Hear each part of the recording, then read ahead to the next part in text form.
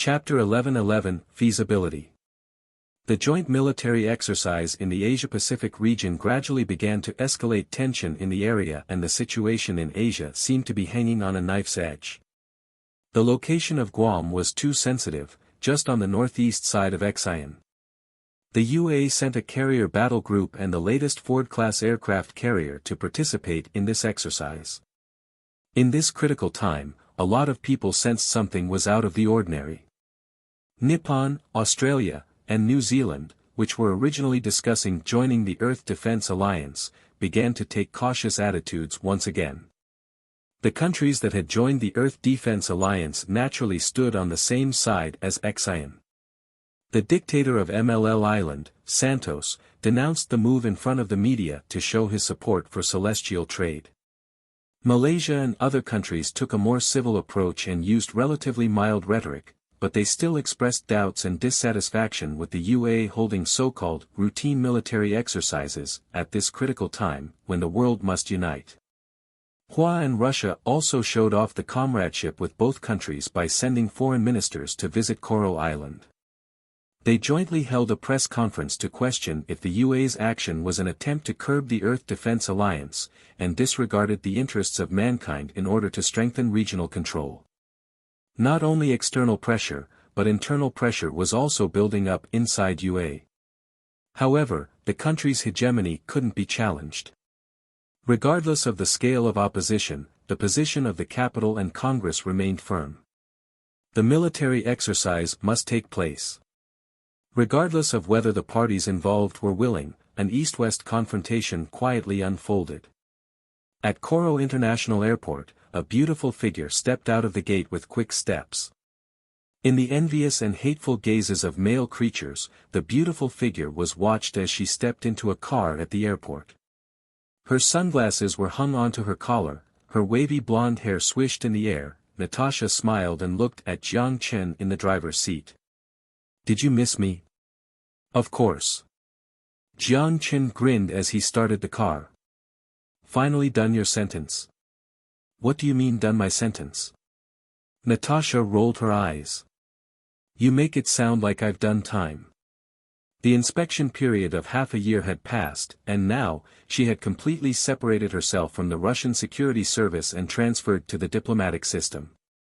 In fact, she originally intended to resign and immigrate to Xi'an but later changed her mind. Compared to just being a trophy, she wished to be someone who could help him out in her career like Aisha and Xia Xiyu. Only by being helpful could he be inseparable from her, and that was the advice her father gave her. Given the friendly bilateral relationship between Xi'an and Russia, becoming a diplomat was the best choice. When she saw that Jiang Chen seemed to be in a good mood, Natasha said in a sly tone, "You don't seem to be worried at all. The aircraft carrier is already at your doorstep. What's there to worry about?" With his hands on the steering wheel, Jiang Chen laughed. "Do they really want to go all out with me? I shouldn't be the one worried, they should be." Natasha chuckled, crossed her arms in front of her chest, and mocked him. "I like it when you're being arrogant." Jiang Chen's lips curved up. "It seems you're not using the right word. This isn't arrogance, this is called confidence." "Is there a difference?" "Right, where is your little follower? How come she's not here? Or is she now being invisible in the back?" Natasha said, looking back at the seat as she waved her hand in the air. Obviously, Ghost Agent's optical stealth technology left a deep impression on her. "Stop waving your hand, Aisha's not there. Also, can you use a more normal name for her?" Jiang Chen sighed helplessly. "Then what?" "Your little tail." Through the mirror, looking at Natasha's expression full of maliciousness, Jiang Chen couldn't help but start to worry about the harmony and stability of the future harem life.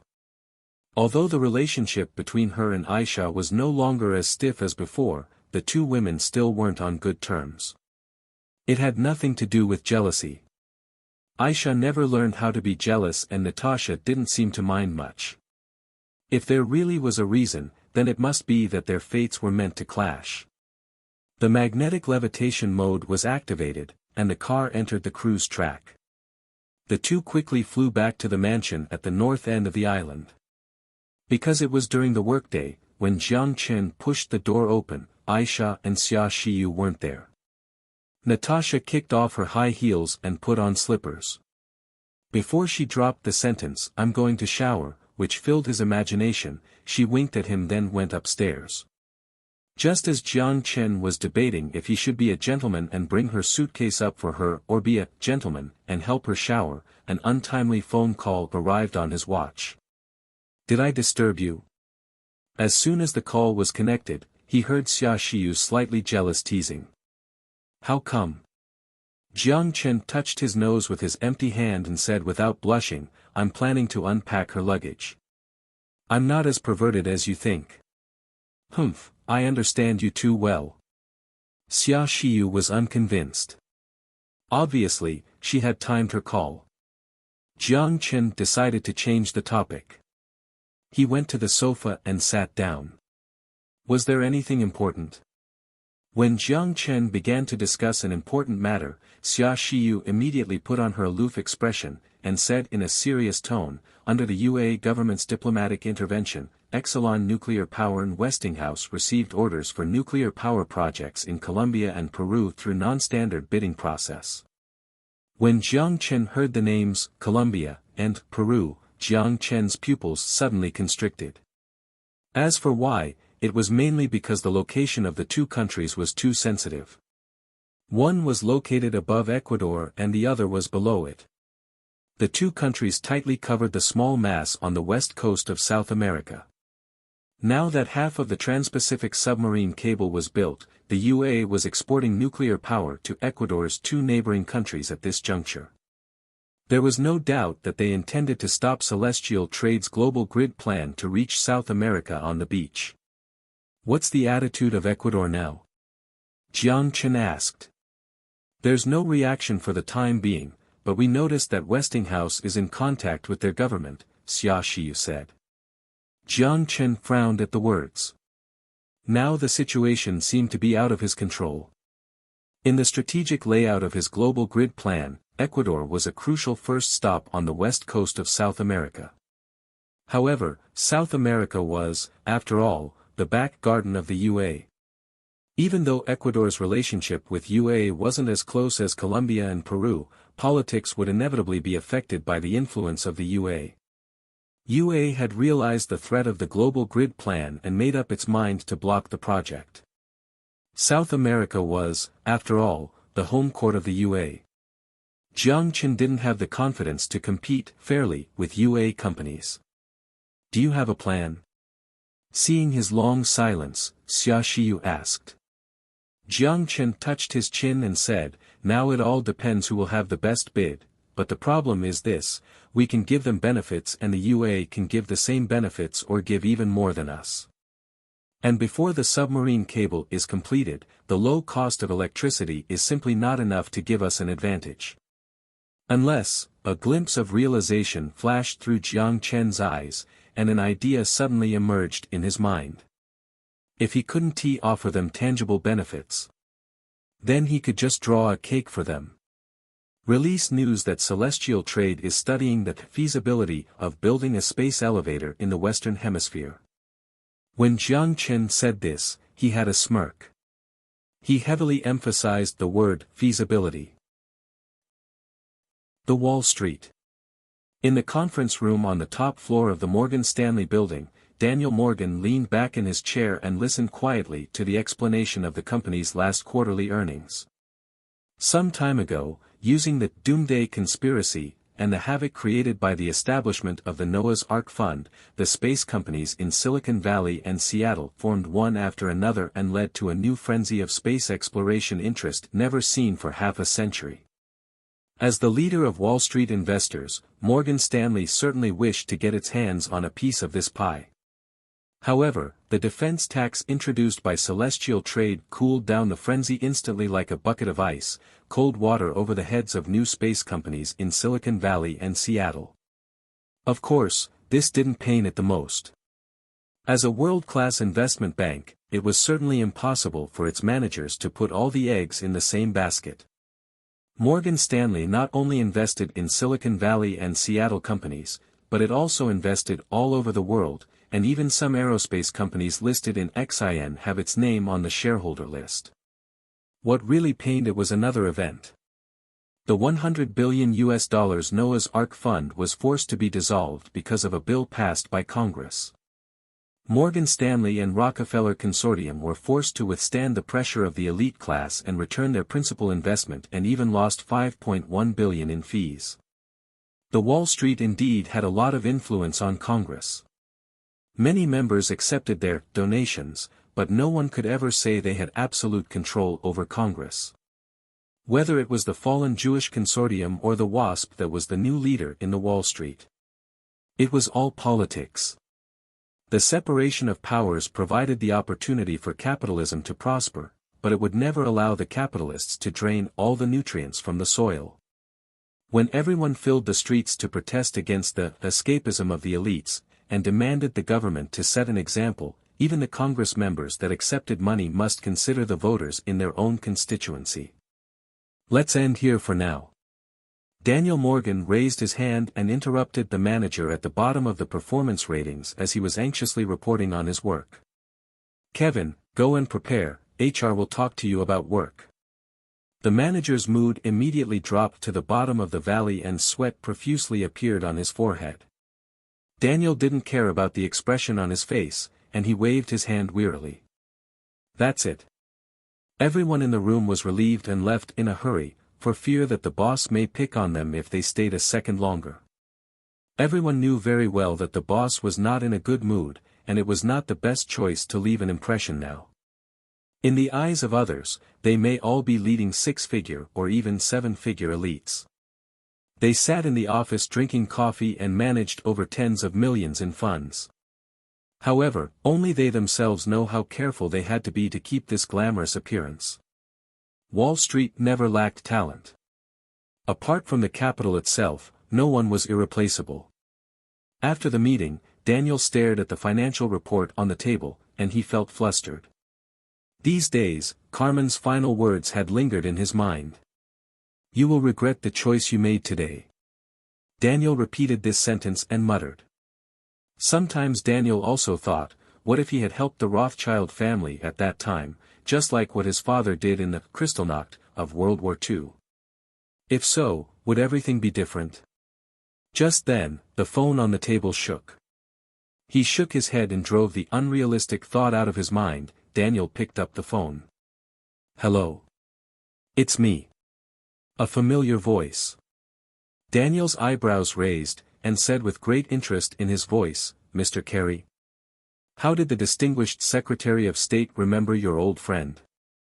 In 2004, the Morgan Consortium had bet on Kerry, but Kerry eventually lost. This investment was squandered. But Daniel didn't think it was a failed investment, because betting on both sides had already been a Wall Street tradition. No matter who was elected, the war on terror in 2006 would not be affected. What really made Daniel feel pity was that this promising politician never showed any more interest in the presidency since his failure in 2004 and had embraced the role of a democratic diplomat. What do you think of the 2019 Asia-Pacific Joint Military Exercise? Kerry's straightforwardness made Daniel pause for a second, then he seemed to understand something as he asked, if you are asking me if I support this or not, my answer is of course I do. At this point, Daniel suddenly changed the topic, and smiled, but, is the pressure a bit light?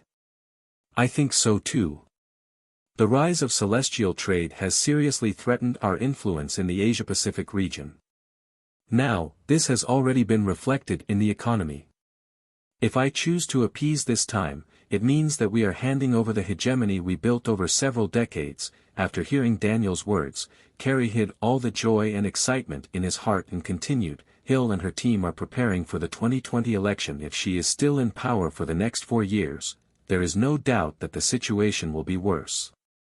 His knuckles knocked onto the conference room table. Daniel laughed twice and moved the phone into his other hand. Then he said, full of interest, Mr. Kerry, I know a good restaurant. If you have time after work, we should have dinner together and talk about the election next year. The ship speared through the raging waves, and the 10 massive figures sailed through the rough sea, leaving milky white ripples behind. On the Ford-class aircraft carrier, Captain Hogg stood in the command tower and looked into the horizon in the southwest. Although he couldn't see anything, he knew very well that Coral Island was in that direction. Even the glaring sun couldn't hide the arrogance between his eyebrows.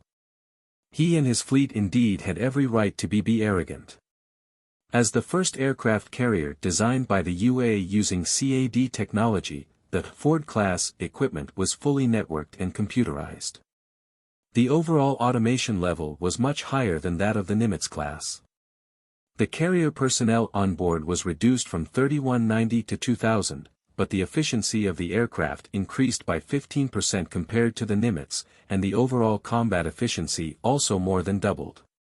In addition, an updated power distribution system reduced the cable length, which made it easier to reconfigure for future installation of electromagnetic pulse cannon, laser anti-missile, and anti-ship weapons. There was enough room for modification. Although the Ford class was yet tested in a real battle, it was indeed worthy of the name known as the best aircraft carrier built by human. Report. Celestial Trade's fleet is discovered 100 kilometers away in the southwest, and it is confirmed to be 2 Guardian-class frigates. The lieutenant commander saluted and reported to him. 2 frigates.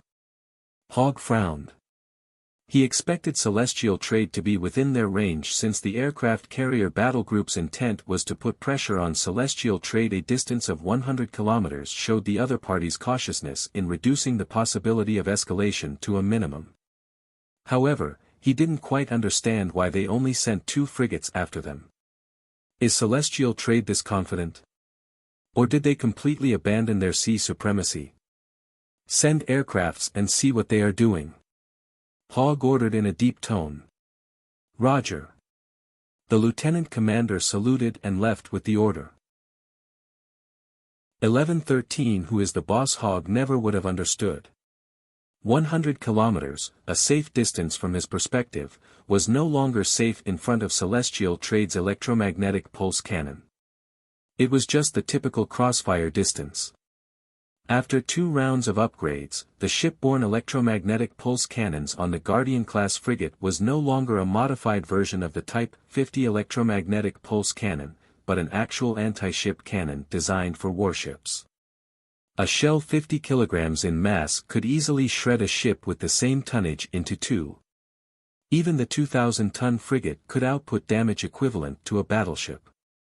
The Celestial Trade Guardian class perfectly demonstrated the tactical concept of small boats equipped with giant cannons to the extreme. They pioneered the naval warfare to the 22nd century era where, destroyed upon observation, was the motto. Just as the 2 F-35CS took off from the Ford-class aircraft carrier deck, the 2 Guardian-class frigates were already locked onto the hull of the aircraft carrier. If a conflict broke out between the 2 sides, the 75 aircrafts on the carrier would not have the opportunity to take off and would sink to the depth of the Pacific Ocean. As for the 2 F-35CS that already took off, they would be taught a lesson by the laser anti-missile system if they dared to approach closer. On the frigate leading the way, the captain stood in the bridge and stared silently at the aircraft carrier battle group on the holographic map.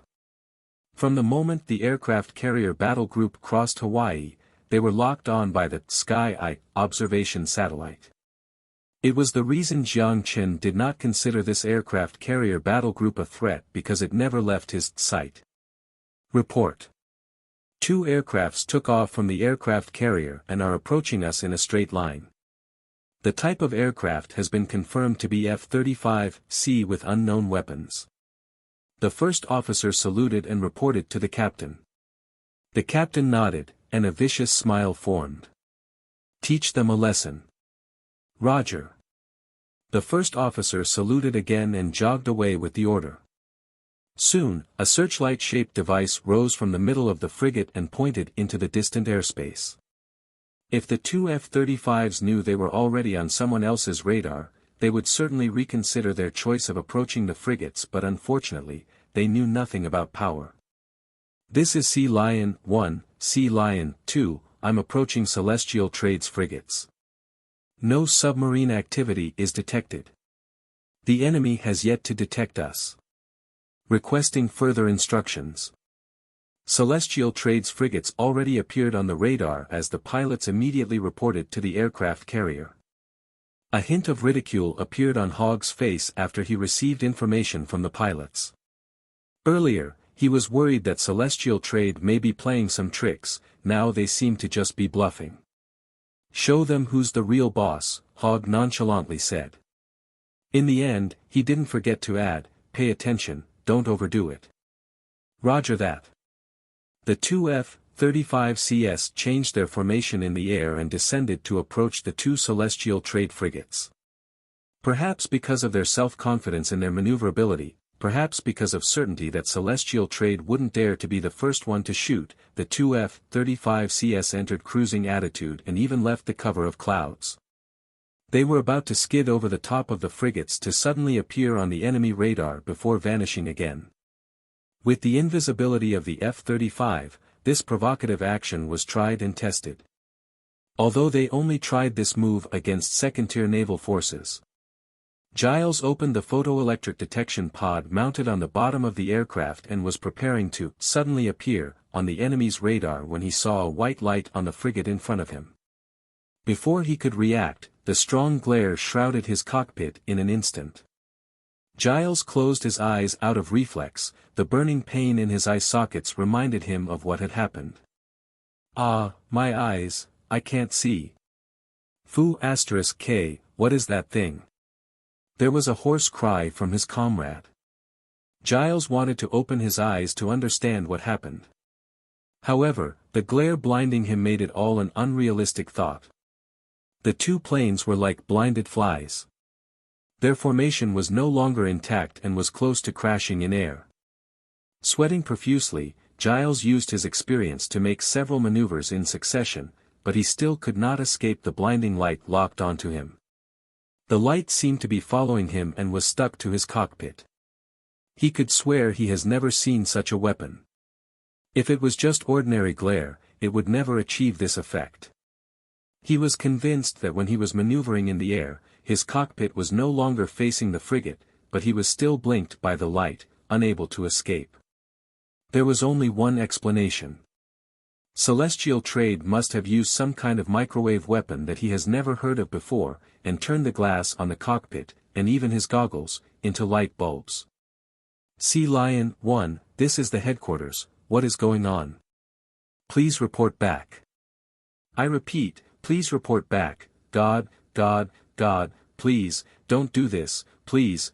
Giles prayed the deity's name and used his years of experience to barely pull the plane back above the clouds. But even then, he was still unable to escape the light. He didn't care if there was no warning for a missile being locked onto him. He fired all the flares and chaff jams equipped on the aircraft. He flew in fear for 5 minutes. Even he himself did not know whether he escaped or Celestial Trade just spared him. The blinding light on the cockpit finally disappeared. Giles was drenched in sweat. After he confirmed his position on the radar, he went north for more than 20 kilometers before he finally adjusted his course to return to the aircraft carrier. As for the two frigates, he didn't even have the courage to look back. Sea Lion 2, what's the situation on your side? Switching to the team channel, Giles asked his comrade. This is Sea Lion 2, I need some eye drops, except that, everything is fine. Is there a problem with landing? No problem, probably. After Giles confirmed the safety of his comrade, he let out a sigh of relief and immediately contacted the aircraft carrier to report what just happened. Until now, he still didn't believe what had happened. If it weren't for the lingering pain in his eyes and the wetness on his back, he would rather believe that everything that happened was a dream. A nightmare. After he ended his communication with the command center, Giles's tensed muscles began to relax. The crisis was averted, and he could soon return to the aircraft carrier. Out of curiosity, he reached out and touched the cockpit glass. However, just as his hand touched the glass, his expression turned peculiar again. Not only the glass but the goggles on his helmet and even the instrument dials in the cockpit. Even with his gloves on, he felt his fingertips were being burned. What the hell? 1114 The form of war. Giles's speculation was indeed correct. It was a microwave weapon that caused them to be temporarily blind.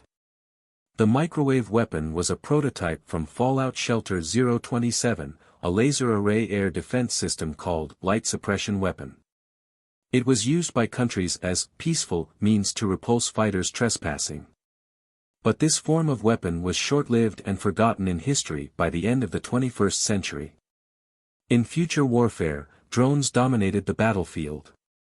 Even if piloted fighters were not outdated, they gradually became the supporting cast in air combat. Disregarding everything else, a fighter jet flying at a speed of 10 Mach could experience a force over 10 G by making a simple turn. If the turn was a little wide, the pilot's eyeballs would be squeezed out. The human reflex was only so fast, and it was far slower compared to AI's responsiveness. From identification to lockdown for destruction, while the pilot may still be confirming the target, the AI may already have calculated the trajectory. However, for the sixth-generation fighters still in the exploration stage, this weapon was simply too effective. It was the same as covering the pilot's eyes during air combat. Of course, it served more of a mean of deterrence. In actual combat, if the enemy planes already entered the defensive radius of the laser array air defense system, directly attacking the wings, ammunition depot, and fuel tank with high-power lasers would be very effective. It's perfect. In the military base of New Moon Island, Jiang Chen praised as he watched the two F-35Cs in the holographic screen blindly maneuvering in the sky. He then looked at Ivan, who was standing across from him. "Who is the captain?" Ivan replied immediately. "The captain of frigate ship FS, Ange's Captain Lei Zheng. Lei Zheng is very talented. He handled this very well." While he praised the captain, Jiang Chen already got an idea of how to use the video that they just captured. "You are planning to conduct a military exercise? Okay. You are planning to flex on your allies? No problem. I'm not going to interrupt anything, but I will actually help you. We won't discuss anything about the fighters. First things first, the maneuvers of the two pilots were quite amazing. Celestial Trade can testify that they pulled everything off with their eyes closed. As for why their eyes are closed, oh, that is a long story. At this moment, Jiang Chen was planning on when he should play this card to maximize its effect. It was already more than a week since he returned to Hua. Lu Hao didn't have any time to rest since his return. He was either being pulled into meetings or being asked to make a report. From the employees to the executive council, everyone seemed to be in a tense state, but they couldn't agree on a direction. He understood the impetuous and contradictory atmosphere that permeated at the top of the republic. He also believed that all countries in the world shared the same struggles. Whether to create history or become history, no one was prepared for what would happen next. The opponent was an extraterrestrial civilization. Apart from knowing that it possessed powerful biotechnology, the Earth civilization knew nothing more. However, Lu Hao also understood that he couldn't be too demanding in this matter. It was not easy to have the courage to fight against an extraterrestrial civilization capable of intergalactic travel. Of course, his exhaustion was not entirely due to meetings, but also due to other things. The people above him tried to find a way out, and the people below him tried to gain benefits. A semi-state-owned aerospace technology company already saw him twice, as it hoped to learn some insights from him about the future direction of the Earth fleet. What type of battleship would be prioritized? Would engines be the focus or weapons? Or armors? Or even shields? However, it was never this easy. Even the Earth fleet didn't know its future, let alone his future. Perhaps that man saw something further away, but he was not a god after all. He would also be confused about the distant future. The once unpopular astronomy in aerospace became one of the hottest disciplines. Not only greedy businessmen came to see him, but many academics have found him to sell their theories. They shoved their papers in front of him, begging him to take a look. Some of these people came for the name, while others searched for the benefit. In this day and age, professors may not necessarily be good at scientific research, but even graduate students knew how to write papers. Many universities even used SCI papers as a hard indicator for assessing academic performance. In this kind of environment, anyone could offer an opinion. For those scholars and experts, if their own thoughts would be agreed on by the members of the Earth Defense Alliance, this meant the opportunity to become a guest of the Earth Defense Alliance Committee, even a technical consultant. Even if they performed poorly in university or at a research institute, they could still become famed within academics and even go down in history. However, the root of the contradiction lied here. Everyone thought they were correct and even brought evidence to justify their opinions. However, it was too easy to falsify evidence. Just look at the science fiction novels of the early 20th century and look at what authors imagined the year 2000 looked like. It was easy to determine how unrealistic the fantasy of human beings is. These days, Liu Hao either spent his time in meetings, or dealt with the piles of papers and research reports. Sometimes he really wished he could stuff these papers into the shredder. But he knew at this moment, he couldn't make such a decision. In his subconscious, he hoped to see a paper or research report that offered a clear path for the Earth Defense Alliance. To be honest, being in his position, he was naturally a supporter of the carrier battle group theory. However, Wu Changfeng's words on the elevator made him question his previous certainty. After he let out a sigh, he leaned back onto the sofa in the living room. Liu Hao massaged his sore temples and tossed the paper onto the table. Then, his sight drifted to the globe on the window sill. He heard the sound of a key turning at the door. He looked up and saw a clever-looking boy and his lips formed a kind smile. It was his son who was still in the first grade of elementary school. He just came back from school. The little guy ran towards him in happiness after he saw his dad sitting on the sofa. He didn't even take his shoes off before jumping onto his dad's legs. "Dad, Dad. Are you working in the Earth Defense Alliance now?" With his innocent eyes, the little guy shook his dad's arm with adoration. "You can say that." Liu Hao rubbed his son's head and said with a smile. It was not a secret that he joined the Earth Defense Alliance Committee. The state television even created an exclusive interview with him and Wu Changfeng. However, in the interview, he only mentioned the duties and obligations of the Earth Defense Alliance. He also spoke about the plan to create a fleet and intercept the extraterrestrial civilization in the Kuiper Belt.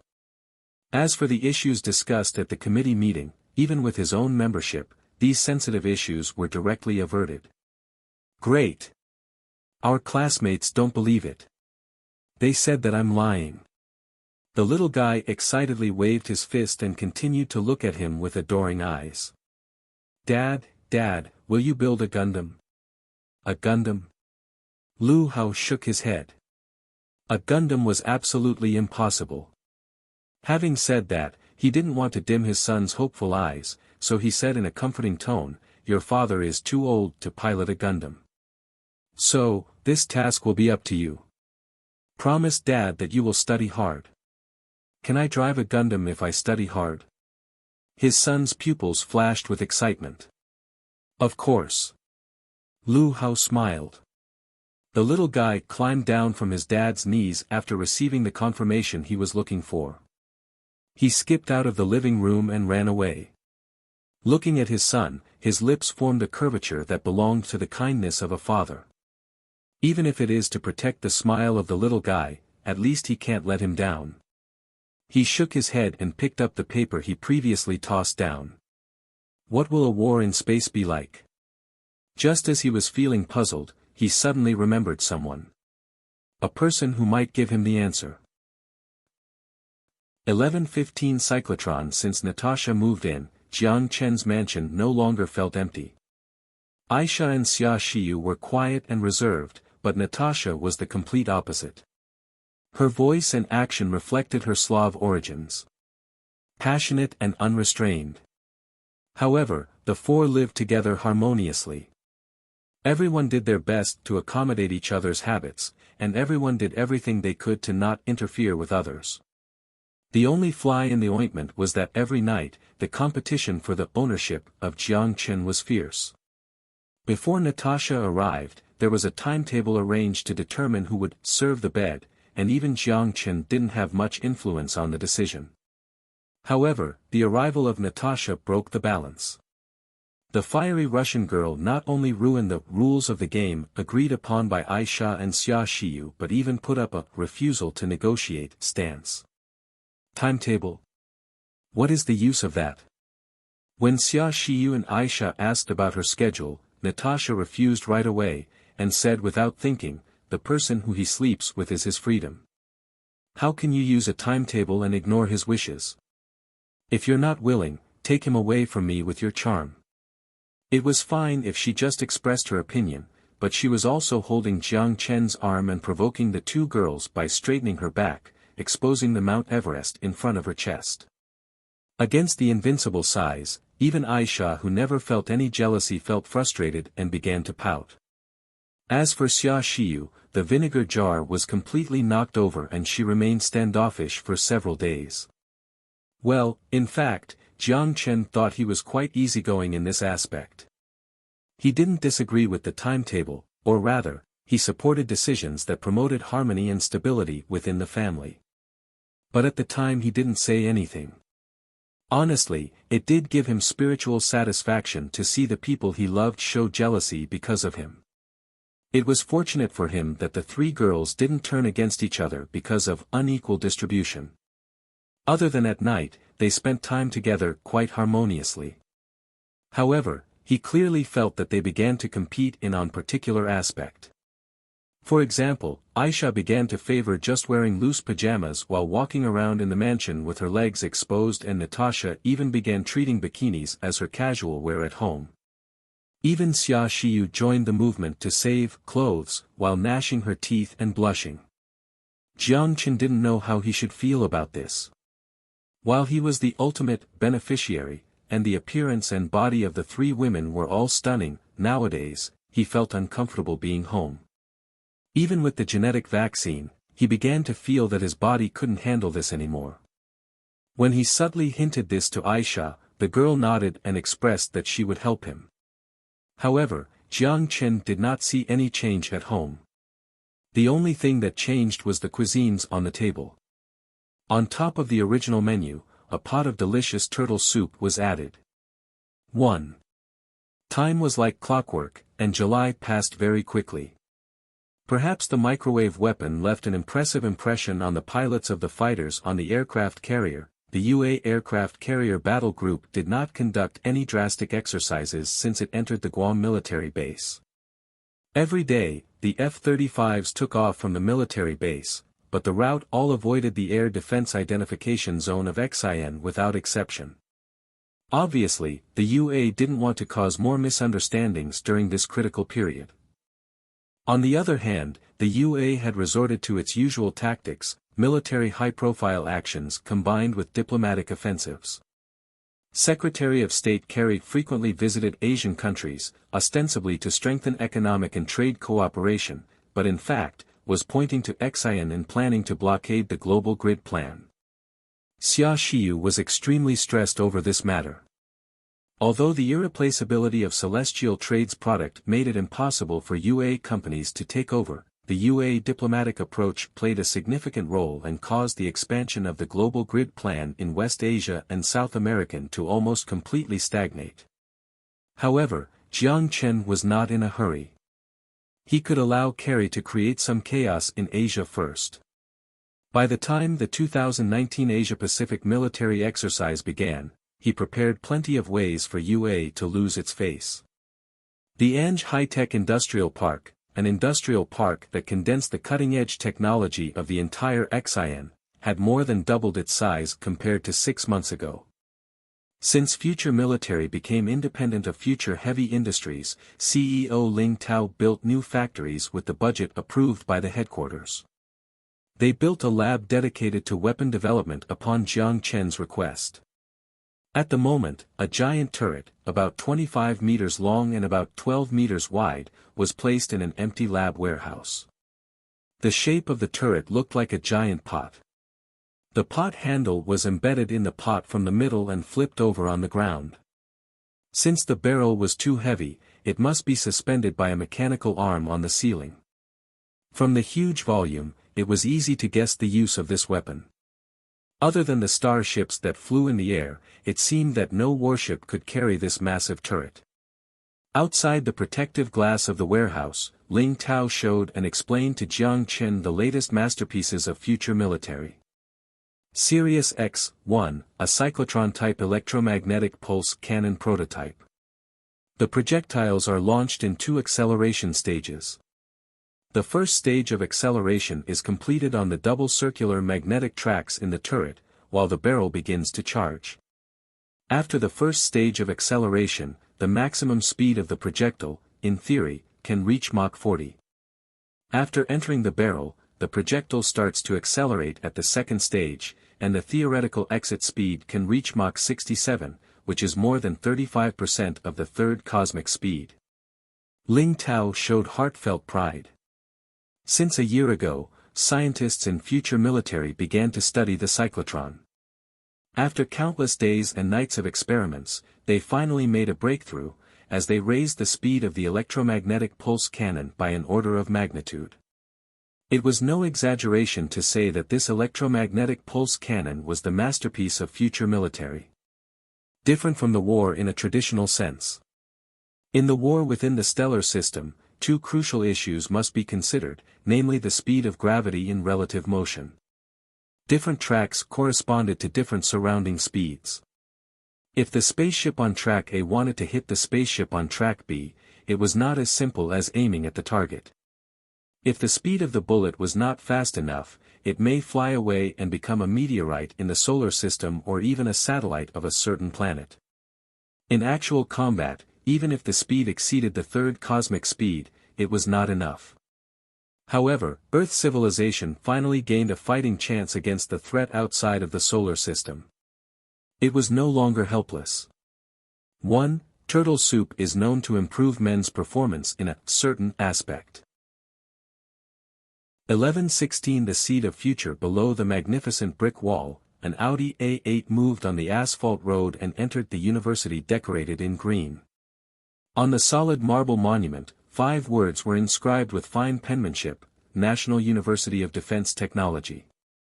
As the first group of universities in the 2110 project focused on military, the university had been under the dual leadership of the Ministry of National Defense and the Ministry of Education. The schools also held prominence, as it sent over thousands of talents to the military every year. Lu Hao was emotional when he saw the stone monument. It was his alma mater. He hadn't returned to this place for a long time. The car stopped in front of a gated faculty and staff district. From the eroded painting on the wall and the fact the building was only 5-story tall, the community was built quite a long time ago. Lu Hao stepped out of the car and looked at the man behind sunglasses as he sighed. "Do you still need to follow me here?" The man with sunglasses shook his head. "This is my order from the superior. You can just pretend that I don't exist." Lu Hao frowned but did not say anything.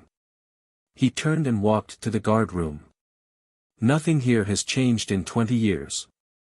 He still vaguely recalled that when he first arrived at university, he joined the astronomy club out of interest and frequently visited this community. The Astronomy Society at that time was as unpopular as the School of Astronomy. Not only was there a lack of members, but they couldn't even apply for a room for their activities. For a club that could disband at any moment, the school naturally didn't allocate much money. After the initial interest faded, most of the members who had filled out an application gradually stopped participating in activities, and even the club president himself worked on other things. Only one person was an exception. Even today, Lu Hao still vividly remembered the name of the old man. Professor of the Astronomy Club, Professor Nye Changhai. His research direction was a sub-branch of astronomy, a topic that at the time couldn't be more unpopular: the theory of galactic defense. Although it fitted with the needs of the National University of Defense Technology, most students, let alone professors, were dismissive of this inexplicable subject. No matter how people at that time viewed him and his subject, Lu Hao knew very well that the old man was never bothered by the opinion of other people, but wholeheartedly made his topic a lifelong research goal. If he must choose an authoritative representative for the defense of extraterrestrial civilization, perhaps the old professor was the only one who can qualify. As the thoughts flowed back to him, Lu Hao walked to the guard room and gently tapped on the window to wake up the guard dozing off. "Is Professor Nye Changhai still teaching?" "Hey, why don't you call?" The guard wiped the drool off of his mouth and was about to go off on the person that interrupted his afternoon nap. But when his eyes met Lu Hao's, his chose to close his mouth and swallowed the curse that was about to come out. As a guard for so many years, he didn't learn many skills, but he managed to master how to read a person. Fu *K, it's probably a senior leader visiting.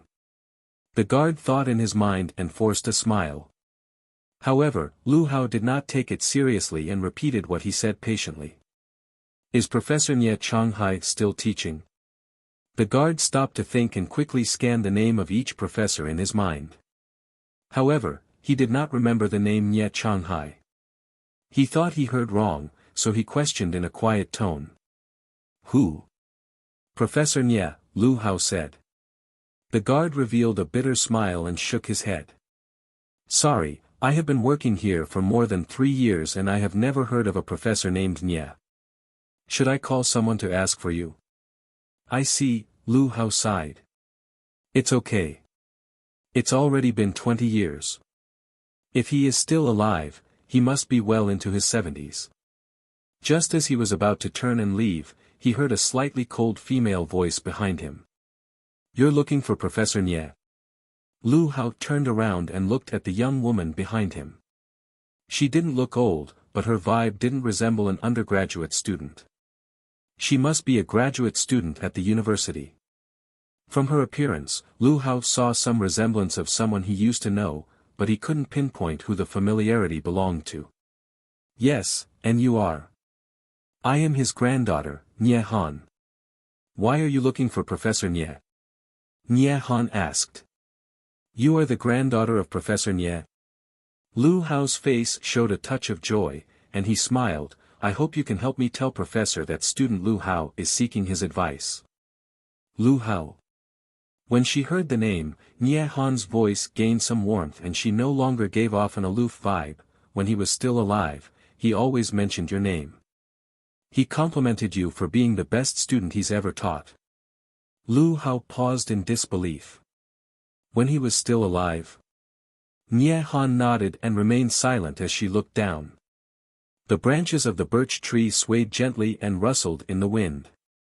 Lu Hao's throat moved, and a lot of words were rushing out. But because he couldn't find someone to tell, he only let out a long sigh. "Am I?"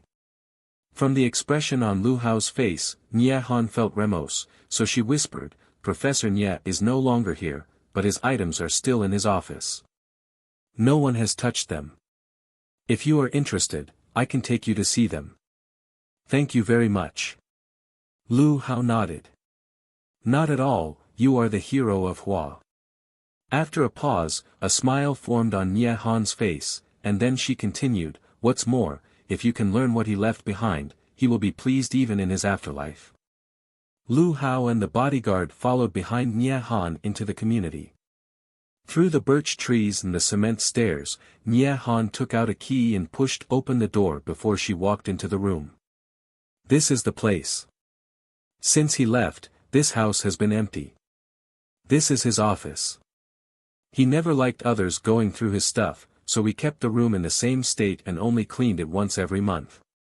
Then, Nye Han said apologetically, "I was supposed to clean this place but haven't had the time to yet. It's pretty dusty in here. How about you sit in the living room for a bit? There is no need." Lu Hao quickly waved his hand and took the broom from Nye Han's hand. "Speaking of it, Professor Nye has passed away for so long and I have only learned of this today. I never even visited his grave. Let me do the cleaning." "You are a guest, what guest? I'm his student. In the end, Nye Han could not convince the insisting Lu Hao and had to agree to his request. The bodyguard saw Lu Hao holding the broom and he rushed forward.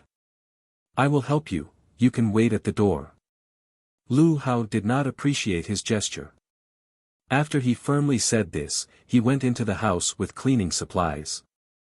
With a sincere heart, it took half an hour before Lu Hao swept the last trace of dust away in the office. When he saw the office, and the rows of books on the shelves that his professor purchased with the money he saved up, he seemed to return to the summer of more than 20 years ago. He felt his eyes tear up. He wiped the corner of his eye, then walked over to the desk and sat where his professor sat before. In his memory, Professor Nye always recorded his thoughts on paper whenever he had an idea, and regularly put it in a notebook that he carried with him. He had seen the notebook before, but because the content was too science fiction for him, he once regarded it as a novel without a plot. He was not disappointed. The notebook was still in the drawer on his left-hand side. Lu Hao gently wiped off the dust on the cover page, and flipped to the last page of the notebook. Only the universe, I can't give you any standard answers. The only thing I can do is to give you an idea and guide you to inspiration. He whispered the familiar words, then closed the page. His fingers gently swept across the cover that turned yellow due to age and once again examined the old desk. He whispered. Thank you. 1117 Satellite City. The more Jiang Chen looked at the over 20 meters long barrel, the more he adored it. Although the actual value of a pure kinetic weapon in space warfare with a distance of tens of thousands of kilometers was still inconclusive, but huge ships and giant cannons were the romance of men. The scene of 1,000 cannons firing simultaneously made him excited. Now that the cannon is here, will the ship be such a distant dream? Can we test it? Jiang Chen looked at Ling Tao. Of course. We'll show you its power. Ling Tao took off the radio on his shoulder and spoke a few words to the engineers of the institute. Soon the barrel suspended by the mechanical arm slowly lowered itself by half a meter. Ling Tao raised his hand and pressed the touchpad a few times. The warehouse door with the electromagnetic pulse cannon was shut and locked. The sprinkler embedded on top of the roof began to release dry ice into the warehouse. At the same time, the vacuum pumps in the lab began to operate. With the enchanting smoke screen, the warehouse quickly became a vacuum. Steel plates, a few centimeters thick, were transported one by one with the mechanical arm and placed in front of the groove 500 meters away from the electromagnetic pulse cannon to create a steel wall. But that was not everything. When the steel plates were over 5 meters thick, a concrete wall more than 10 meters thick was placed behind the steel plates. The size of the entire vacuum laboratory was limited, and the maximum distance was 500 meters. However, for weapons used in space, there was not much difference between 500 meters and 5 kilometers. After all, there was no air resistance in the universe, and there was no need to consider the kinetic energy attenuation. The barrel of the cannon was pointed at the thick, steel plates. The capacitor inside the cannon began to charge, and eerie blue arcs began to leak from the muzzle. When everything was ready, Ling Tao smiled at Jiang Chen and invited Jiang Chen to press the command button on the touchpad. Press the red button to fire. Jiang Chen stepped forward, looked at the turret outside the glass, and pressed the red button. There was no warning. Blue arcs suddenly flashed, and the glaring white light formed and disappeared in an instant. The 50-kilogram shell smashed onto the steel plate, accompanied by the tremor of the earth and the roar under their feet. Words couldn't describe such a shocking state. Almost as soon as he gained the ability to think again, a thigh-sized fracture formed on the steel plate. The wall of steel formed by dozens of steel plates turned into a V. As for the concrete wall behind the steel, it was shattered. Because Ling Tao already witnessed this many times, he didn't find it surprising. The cannon can fire shells up to 50 kilograms in mass. In theory, the rate of firing can reach 9 rounds per minute. Should we still test one more shot? No need, I have seen its power. Jiang Chen shook his head. Okay, Ling Tao nodded. Then, he stepped forward and pressed the touchpad a few more times. Once the overflowing electricity in the high-energy capacitor slowly dissipated, he immediately turned off the power of the cannon. The blue arcs also went dim and eventually disappeared. After a long silence, Jiang Chen finally said emotionally, I am thinking now, if you put this thing on the Pacific Ocean, is there a ship it can't bring down in one shot? No warship can carry this turret. Ling Tao thought that his boss was really considering this possibility, so he quickly explained to him, the electromagnetic pulse cannon on the Guardian class is already strong enough, no ship can be safe and sound after one shot lands. I know, Jiang Chen waved his hand. I'm just saying. I won't use a cannon to kill a mosquito. Jiang Chen paused for a while as he examined the cannon, then he continued, how much is the cost of this cannon? Ignore the cost of research and development, this prototype costs about 1 billion new XIN dollars. 1 billion new XIN dollars. When he heard this figure, even as the major shareholder of the XIN Fed, Jiang Chen shivered. Even if large-scale production could reduce the cost by half, the price tag would still be 500 million XIN new dollars. If the Earth fleet planned to equip hundreds of the electromagnetic pulse cannons on its ship, it would bankrupt the Earth Defense Alliance. Since Jiang Chen's expression didn't look too good, Ling Tao, who guessed his boss' thoughts, quickly explained. The reason why it is so expensive is mainly because of the manufacturing process. Many parts cannot be produced by the current technology. Only industrial-grade 3D printers can be used as a substitute. Once the production technology catches up, the cannon won't be so expensive. Jiang Chen finally felt better after the explanation. In a few days, the Earth Defense Alliance would reconvene once again. The next meeting was to discuss what class of ships should be built as the first million-ton starship. In fact, regardless of the class of ship, conventional weapons like electromagnetic pulse cannons would be indispensable. So regardless of the result, orders would go to future military. After all, future groups' advantage on electromagnetic pulse cannons were obvious to the world.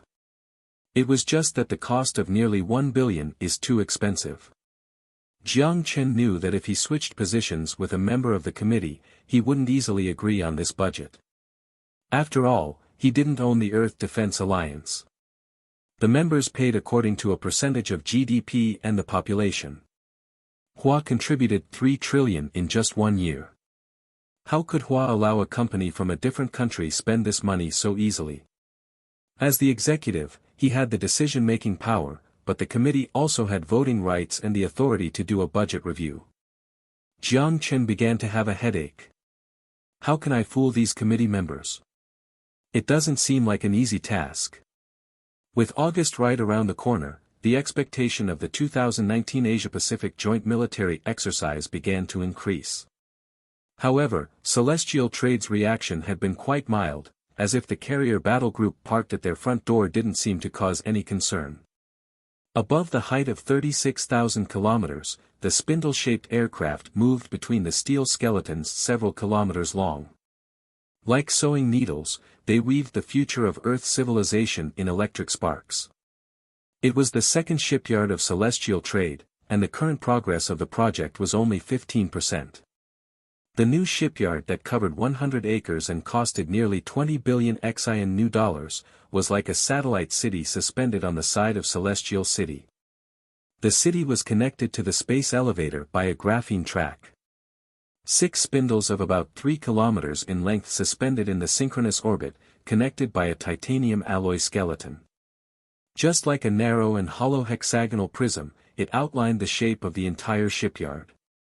Remotely contrived by human engineers with the help of neural connection technology, nearly 1,000 construction robots participated in the construction of the space elevator by welding pieces of alloy to the skeleton. The spindle-shaped aircraft moved around the shipyard as they sent materials and construction equipment to the construction robots. In the future, all warships with tonnage above 500,000 would be built in this shipyard. The Earth Defense Alliance already held more than a dozen meetings on the first ship to be built in the shipyard, but it still couldn't come to a conclusion. Some people proposed to develop missile ships, some people suggested to prioritize aircraft carriers and drones. The last one to end the debate was a representative from Hua, Lu Hao. At the 17th meeting, his functional ship theory gained support from most members. It is ridiculous to use the 19th century artillery to fight battleships of the 20th century. However, after a 19th century warship has been modified by a 20th century artillery system, then they can still play a role on the battlefield. Rather than the controversy being whether we should arm our ships with bows or spears, it is better to build the ship first and then consider what weapons to put on it. The choice of weapons should be considered in the future, but leave rooms of modifications and upgrades. Even if innovation in shipbuilding technology ultimately rendered this ship useless, it could still be repurposed into a construction ship for additional values. Lu Hao's proposal also gave Jiang Chen a sigh of relief. At least for now, he didn't have to worry about how to convince the committee to buy a billion-dollar cannon. $11.18 trillion budge. The aim to standardize warships meant that all future warships, regardless of aircraft carriers or battleships, would be based on the first warship. All weapons and functional accessories would also be designed and manufactured around the same standards. This was like the current space station, all components were built based on the 6x4 standard proposed by Celestial Trade. If someone designed a 6x5 interface, there would be no available interface for it to dock, and its only fate would be to float in space. Whoever controlled the standards would have the right to control the industry for half a century, or even an entire century. It was easy to tell how attractive the first million-ton ship would be. Hua and Russia didn't even possess the entry technology to build a 500,000-ton ship, let alone a million-ton ship, or else the First Order wouldn't be swallowed down by future heavy industries alone. However, only future heavy industries could confidently complete the million-ton ship. Although Hua and Russia both built shipyards on Celestial City, they only received orders for smaller ships. Future heavy industries was different. Not only did the company successfully build 3 500,000-ton Seagull-class transport ships, it was in the process of building the fourth Seagull. The 4 Seagull class not only helped future heavy industries to accumulate a wealth of shipbuilding experience, but they also allowed the shipyard building process to advance to a new height. Although Hua and Russia both eyed the attractive deal, there was very little they could to change the situation. They just regretted that their own space companies didn't have the capability to close the giant technology gap. Of course, future heavy industries took away the biggest piece of meat. But there was still a lot of meat and soup left in the pot. It was important to know that through the 50% defense tax and the output value contributed by the member states, the Earth Defense Alliance Fund had raised a total of 349 billion new XIN dollars. Based on the team of professional managers employed by the fund would raise over 12 trillion new XIN dollars by the end of 2019 with its current momentum. How astronomical was this number? To choose a reference for comparison, based on the GDP data released 5 years ago by Hua, the 12 trillion new XIN dollar was more than 10% of the annual GDP of Hua in 2015. It was 10% of the GDP output from the world's second-largest economy. Of course, Hua's current GDP was by far higher than what it was 5 years ago. Especially after the announcement of the asteroid mining program, the GDP of the major aerospace powers saw quite a substantial increase. Even so, the 12 trillion new XIN dollar still was an astronomical amount. Even if they couldn't help building the ship, it was still possible to build the computer, or even worse, at least possible to contribute the screws or the buttons on the spacesuit. The more upstream the industry, the more downstream industries were involved. The construction of the mega million-ton military ship would have far more stimulating effects on the aerospace industry of the member states than the 4 Seagull-class transport ships. Because of this, everyone wanted a piece of the ship. Not only the Earth Defense Alliance coveted this pie, but also the aerospace companies from non-member states.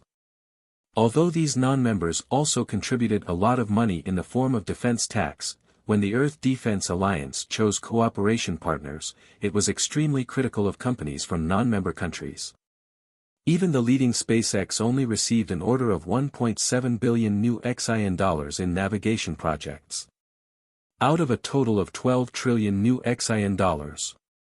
Those aerospace companies in Silicon Valley and Seattle were all extremely envious and countless times arranged their employees and unions to petition the Capitol. They lobbied to join the Earth Defense Alliance, or at least to establish good cooperative relations with the Earth Defense Alliance. It was the first time in the history of the UA where capitalists and unions worked so closely together, unprecedented. Nippon was even more direct. The only asteroid mine was operated by several powerful consortia, which provided millions of tons of mineral resources to the Nippon manufacturing industry every year. When the 50% defense tax was introduced, the profits plummeted. Later, when the $12 trillion new XIN fund was announced, they worked together to pressure the Nippon government to join the Earth Defense Alliance. Inside Future Building on Koro Island, Jiang Chen was in his office sipping on his coffee. He was carefully writing something on paper. The line, Earth Defense Alliance Research Fund Allocation Plan, was written on it.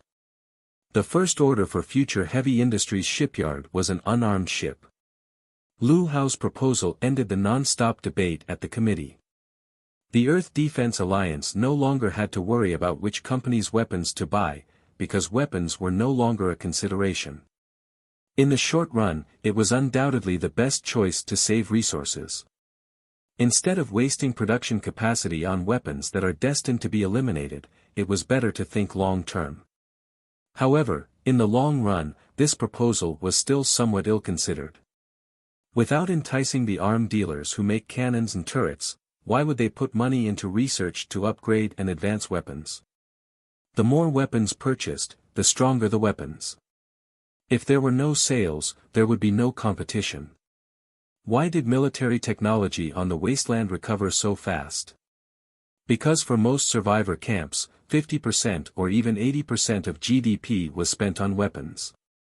In that kind of environment, even without proper labs, the 6th Street used sickle and welding torches to create the T3 power armor no inferior to the power armor before the war. After NAC unified the Wanghai area, although Jiang Chen invested a lot in scientific research, the speed of weapon upgrades slowed down. After the T4 power armor, the 6th Street didn't manage to create a new power armor. The K1 kinetic skeleton became the standard for the 3 division. With the kinetic skeleton, the NAC army could easily sweep through the wasteland, and naturally technology progression was no longer needed. Earth Defense Alliance's urgent task was to find a way to stimulate military companies to develop weapons. The best way was to use methods other than orders to give them incentives to do research. Money is no longer the problem, but how to spend the money is now the problem. Jiang Chen let out a sigh. Sometimes he would exclaim, why he did not transmigrate from the future. Without any precedent to follow, he must explore. Now he only faced the problem of his budget. After the Earth fleet is formed, there would be many things he would have headaches over. Talents, talents.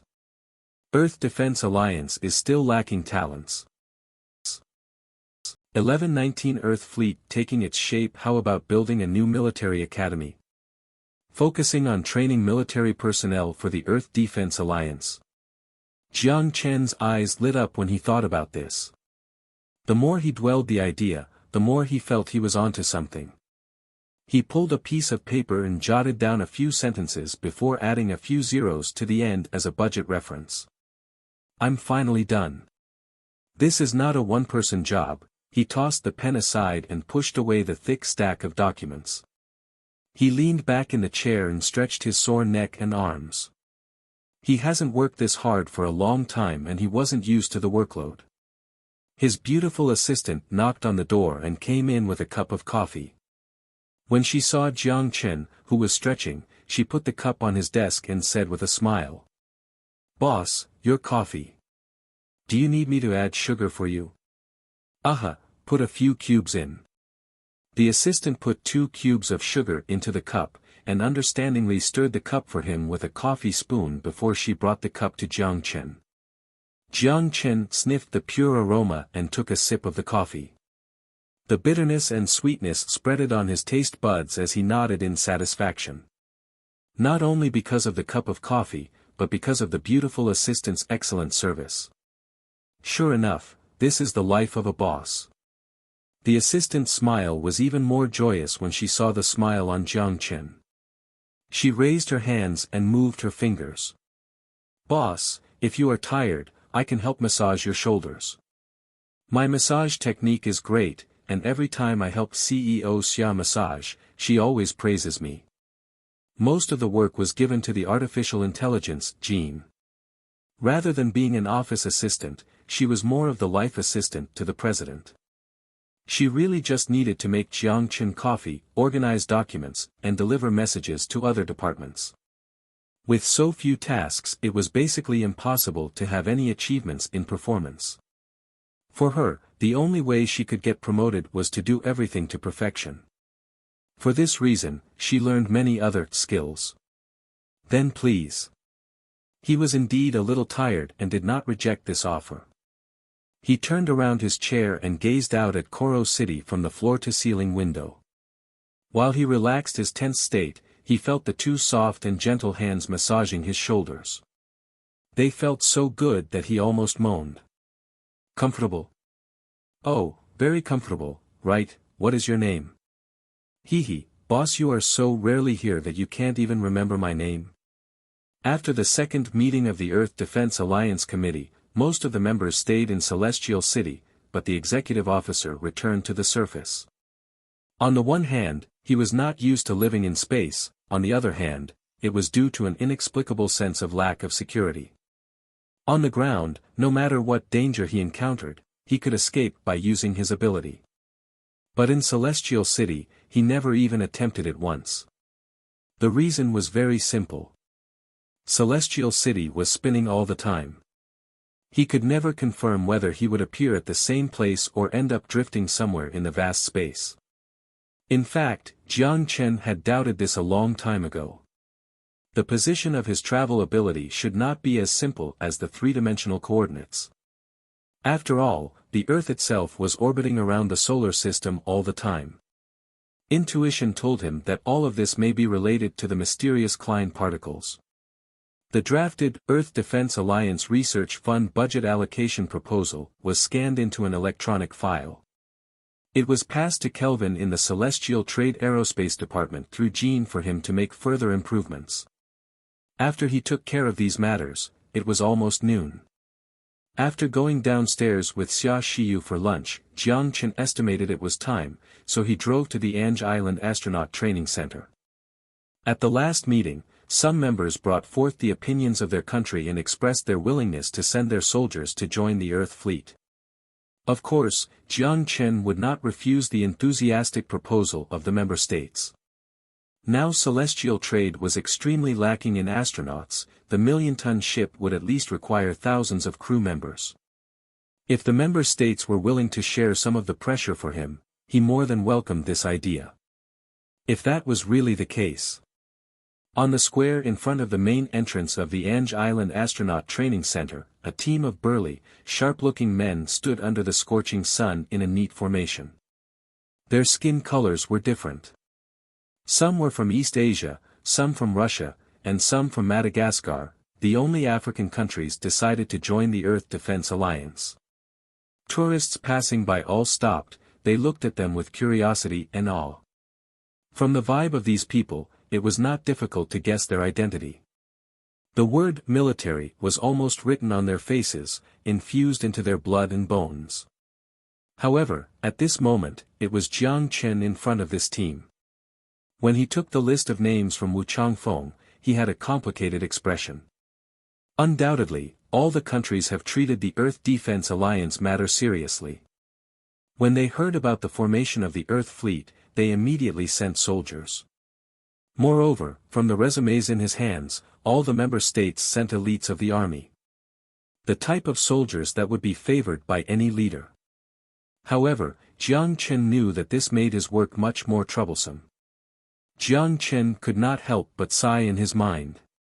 You guys, I need to form the Earth fleet. I'm lacking officers who know how to adapt. What is the use of sending me bunch of muscles? Do we need to fight mutants with rifles? What's the use with all of them just knowing how to listen to orders?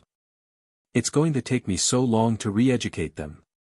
Jiang Chen was even more determined to establish an aerospace military academy. Jiang Chen cleared his mind and said loudly in front of the soldiers. Your mission for the next 3 months is to accept the basic training necessary for astronauts here. I assure you that the next 3 months will be extremely difficult.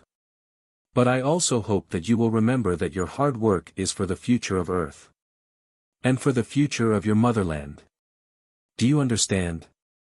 Jiang Chen shouted at the top of his lungs. Understood. Different languages, but the roar resounded in the square and echoed between the buildings. The roar was like a long sword being pulled out of its sheath, revealing its sheen to the world. All bystanders were moved, and their blood surged in passion. Although the future war didn't just depend on passion, these people would ultimately be fighting, and it would be these people that decide the outcome of the war.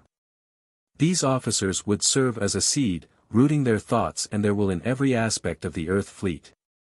Jiang Chen suddenly felt that it wouldn't be so bad to have such a group of tough and resilient soldiers as the first group of officers of the Earth fleet. 1120 The end of the century, a total of 500 volunteers from member states joined the Earth fleet that was still in its formation stage. Among them, Hua, Russia, and Frankfurt accounted for 70%, while the majority of the remaining 30% came from South Asia. These volunteers would be trained in the Ange Island Astronaut Training Center, currently recognized as the largest and most professional astronaut training base in the world. They would learn the basics of being an astronaut to adapt and combat in space. These 500 volunteers were the first group. In the coming year, the member states would also send a total of 5,000 volunteers based on assigned quotas to deliver new blood to the burgeoning Earth fleet. After the 500 volunteers settled down, Jiang Chen parted farewell with Wu Changfeng and left the training center. Instead of returning directly to Future Building, he drove to the high-tech park to visit Future Heavy Industries factory. After signing a power export agreement with Hua Electricity Group last time, Hua's Minister of Transportation made a trip to Xi'an. After he learned about the cost of the magnetic levitation road, he immediately proposed the idea of introducing the technology to the country. At that time, Jiang Chen agreed, but Future Heavy Industries was focused on building the magnetic levitation road network on several islands. The production capacity at the time was not enough to develop the overseas markets. Now that the last island was transformed, Future Heavy Industries could begin to focus on international orders. After he arrived at Future Heavy Industries factory, CEO Yang Guanlei took Jiang Chen for a tour and showed him the newly built magnetic levitation production line. This new production line is an attempt at automation. It uses a supercomputer to coordinate the production processes. From production, processing, assembly to final delivery, everything is done by machinery. Except for several engineers responsible for maintenance and optimization of the production line, this production line can be said to be completely unmanned. Yang Guanlei was quite proud when he made this statement. It was not a steel ingot or a lead bullet production line, but a high-tech product that included hundreds of links. From the drawing of the graphene circuit board to the assembly of magnetic levitation generating devices, it was completely operated by automated machineries. If the automation could be applied to other fields, it would undoubtedly be a great leap for Future Heavy Industries' productivity and cost savings. Although the focus of Future Heavy Industries was on aerospace, the company was still a pioneer in the civilian field. After all, as social animals, economic benefits were often the driving force for technological advances. History has proved countless times that technological breakthrough often starts with civilians.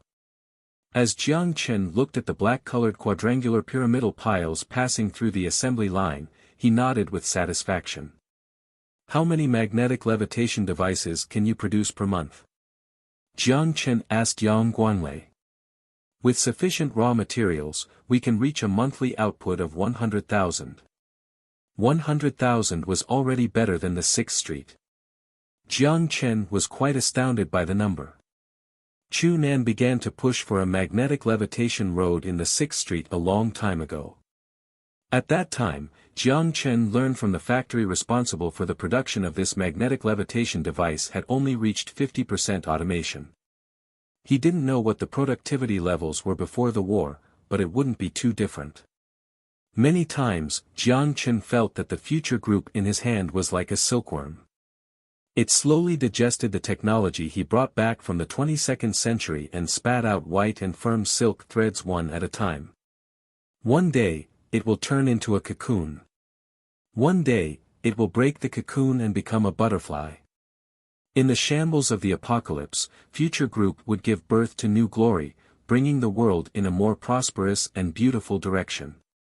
Now, Jiang Chen already vaguely saw the shape of the cocoon, and he could even faintly touch the boundaries of the 22nd century. At least in the timeline of the apocalypse with the 3 superpowers, even by 2170, colonizing Mars was still a dream. However, with celestial trade, the Mars colony already began the second round of expansion. Just then, a sudden phone call interrupted Jiang Chen's imagination for the future. It was Yi Qinghua. He opened the holographic screen, then he gestured Yang Guanlei to wait for a moment and went to the side to pick up the phone. Uncle Yi. Is there something wrong? Jiang Chen smiled. Since the last Outer Space Development Forum, Yi Qinghua had stayed in exile. Although he retired from his position and had no power in his hands, no one could ignore his influence and his family in Hua's political scene. The reason why he stayed here largely explained the official attitude of Hua, and the country still valued Xian as a natural ally. Can I not call Mr. Jiang just to chat? Yi Qinghua said in a half-joking tone. Of course you can, Jiang Chen laughed. Although Elder Yi rarely spoke to him, Jiang Chen knew that the old man didn't just sit around. If it was not for Aisha, he didn't even know that Elder Yi actually moved beside his parents. He didn't just move there. The elder man either played chess with his dad and Elder Xia or went fishing to catch seafood. Elder Ye's hometown was in the River South area. Strictly speaking, they all came from the same hometown. Meeting a fellow townsman in a foreign country, the elders naturally were very enthusiastic about being acquainted. Elder Yi quickly integrated into Jiang Jiangwo's circle. Jiang Chen didn't know why he was so close to his father, but he didn't bother with their interaction. Usually, he just headed back to his parents' house to have a meal, and he seldom talked about work, so Elder Yi wouldn't learn anything about him.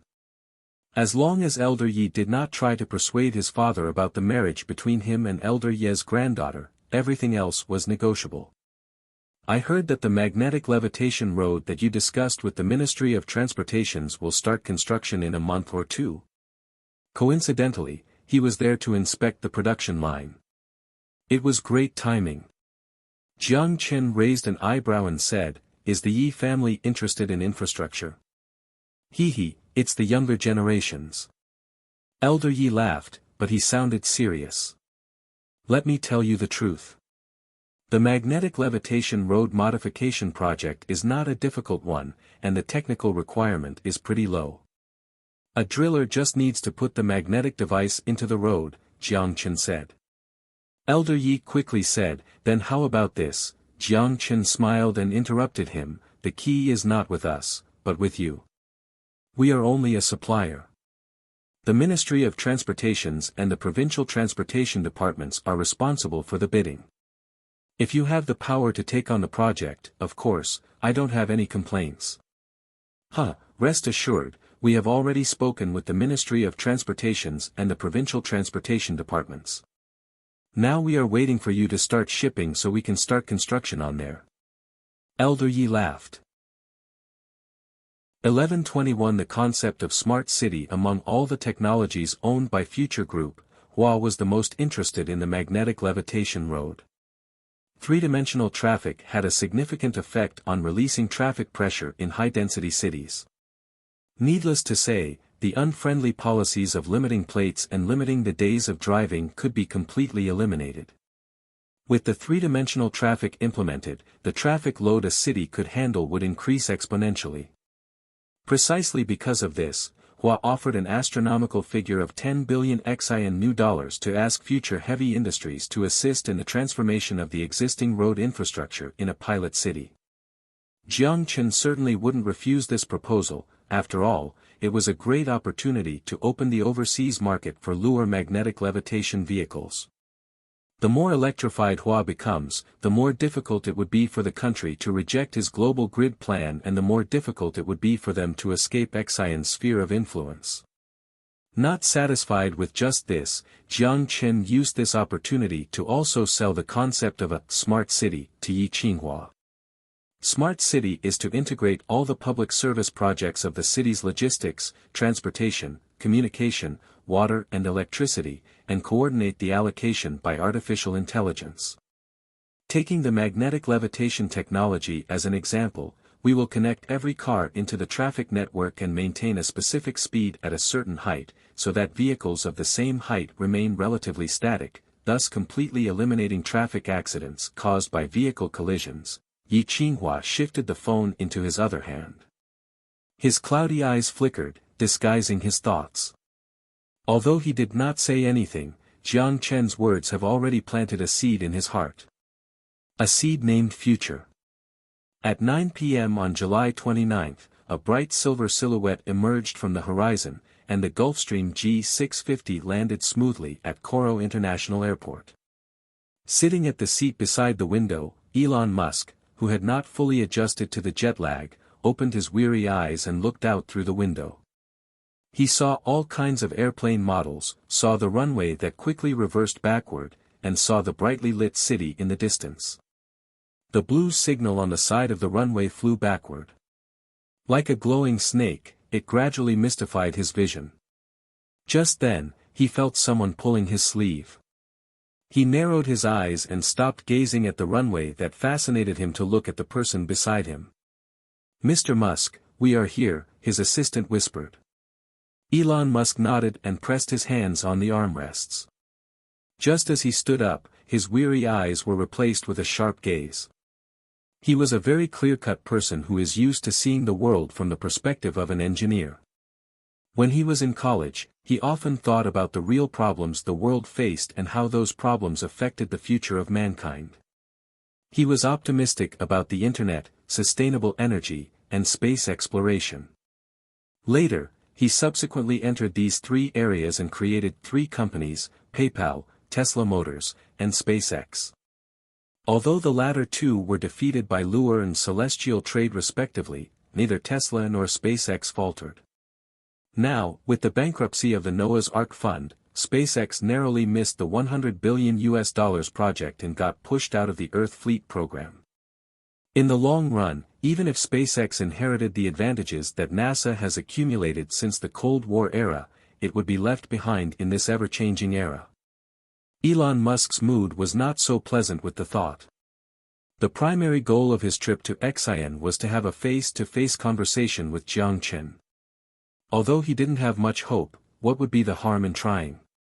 After he got off the plane, the airport staff came over and talked to his assistant. Soon, his assistant came back and whispered to Elon Musk. "Mr. Musk, Future Group has arranged a special convoy for us outside the VIP passage of the airport." Future Group? Elon Musk was slightly surprised. "They already know I am coming."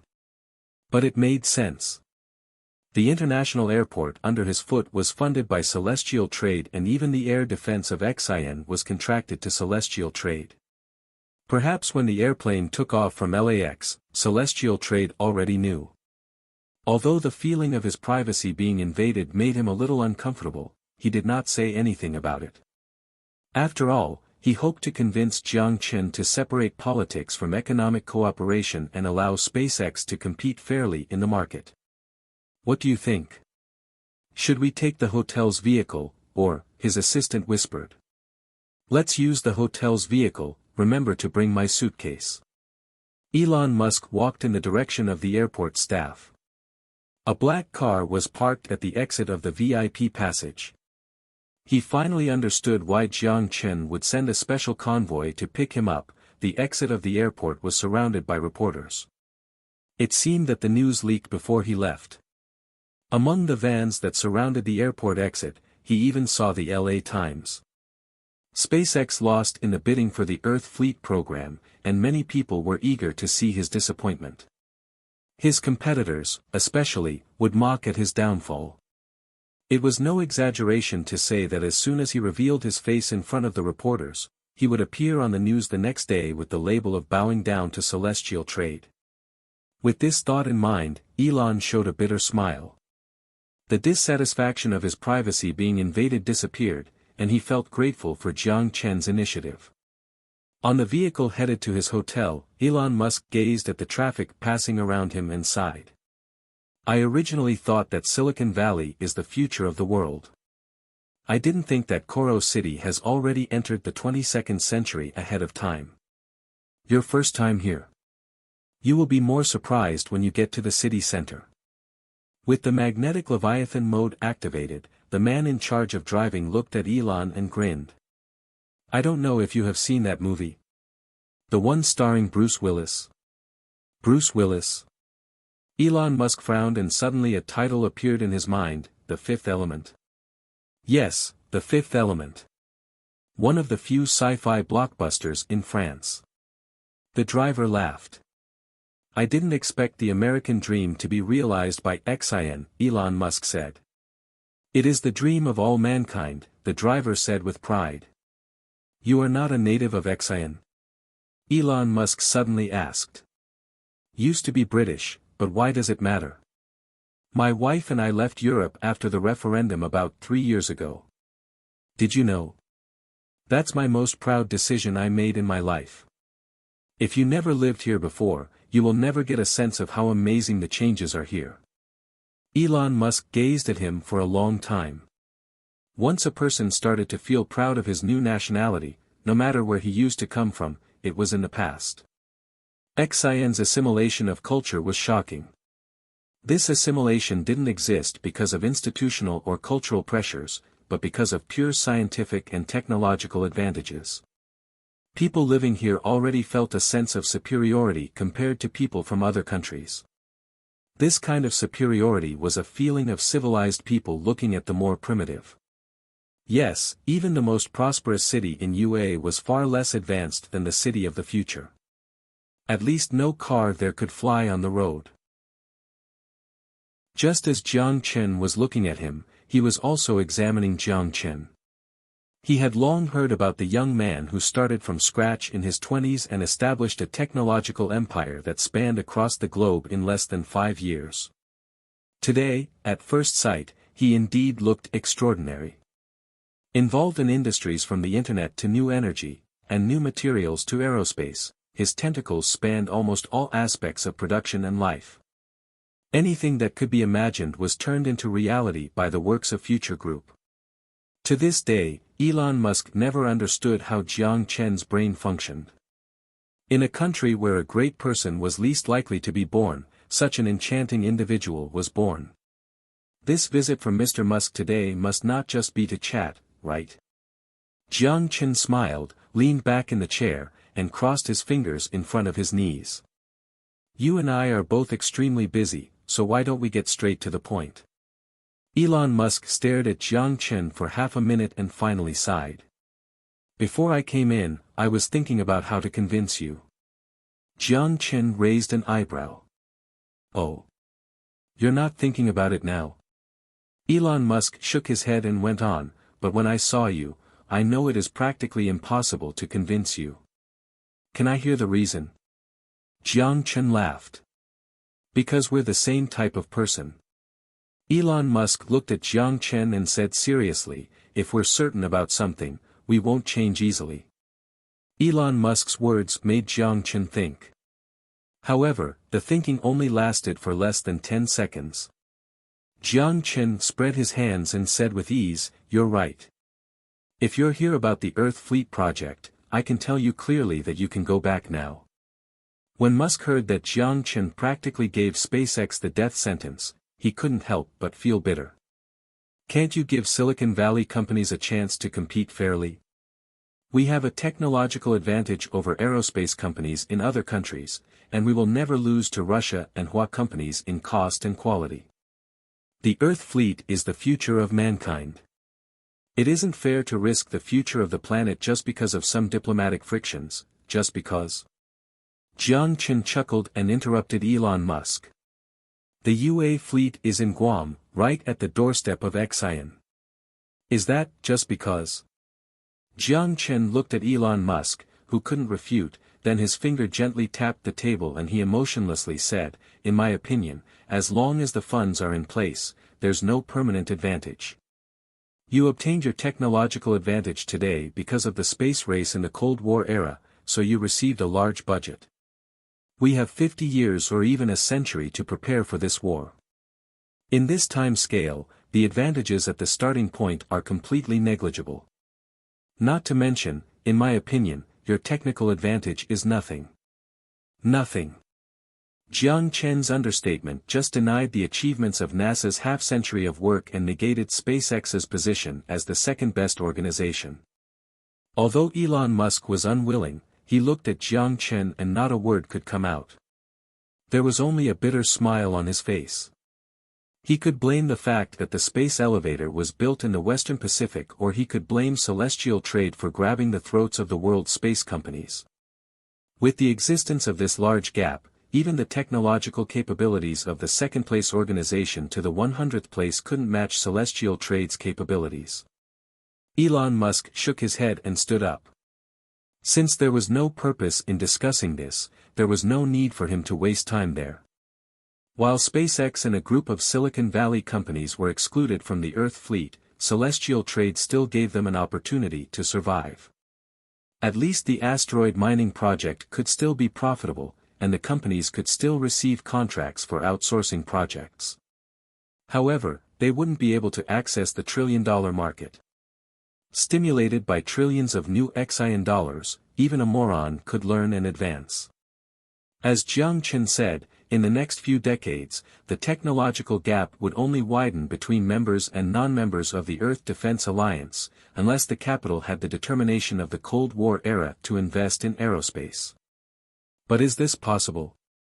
The gap between UA and Xi'an is separated by a 36,000-kilometer space elevator.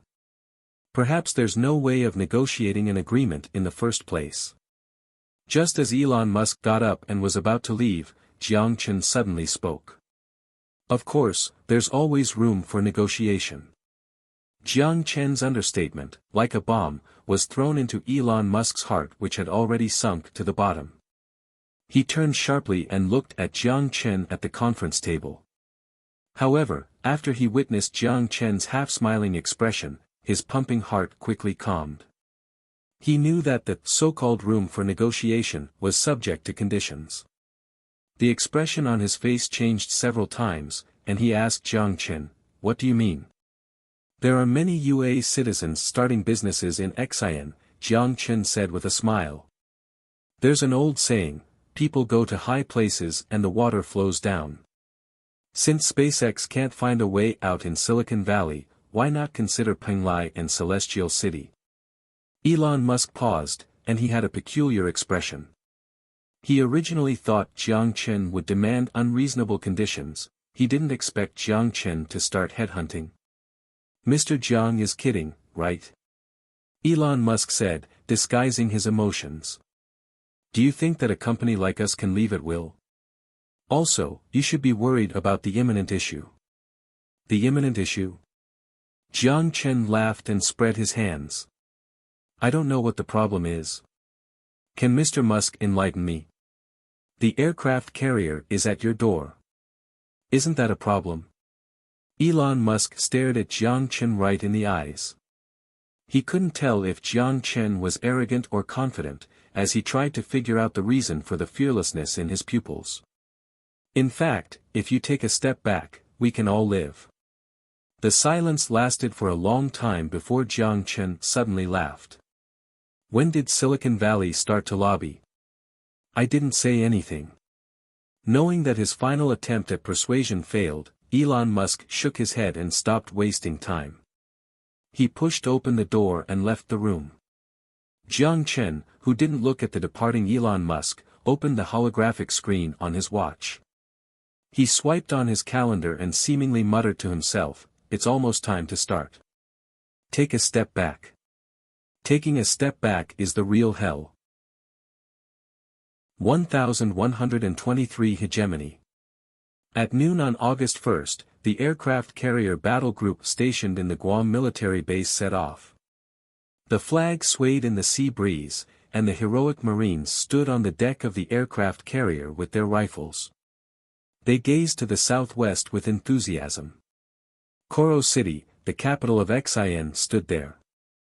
Xi'an became a stone blocking the UA from establishing its hegemony in the region. At least in front of these soldiers, the small country Xi'an was no different from a stone. As soon as they were given the order, they would rush onto the assault boats and reenact the Desert Storm on the beaches of Coro Island. As a strong supporter of UA, the Nippon Maritime Self-Defense Force formed a battle group west of Guam. The fleet included the second-generation Ford-class aircraft carrier and Nippon's helicopter carrier. In addition, the Australian, South Korean, and Singaporean navies participated in the military exercise. Other than Country F, which had already lost to celestial trade, the Asian countries within the UA's sphere of influence all participated in the military exercise. Whether willing or not, the four navies mobilized their most elite forces into the region. The entire western Pacific Ocean was in full swing. Anyone could see a storm has been gathering over the peaceful sea. About 40 modern battleships lined up in battle formation on the high sea to begin the first round of target practice exercises in the 2019 Asia-Pacific Joint Military Exercise. Dozens of target ships were pulled to the area. With the flagship's order, shells dragging orange tails bombarded the target waters. In an instant, the fleet of imaginary enemies sank and shredded into fragmentations. At the same time, dozens of Tomahawk missiles dragging trails of flames lifted off from the missile frigate, accurately hitting targets more than 300 nautical miles away. The F-35 and F-22 fighters took off from the deck one after another, leaving behind countless white trails behind to weave a net in the open air. More than a dozen flight squadrons took off to perform mid-range air-to-air combat and anti-ship operations. Gunpowder raged in the western Pacific Ocean, and the calm sea turned turbulent. The faces of the representatives of the country standing in the audience all displayed some fear, and they began to doubt their previous decisions. Obviously, the power displayed by the UA Navy already exceeded their expectations. Although they gained a lot of benefits from celestial trade and although the global grid plan could give a big boost to their economy, power was what mattered. Without enough force to protect their wealth was a sin. Iraq and Afghanistan were all examples. The representatives of the countries in the audience began to debate if they should reconsider the diplomatic relationship between Xi'an and the Earth Defense Alliance. Was it a good choice to make such a rash decision? The representative of Ecuador, in particular, felt like a bucket of cold water was poured over his head. The signal of the second space elevator released by celestial trade made the Ecuadorian government lose any logical sense, so they withstood the pressure of the neighboring countries and the UA. They embraced celestial trade and gave the green light to the Trans-Pacific submarine transmission cable. The choice now seemed to be a dangerous and wrong one. At the same time that the representatives were all reflecting on their choices, the Joint Fleet officers standing on the flagship were proud. In the entire aircraft carrier battle group, the aircraft carrier served as the fist of the entire combat formation. Without valuable space to load C-4ISR equipment, the flagship was generally served by the missile frigate. The admiral of the fleet was usually the highest-ranking officer. Hogg, who served as the admiral of the fleet, handed over the commanding rights of the aircraft carrier to his commander. He was standing on the missile frigate, looking far away at the wreckage in the distance. He couldn't feel more honored about the uniform he wore. Perhaps the overwhelming bombardment of missiles awakened his self-confidence, perhaps it was the frightened expressions of the representatives from different countries, or perhaps he remembered that the political mission the capital gave him before the military exercise. He looked to his commander and ordered arrogantly, "Apply for passage in Xian waters, the exercise will now enter the second phase." The two orders were issued at the same time. In other words, regardless of whether Xian agreed or not, UA's joint fleet would sail through Xian's waters. Hogg was very curious how Xian would react. He didn't think Jiang Chen would easily compromise, but he also didn't think Jiang Chen would make any rash and inconsiderate decisions. After all, it was a joint fleet of 5 nations comprised of more than 40 modern combat ships. Nothing would challenge the superiority of this fleet. As for the glorious record of Celestial Trade's 2 Guardian-class frigates destroying the entire navy of Country F, Hogg chose to ignore that fact. He knew about Country F too well. A police boat retired by Nippon was used as the main battleship of Country F. Some converted fishing ships were used to expand their fleet. Destroying this force couldn't be considered an achievement. However, the response of the commander was beyond his expectations. Xian refused our request and designated the northern waters as a military-restricted zone. After a short glimpse as he just processed what he had heard, Hogg was furious and enraged. His fists clenched and his veins were exposed more than ever. A military-restricted zone? Do you really consider us as a joke? Our navy will go wherever it decides to go. Whether it's the Mediterranean Sea, the Black Sea or the South China Sea. The great navy of the 5 oceans and 7 seas won't be challenged by a puny country. His anger was quickly suppressed. Hogg returned to calmness and placed an order. "My order, the course is to be adjusted 10 degrees to the south, and the exercise will continue as planned." "Yes, sir." The commander took the order. Military restricted zone. Humph. I want to see who can stop the freedom of navigation of the UA fleet. The joint fleet began to change course and headed towards the territorial waters of Xian. The so-called application for passage was just a formality and was more of a notice. Regardless of whether Xian accepted or not, the joint fleet still changed course. The expressions from the representatives gradually became more and more intrigued. Previous target practices on the high seas were just a demonstration of force from the UA Navy. Whether the missiles just landed on scrap copper and iron or in the heart of Xian would depend on the reaction of Celestial Trade. And Celestial Trade's reaction was the focus of their attention. Although they didn't expect Celestial Trade's frigates to enter the battle and stop in front of the joint fleet, if Celestial Trade really didn't do anything and allowed the joint fleet to freely pass through their waters, then their relationship with Xian would be over. Countries weren't enterprises. Economic and trade cooperation was the basis of diplomatic cooperation. However, considering the diplomatic strategy of a country wasn't solely based on economic benefits. Not only representatives of different countries on the flagship closely followed the situation, but Hua and Russia also closely monitored the event as they waited for Xian's reaction. Taking a step forward would take them into an abyss. Taking a step back would bring them into hell. An unprecedented situation in the Pacific Ocean was unfolding. The choice facing Xian was also an unprecedented dilemma. This step would determine the ownership of hegemony. It would also determine Xian's future. The world was waiting for Jiang Chen's reaction. 1124 Only you can choose to back down. The world was waiting for Jiang Chen's reaction. At that moment, Jiang Chen was at the military base in New Moon Island where he stood with the officers of the Celestial Trade Armed Forces. He stared at the 40 arrows representing the battleships on the holographic screen, and the area of the map was marked with a red cross. Everyone held their breath. It seems like they're not going to retreat. Ivan had a stern expression. After all, the UAE was a superpower in the world not just because of the media, but because of their aircrafts and cannons.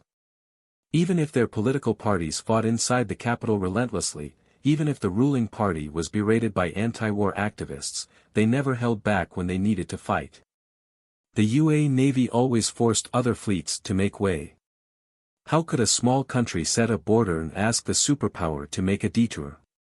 If the hundreds of square kilometers military restricted zones were drawn before the military exercise, the two sides could still both take a step back. If XIN really compromised, the Pacific would still be the peaceful Pacific, except the global grid plan would likely falter.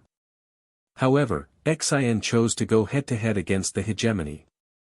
They didn't take a step back but rather, advanced forward.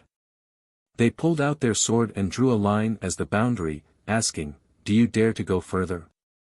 The reaction of UA was also expected by everyone. They not only took a step forward, but they also asked, "I'm going to take a step further. What are you going to do about it?" There was no retreat in the assertion of hegemony. After all, the UA wasn't Country F. While celestial trade marines bulldozed through City M, the officers present remained calm. The orbital airborne troops might have strength equivalent to 10 soldiers, but counting on the Power Armor Brigade, only 4 brigades served the country. They wouldn't even cause a splash in the vast UA. Ivan didn't show any sign of fear. Since Jiang Chen pulled him out of the mud pile in Eastern Europe and gave him this responsibility, he swore his allegiance to Jiang Chen. However, even if he wasn't afraid, his palms were still sweating. He wasn't afraid to fight. Celestial Trade was even less afraid of fighting a war. It was just that no one could bear the consequences of this war.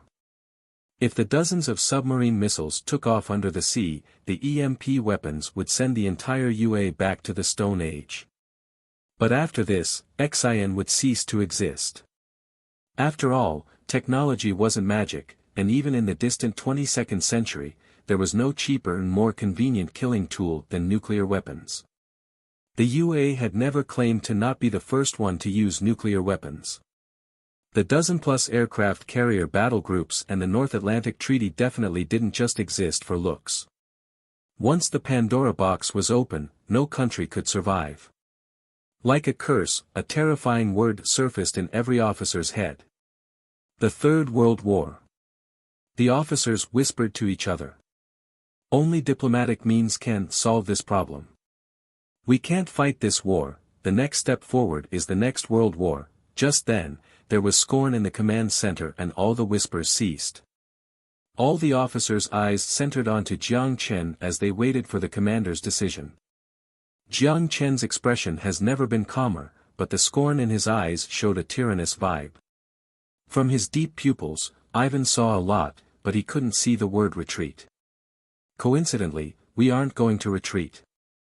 His words were like hammer strikes, slamming into every officer's mind. Ivan let out a sigh in his mind. The thing he worried about the most still happened. But he didn't have any regret, nor did he want to persuade Jiang Chen otherwise. Even if Jiang Chen chose to press the button to open the Pandora box, he would follow Jiang Chen's will without hesitation and execute his orders until the last moment. As for the looks of the other officers, Jiang Chen also took everything under his pupils. He also understood he shouldn't fight this war. But he was never more awake, and this time, there was no retreat. The UA realized the threat of XIN and no longer regarded this small country as a stepping stone, it was an actual opponent. This military exercise was only the beginning of a signal to other countries. In the future, it would be diplomatic pressure or economic sanctions. XIN could use its technological advantage to expand new markets, but other countries could work together to demand a high price. Taking 2 steps to stand in front of the officers, Jiang Chen looked at all of them at eye level and swept through the faces of every officer. He said in a peaceful but loud tone, "Everyone here is the mainstay of celestial trade. When did you start to worry about performing the jobs of diplomats?" As soon as this was said, the officer who had previously whispered suddenly felt embarrassed. Without paying attention to the shame on the officer's face, Jiang Chen turned his gaze to the holographic screen. They dared to display their arrogance at our doorstep. An understatement rang in the hearts of all officers. Just as everyone was processing his words, his calm face suddenly smiled, and his words shifted. Celestial trade is strong and powerful. Our warships are guarding our territory. Country F provoked us, and I ordered our navy to turn their ships into scraps. The war ended up with more than 10,000 casualties, and in the end, they surrendered to us. I'd like to ask, if we can fight Country F, why can't we fight the UA? Are you all bullies? The officers who had previously showed fear all showed embarrassment. The smile faded, and Jiang Chen's expression turned stern and he shouted, "You're the soldiers of Xian. Your backbone is the backbone of the country. Your chest is the frontier of Xian. Their warships have already arrived at our doorstep, and now, they're prepared to run over your chests and destroy the sovereignty we defended with guns. This war has nothing to do with hegemony, it's about the future of our country and it's about the dignity of our nation. The entire country can fear, but only you can't fear. The entire country can choose to back down, but only you can't choose to back down. Only you can't choose to back down." His assertive words echoed in every officer's mind. Yes, they were soldiers, not politicians nor diplomats. They only thought about war, and they could only think about the war. Even if the next step was down into the abyss, they must take this step forward. Their shame faded, and everyone raised their heads and lifted their chests. There was not a single trace of fear in their eyes. Only the courage for war. "Ivan!" Jiang Chen shouted. "Roger!" The veteran straightened his back, and his wrinkled face was cold as the winter breeze. With Conquer as the flagship, all ships are to join the Pacific Fleet. Captain Lei Jingjun is to be promoted to Major Admiral, temporarily acting as the fleet commander. The fleet will take enemies head-on. "Roger!" Ivan shouted. A powerful shout rang in everyone's ears. Jiang Chen looked at the officers and used the greatest force of his life to place the order. "All officers, listen to my orders. Immediately activate Level 1 Combat Readiness Alert. All fighters take off. All Marines board the planes. All battleships set sail. All fighting units to their battle posts. If the enemy dares to cross into our territory, they won't return in one piece." 1125 Direct conflict. The upsurge in the Western Pacific received far more attention than the countries involved. Celestial City, Earth Defense Alliance Headquarters. With a coffee, Wu Changfeng stood at the floor-to-ceiling window as he emotionlessly watched the blue planet outside the window. "What decision do you think he will make?" Next to Wu Changfeng, Lu Hao smiled. "For someone who can make up his mind to fight against an extraterrestrial civilization, what decision do you think he will make?" Wu Changfeng also smiled, but he didn't continue on the topic. He gazed at the planet outside the window for what felt like an eternity, then his smile faded as he quietly and thoughtfully said, "If a war really starts, what can we see here?" Lu Hao's smile suddenly disappeared. After a while, he forced a smile and squeezed out a sentence, "I hope, we can't see it." What kind of war can be seen even around the synchronous orbit? Other than nuclear war, he couldn't think of any other possibilities. "I hope so." Wu Changfeng sighed, his eyes focused outside the window. Suddenly, in the direction of the space elevator main axis, at Celestial City Port, he saw an unusual shadow. A Seagull-class transport ship had slowly left the port. Its engine left an eerie blue trail and it moved toward the low Earth orbit. In the western Pacific Ocean, turbulent waves rolled under the pristine sky, as if thousands of tons of lime were mixed in. The representatives of the countries in the audience all shared the same tense expression. Although they hoped for celestial trade to compromise and admit defeat, they were all uncertain. The leader of celestial trade isn't the most rational.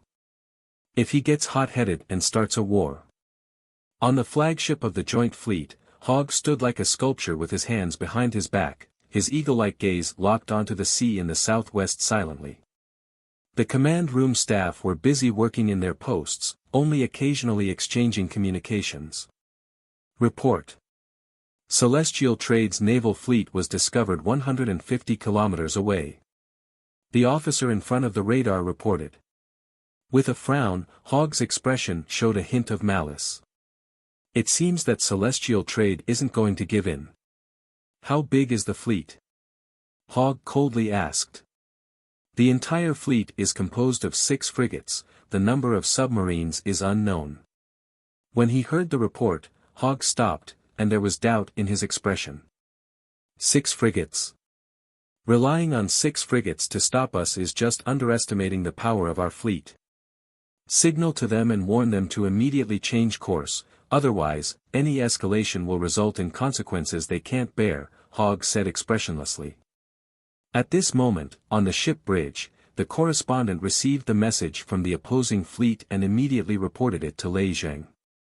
Lei Zheng nodded after he heard the message, and his expression was unmoved. Lei. Major General Lei. The deputy looked at Lei Zheng and asked nervously. His eyes still looked straight ahead, and Lei Zheng ordered, respond to them that Celestial Trade Pacific Fleet will conduct a routine military exercise in the 970 square kilometer military restricted zone. The drill is a live ammunition exercise, and if someone accidentally enters our range, they will have to bear the consequences at their own risk. 6 frigates were lined up on the high sea, and the guns all aimed at a spot 100 kilometers away, the area designated as the military restricted zone. Under the flagship order, 6 rounds of electromagnetic pulse cannons launched simultaneously, leaving 6 orange-yellow trails in the air. 100 kilometers away, the seawater was sent hundreds of meters into the air, creating a temporary rain shower within the area. In the capital's Combat Command Room, the senior officials of the Ministry of Defense were busy communicating. Accompanied by a military advisor, Hill stared at the satellite image on the big screen.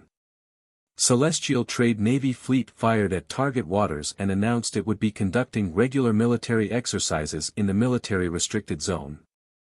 The term routine military exercise made Hill pause for a second. The shamelessness of Celestial Trade almost made her swear, but the military advisor next to her swore first. Routine military exercise? These third world be asterisk stars. How is this a routine military exercise? This is clearly a provocation. Hill didn't speak, but having served the role of Secretary of State, she understood very clearly that Celestial Trade used a loophole. By international conventions, military exercises in public waters required notification to neighboring countries in advance and required invitation of observers from other countries. However, routine military exercises in territorial waters didn't require notification. As for it being a routine exercise, who knows if they really planned this? The sudden shelling surprised the joint fleet and scared the observers. No one thought their reaction would be so direct and so intense. While the joint fleet was surprised, it immediately responded to the shelling. The aircraft carrier slowed down, but the fleet didn't change course. The 2 destroyers were at full throttle and accelerated toward the military restricted zone declared by Celestial Trade. The submarine began to sink, and more than 40 ships dispersed and entered battle formation. F-35CS took off from the deck, and in just a few minutes, the aircraft carrier sent more than a dozen squadrons into the air, all headed for the Celestial Fleet. Celestial Trade also released its force.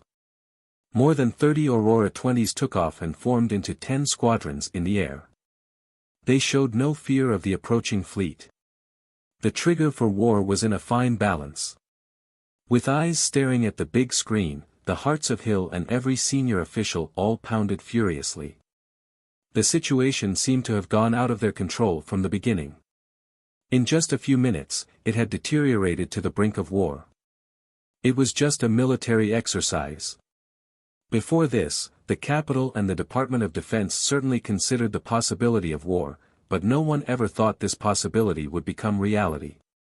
They just planned to use the military exercise to pressure Xi'an, display their power to their allies, disintegrate the Earth Defense Alliance, take back the control of extraterrestrial civilization defense, and finally lift the space blockade of Xian. As for the war, who was willing to fight with an equally matched opponent? Sweat oozed from Hill's forehead. Taking one step ahead was hell. Now Jiang Chen threw the choice back into their hands again. What should I do? Just as Hill felt uncertain, the situation took another drastic turn. More than a dozen satellite images disappeared. What happened? Server 091 was attacked. Check the firewall right away. The staff member who was furiously typing in front of the computer suddenly screamed. Damn it, it's not an attack. There's no problem with the firewall. The server aren't infiltrated. It's our satellite that's experiencing failure. At that moment, Jiang Chen's face replaced the previous image and appeared in the center of the screens. Change course immediately. That's impossible. Hill fixed her gaze on Jiang Chen. She didn't back down and righteously said, the UA is exercising proper freedom of navigation. In addition, I'm warning you to immediately stop interfering with our satellites. Otherwise, the UA will regard it as a provocation. Jiang Chen sneered. Freedom of navigation. You want to come and go as you wish. Without my permission, your navy won't cross Xian's territory. I will only say this once. If you cross this red line, dozens of peacemakers will arrive on your mainland. After that, Jiang Chen gestured to the officer next to him on the screen. A suitcase was immediately taken out by the officer and opened in front of him. The moment Hill saw the suitcase, her expression immediately changed. Almost at the same time, her aide also reacted. He stepped forward and placed the black suitcase in front of her. Hill reached out her hand subconsciously, and her trembling fingers touched the edge of the lock. From the day she started campaigning more than 3 years ago, she imagined that one day she would be able to grasp the nuclear button which represented the top authority of the president. However, until a minute ago, she never thought about the day she would actually use this button. In contrast to her hesitation, Jiang Chen had already entered the password with ease on the screen, opened the suitcase cover, and gently put his finger on the launch button. He looked into the camera slyly as he coldly said, "So, Madam President. Are you ready?" A chill slowly covered her from head to toe. From his dark pupils, she saw the fierceness of a wolf. Even if she served as the Secretary of State for several years, she had never seen such a look. Even the most insane dictator had never been so crazy. 1126 Social justice saving the world. Rolling waves smashed against the ship, as they shattered millions of tiny droplets against the invincible steel. The radar and missile launchers on the guided missile cruisers were active and ready, waiting for the command to fire. "Sir." The young soldier looked at the officer. He was unsettled, as it was difficult to distinguish whether it was firm or panic in his green pupils. "What should we do? What should we do?" No one could answer the young soldier who had just left the military academy. Even the seasoned veteran couldn't. Since they were standing there, they were soldiers, just negligible screws in the massive war machine. They couldn't make the decision. Instead of thinking about this question without an answer, it would be better to think about a more realistic question. What will we do? Everyone asked the question in their mind, including the new recruits on the warships, including, of course, the one standing on the bridge. Hogg showed nothing but malice as his destruction-filled pupils already narrowed into a line, like the celestial trade fleet that lined up on the high sea. The Pacific Fleet, more than 150 kilometers away, responded affirmatively to the joint fleet with the first round of shelling. He made a decision immediately, including forming the attack formation, sending out fighters, and sending out the destroyers. He couldn't act weak, not even a bit. Even if he wasn't willing, he could only move forward. Representatives of the countries watched him. The capital, his people, and the world were all watching him. The countless gazes on him were like countless swords pressed against his back. "Celestial trade fighters are approaching quickly, our radar can't lock onto them," the lieutenant admiral said nervously. All fighters take off. Hogg ordered. Roger. The lieutenant admiral gnashed his teeth. He already expected this to happen. When Xian and Country F fought previously, they verified that the F-35 was no match for the Aurora 20.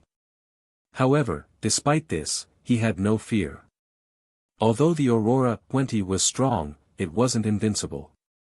Under the cover of destroyers and missile cruisers, even if a group could only take out a squadron, the final victory would only belong to the joint fleet. Although the electromagnetic pulse cannon was powerful, the ship carrying the cannon was still made out of steel. Anti-ship missiles and anti-ship torpedoes would take care of them, even if they could sink a few warships or even the aircraft carrier in the center, but what else? As for space-based weapons, at a distance of 36,000 kilometers, it would still take some time before those landed. Hogg felt a lot more at ease after he issued the orders consecutively. It seemed that the war was bound to happen. 20 kilometers left. 20 kilometers. At the current speed of the destroyers, they would close the distance in just a few minutes. By that time, the joint fleet would have crossed the red line, and the Celestial Trade Pacific Fleet would respond with their electromagnetic pulse cannons. With the war bound to happen, there seemed to be no other alternatives. When Lei Jing received the report, he looked at the red dots that were gradually approaching on the radar. At that moment, his expression remained unchanged. The naval fleet of 5 nations, 47 modern warships, and more than a dozen fighter squadrons. In his eyes, they didn't seem to exist. 10 kilometers. The first officer's eyes bulged out, staring at the distant sea. The veins on his arms were exposed as his palms were sweating profusely. The 2 destroyers, one after the other, were marching towards the border. At that moment, Lei Jing suddenly raised his hand and fixed his cap. 5 kilometers. Almost as the first officer shouted out this sentence, Lei Jing took off the radio on his shoulder. All combat units, freely aim at all targets of the joint fleet except the aircraft carrier. Prepare, look. They changed course. An exclamation interrupted his command. Lei Zheng's pupils shrank and fixed on the holographic screen, his eyes were filled with disbelief. The 2 destroyers at the forefront almost entered Xian's territory. However, just 2 kilometers outside the border, they suddenly changed course and made a nearly 90-degree turn. Not just the 2 destroyers retreated, but the joint fleet behind them. Hill was crushed. Thoroughly crushed. She was a wise, strong, courageous, and tactical politician, otherwise, she wouldn't have defeated her competitors to become the president. She had the best think tank, the best cabinet, but she lacked one thing. The spirit of a wolf. In this peaceful era, it wasn't a quality that could be selected. Fighting for social justice might help her gain votes, but that would never win a war for her. When the social justice warriors voted with joy and put the nuclear button in her hands, they trusted that she would never press the button to hell, but they never considered the consequence of the button never being able to be pressed. If nuclear deterrence didn't have a deterrence effect, could deterrence be called deterrence? At the moment when she looked into Jiang Chen's pupils, she felt that she was pulled out of her office and put into a coliseum. The opponent standing in front of her was neither a savvy politician nor a great leader but an outright lunatic, a fierce beast. Stop. At that moment, all the tricks, games, and even language had lost their effect. What ultimately broke down her psychological defense wasn't Jiang Chen's eyes nor was it his sentence, "Are you ready?" but the tens of millions of families on the other side of the world and the century-long prosperity of their country. It was the stakes in her hands that overwhelmed her. She must not let nuclear war break out. Stop. In the 10th second of the countdown before the nuclear war, she screamed and pushed away her suitcase, ran to the Minister of Defense, grabbed his collar, and shouted with full strength that the military exercise is now over, change course. History changed because of a word. The destroyers retreated. The joint fleet changed course. The nuclear button on the screen also disappeared. Staring at the emptiness on the screen, Hill gasped and took 2 steps back. The words seemed to sap out all the energy in her body. If it wasn't for the military advisor and the chief of staff holding her, she wasn't even sure if she could stand. After all, the war didn't break out. The strategy of returning to the Asia-Pacific and curbing Xian had now backfired along with UA's hegemony. From now on, nothing could stop the expansion of the global power grid, and nothing could disintegrate the United Earth Defense Alliance. The entire world witnessed UA's retreat and the rise of Xian. Even the UA Navy that had conquered the 7 seas and 5 oceans couldn't cross the boundary of one place. The Gate of Xian. 1127 There is no dignity between countries. Seagull-class transport ships could easily hijack military satellites in orbit, but it couldn't place cameras in Hill's office.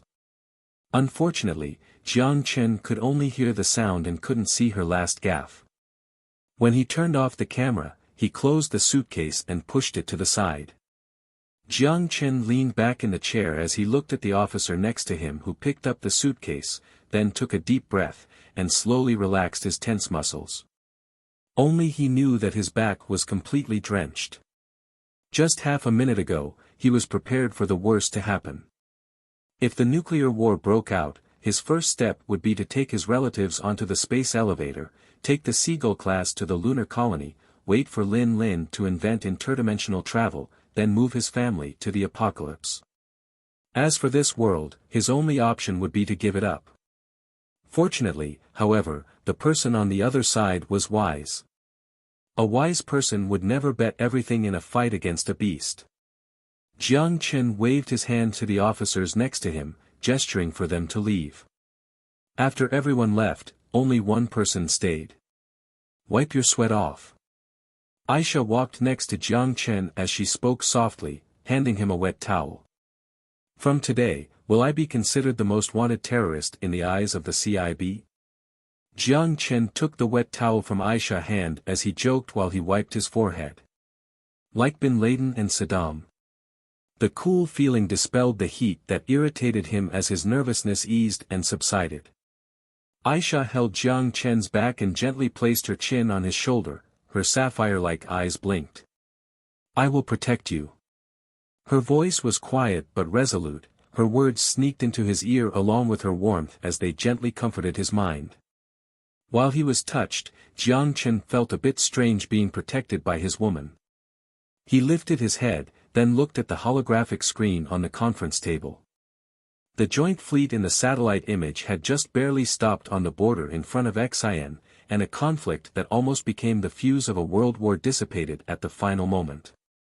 From beginning to end, Xian didn't compromise. In the next few days, Jiang Chen took a break. He bathed in the sun and relaxed on his private island. As for work, he completely pushed it aside for now. He also dragged Aisha and Xia Shiyu along, even if she was unwilling to leave her work, to explore everywhere.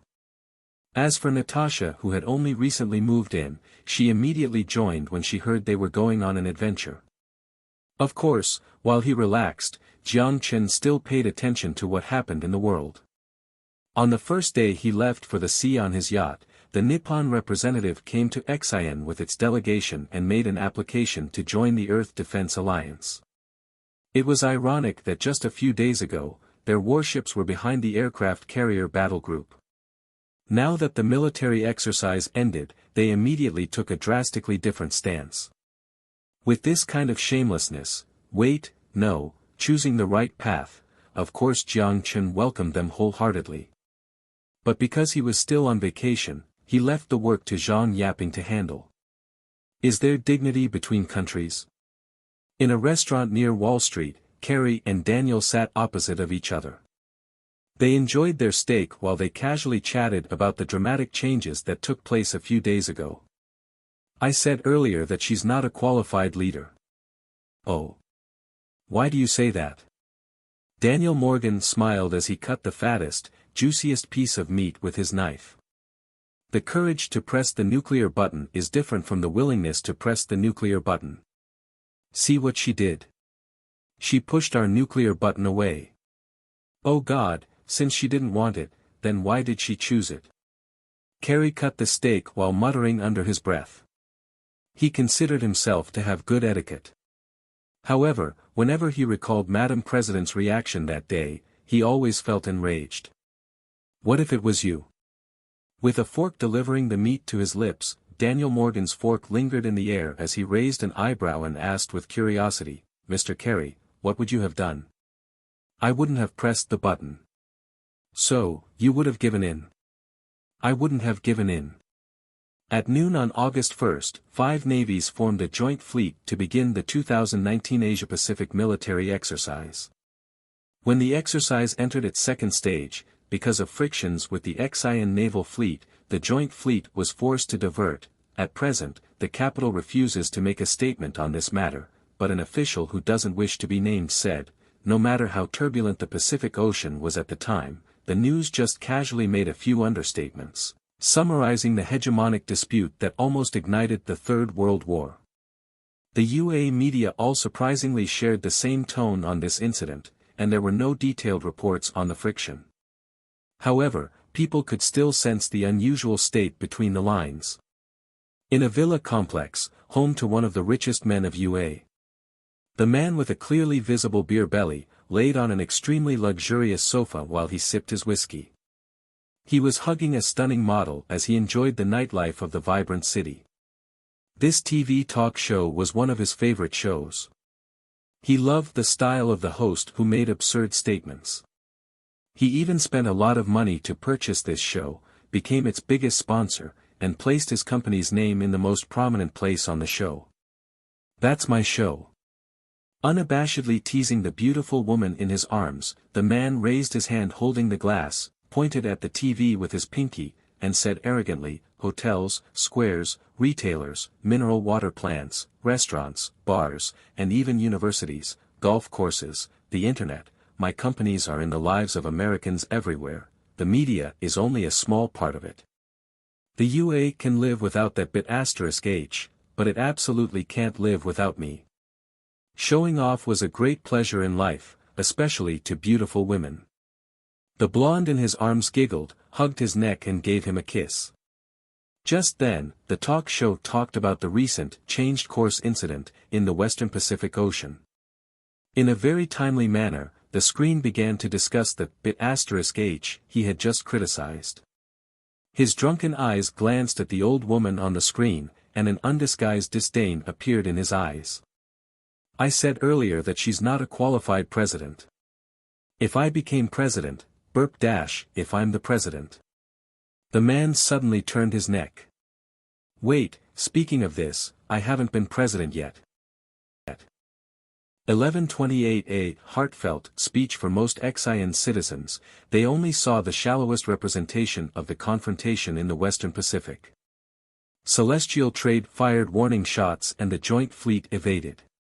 The fighters on both sides all took off and dueled it out in the air. In the end, both parties returned with no gains or losses. Of course, people who followed the situation still saw that Celestial Trade gained the upper hand. As for the game behind its appearance, no one dug deeper. In particular, both the UA and ASEAN tacitly remained silent regarding the duel between the leaders in front of the media. After all, the nuclear buttons were placed on the table. Jiang Chen didn't want to be labeled as a butcher by controversy, and the UA didn't want to lose the deterrent known as the president's suitcase. The number of other countries who gained information about this through their intelligence networks was unpredictable. In any case, making the boss of the world change course was something worthy of pride. Celestial Trade Navy not only defended the sovereignty of ASEAN but it also the national honor and glory of the country. In the next week, the people of ASEAN walked in the streets with their heads held up high, almost to the point where they looked at people with their noses. Many immigrants from all over the world, from this very moment onward, truly regarded this new country as a nation. As for the UA, public opinion showed polarization. The leftists praised Hill for her rationality. After all, the social justice warriors never agreed with the military exercise from the start. ASEAN's phantom helmets and high-tech products were so much fun, why are they bullying her? In contrast, the right-wingers launched an attack on the weakness of the capital on social media, criticizing the government for bringing shame to the country. Even the commander of the Joint Fleet, Admiral Hogg, was targeted by this social media onslaught. Admiral Hogg was probably the most innocent individual in this whole fiasco. The Department of Defense gave him the mandate to take a tough stance, but the Department of Defense also made him retreat. He executed every order, yet now, he must take the blame with the bureaucrats. Dear heaven, how is this outcome related to him? Did he not sail his ship with a strong enough stance? The anger of the right-wingers not only filled the internet, it even flooded into the streets. With slogans held up high, they demonstrated in front of the XIN embassy. While these angry young people didn't smash every single new energy vehicle from XIN, they spontaneously joined to boycott XIN goods, with the exception of two things, phantom helmet and medical drone. They could live without phones and robots, but without those two items, what would be the point of living? The economy was an extension of politics. The showdown in the Western Pacific Ocean already determined the situation today. However, although the anti-XIN sentiment in North America was growing, Future Group didn't seem too concerned. The global power grid along with the electricity evolution was starting to see its effect, and Future Group was now focusing on opening up the East Asian market. Take Shanghai as an example, almost every parking lot was equipped with a wireless charging station. Charging could be completed by scanning a QR code with the phone without even needing to step out of the vehicle. The logistics drones replaced couriers, and robot mail was common in everyone's homes. Many electrical appliances that previously weren't practical due to high power consumption also become a reality. The Maglev Highway was the best example, although it was only popularized in XIN. Koro City already entered the 22nd century ahead of schedule. And Asia was advancing toward the 22nd world under the leadership of XIN. Regardless of everything else, a very intuitive phenomenon demonstrated the rapid changes in Asia. At night, overlooking the Earth from the geosynchronous orbit, it was easy to tell that the Asian region was much brighter than Europe and the Americas. In short, although UA hostility toward XIN created a certain impact on Future Group's market share in North America, the losses were quite limited, so Jiang Chen didn't consider it an area of concern. His foundation was the virtual reality network, and now, he had the addition of the global power grid. As long as these two initiatives remained untouched, Future Group would be unshakable. I have money, I'm rich. I'm very rich.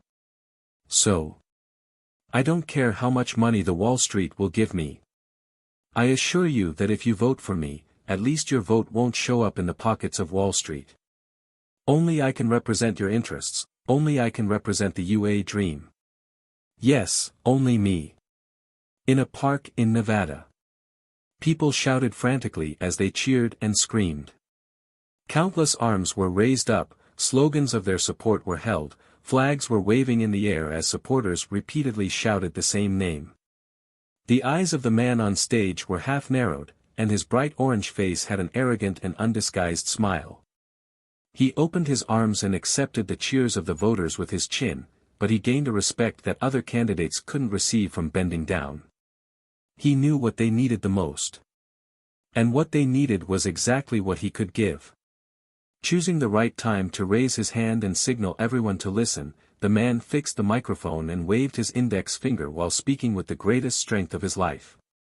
We shouldn't send Kerry, someone who has no idea how to negotiate at all. He will sign a laughable and irritating agreement with them. Watch them use our money to make weapons and act aggressively on the negotiating table. You know who I'm talking about? That's right. It's him. The person who can match him can only be a man manlier than him, not an old woman without a proper menstrual cycle. Tell me, will you vote for that old lady? The expressions of many female voters suddenly changed and they immediately lost interest. They not only smashed the signs they held, but they also raised their middle fingers and booed. But the cheers under the stage grew even louder, drowning out their booing amidst the tide of cheers. They were fed up with being politically correct and fed up with politicians who only made empty promises. Now, someone finally stood up. Even if he might not necessarily be smart enough, considering what he just said, he shared the same perspective as many who stood there. The UA dream has been shattered. I will reshape the UA dream, make it bigger, better, stronger, and allow it to return to greatness. Thank you. The man bowed down and stepped down from the podium amidst thunderous cheers. No one noticed this impassioned election speech, and no one even noticed this insignificant candidate. Hill was still busy dealing with the aftermath of the event as she desperately tried to reunite the allies that started to pull apart. Accompanied by Daniel Morgan, Kerry collected evidence of scandal of a particular person and frequently contacted members of the party. He quietly prepared for the election in the coming year and prepared to strike his big boss at the perfect time. 1129 The unlucky Kishida Koro City. At Jiang Chen's mansion door. The weather is nice today. Yeah, the weather is good. Kishida's face squeezed into a smile. Without giving an opportunity for Jiang Chen to change the topic, he quickly showed Jiang Chen a document. What do you think? We've already joined the Earth Defense Alliance, so the defense tax, of course. Jiang Chen, who just came back from Coconut Island, laughed and patted Kishida's slim shoulder. Jiang Chen reached for his pocket then looked around before his expression became disappointed. You see, I don't have a pen. Why don't you just leave the document here and I will send it to you after I'm done with it? No need, I have a pen here. Kishida immediately reached into his pocket and took out a pen. He then handed it to Jiang Chen with a smile. You can have the pen, so now you can sign it. Humph. Kishida pretended not to hear the sound as he continued to gaze at Jiang Chen with a smile on his face. He was prepared to stay there until the document was signed. Since Nippon joined the Earth Defense Alliance, Nippon completely got on the wrong side of UA, so it changed its diplomatic stance and began to lean toward Xian. The previous territorial and historical issues were no longer topics of discussion. However, when Kishida happily went to Jiang Chen with the defense tax agreement, he couldn't find Jiang Chen anymore. That's right, Jiang Chen disappeared. This made him extremely anxious and paranoid. First, he didn't expect Jiang Chen to be such a rogue. Second, the defense tax costed Nippon more than $1 billion per day, which meant he couldn't wait any longer. Despite being an influential diplomat, he turned into a paparazzi and waited around Jiang Chen's mansion all day long. Fortunately, after waiting for a week, Jiang Chen, who just came back from the apocalypse, finally showed up. Since Jiang Chen couldn't find any excuses, he sighed and unwillingly picked up the pen. But right then, his eyes suddenly lit up. He looked at Kishida and coughed. I suddenly remembered that today is Saturday, not a working day. As soon as Kishida heard Jiang Chen making another excuse, he couldn't stand this anymore. His eyes stared straight at Jiang Chen with a tragic look. Mr. Jiang, please don't joke with me anymore. I know you've been hiding from me all these days, but we joined the Earth Defense Alliance. In other words, we're now comrades inside the same trench. Why are you giving us trouble? If you're angry with the joint military exercise, I can apologize. I just hope you can relinquish the past and treat us equally. But your apology is worth nothing. Of course, Jiang Chen also thought about this. If he really said it, it would damage the relationship between his allies. Since Nippon already joined them, he should relinquish the past. Mr. Kishida, I'm not that type of person. Jiang Chen held on to his arm. I wouldn't make you apologize. Jiang Chen picked up the pen again, and under the staring of the mung bean-like eyes, he signed his name at the bottom of the document. After Kishida accepted the signed documents, he repeatedly praised and thanked Jiang Chen. He thanked but refused Jiang Chen's invitation for a few drinks and immediately left. Even with the document signed, it would still take a few days to lift the defense tax. Any wasted time now meant wasted money. After Jiang Chen sent off the foreign minister of Nippon, he returned inside. As he walked past the entrance, he saw Natasha holding a bottle of champagne in her hand and relaxingly enjoyed the pleasant afternoon. "What's the matter? Did you lose money?" Looking at Jiang Chen, Natasha whistled at him and teased. "I did lose money." Jiang Chen was very honest and nodded. Not only did he lose money, but he lost a lot of money. The idea of the few billion flying away pained him. If he knew better, he would have returned a few days later from the apocalypse. Although the money wouldn't end up in his pocket. "It's fine, you're rich." Natasha gulped down a sip of champagne and let out a short burp. She rolled her eyes as she said, "It's not like you need that money to survive. Drinking during the day. Aren't you afraid of getting fat?" Jiang Chen mimicked her and rolled his eyes too. "Are you? Obviously, you don't seem to mind." Natasha snorted, giggled, and raised her chest. "I like it there, but not here." Jiang Chen pretended to be ferocious. Not only did Natasha not show any fear, but with a grin, she raised an eyebrow, provoking him. "I only gain fat there. Try it yourself." "Try. I'll try it." Since they were the only ones at home, Jiang Chen had nothing to worry about. He turned into a big bad wolf and leaped at her. Well, Natasha didn't lie. Jiang Chen could swear that all her fat shifted to her chest. Even if it was said that Slavs were prone to beer bellies, she somehow managed to maintain her great figure. Her well-proportioned vest line on her lower abdomen was more addictive to touch than her chest. After they messed around for a bit, Jiang Chen finally let go of the exhausted Natasha while breathing heavily. He thought she would have to nap for a bit, but she unexpectedly turned over and her fatigue instantly disappeared. Her two fit legs pinched Jiang Chen's waist as she pushed him down, then she tightened her legs and rode on his lower abdomen. Too deceiving. It turned out that she faked everything. But since he did everything he wanted to, he'd let her freely dominate for a moment. Jiang Chen let the proud Natasha ride him to regain her confidence as a former agent. "To be honest, sometimes I really can't understand you." Natasha's finger circled Jiang Chen's chest as her witty sapphire eyes cast a lethargic vibe and examined Jiang Chen top to bottom.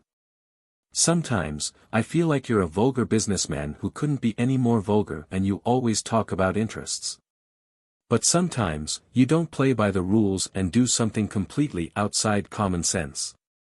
Not to mention you, even I can't understand myself." Jiang Chen's eyes gazed into the pair of sapphires and he suddenly let out a helpless sigh. "I could just be a landlord who rules a couple plots of land, so why should I bother with so much? Maybe by the time Harmony's space colonization ship arrives, Superman, Spider-Man would all appear and I wouldn't need to worry about all this." "What are you talking about? How come I don't understand?" For a moment, Natasha didn't understand Jiang Chen's sudden spontaneous change of topic. She looked at him and said, "But if the extraterrestrial civilization really comes, even if you want to protect your land as a landlord, you won't have the chance." "That depends."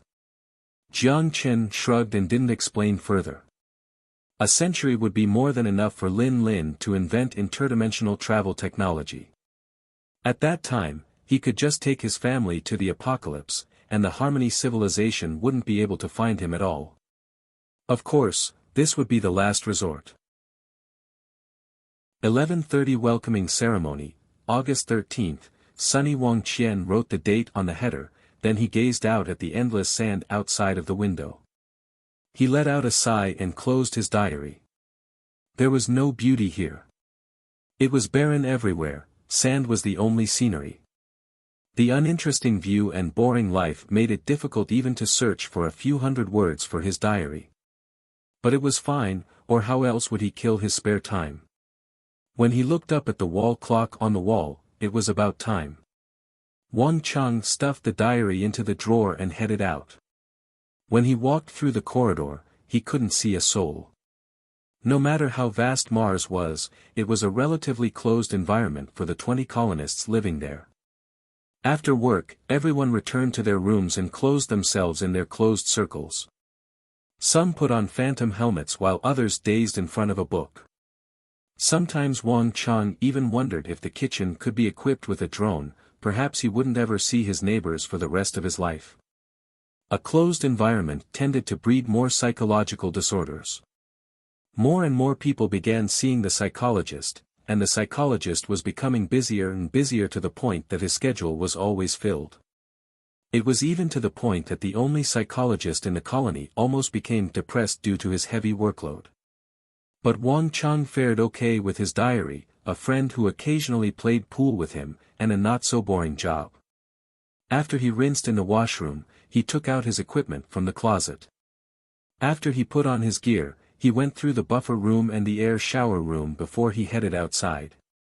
His boots sank into the sand, and the dim light scattered through the cracks in the dust. Wang Chang raised his head and narrowed his eyes slightly as he looked at the murky sun.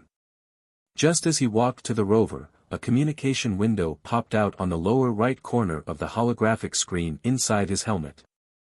When he pressed the bottom, it was the captain's voice.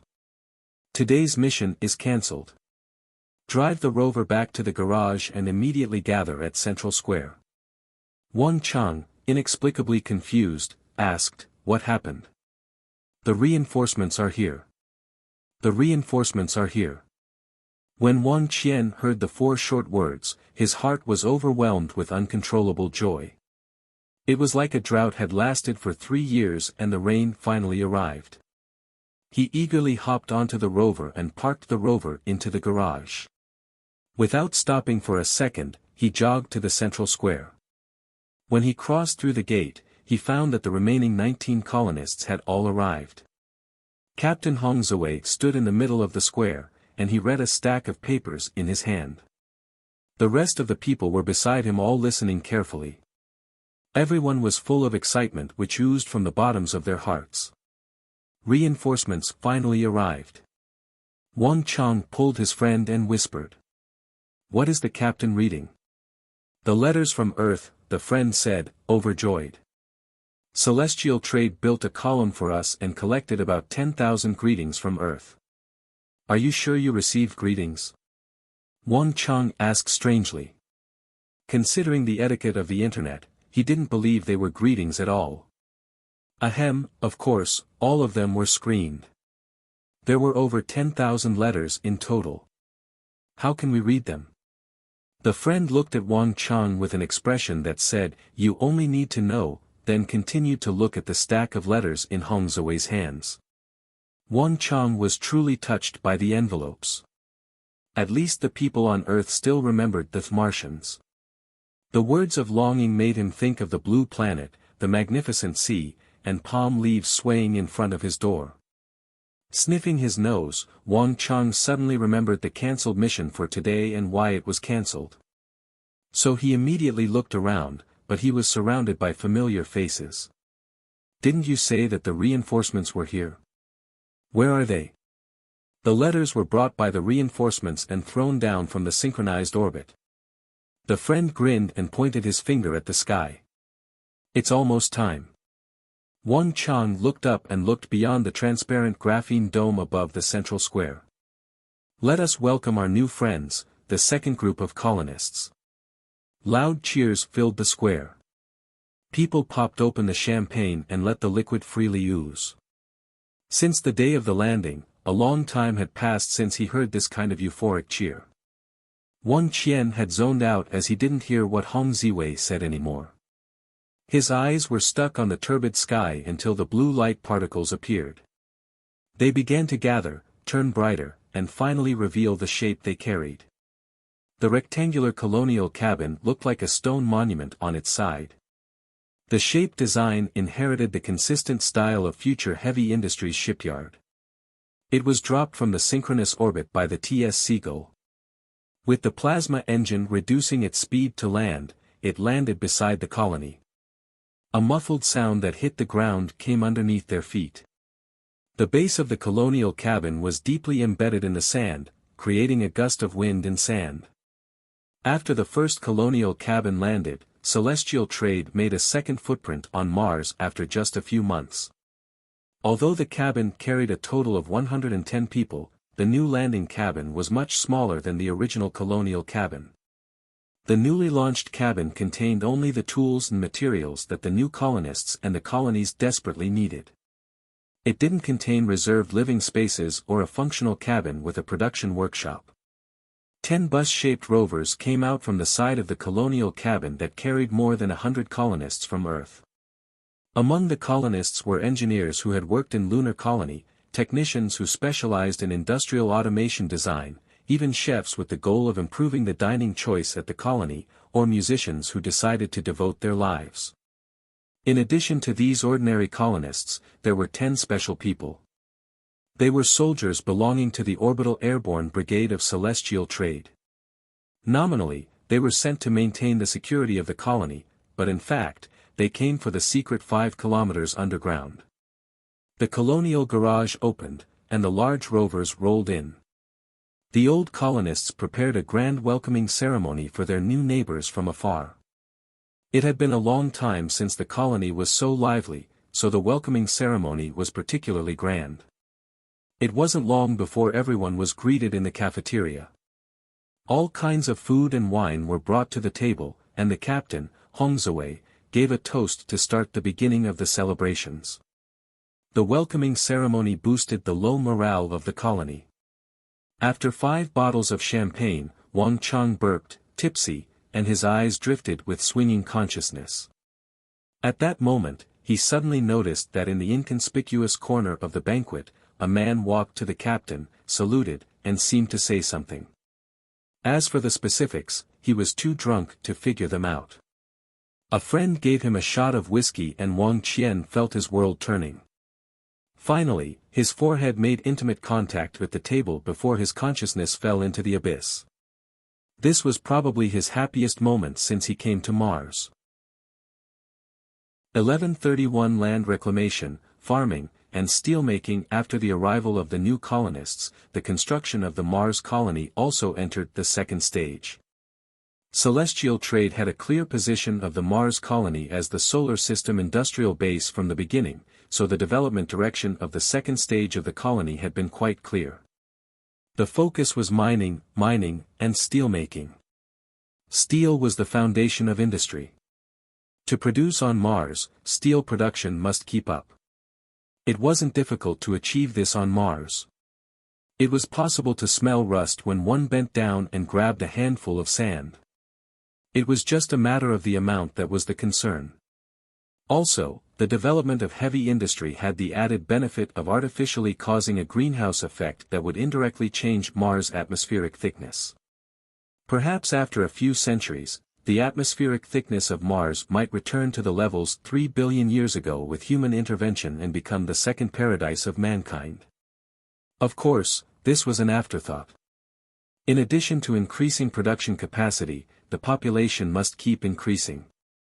The labor force was always one of the important factors that restricted industrial development, whether it was the general labor force or educated labor force.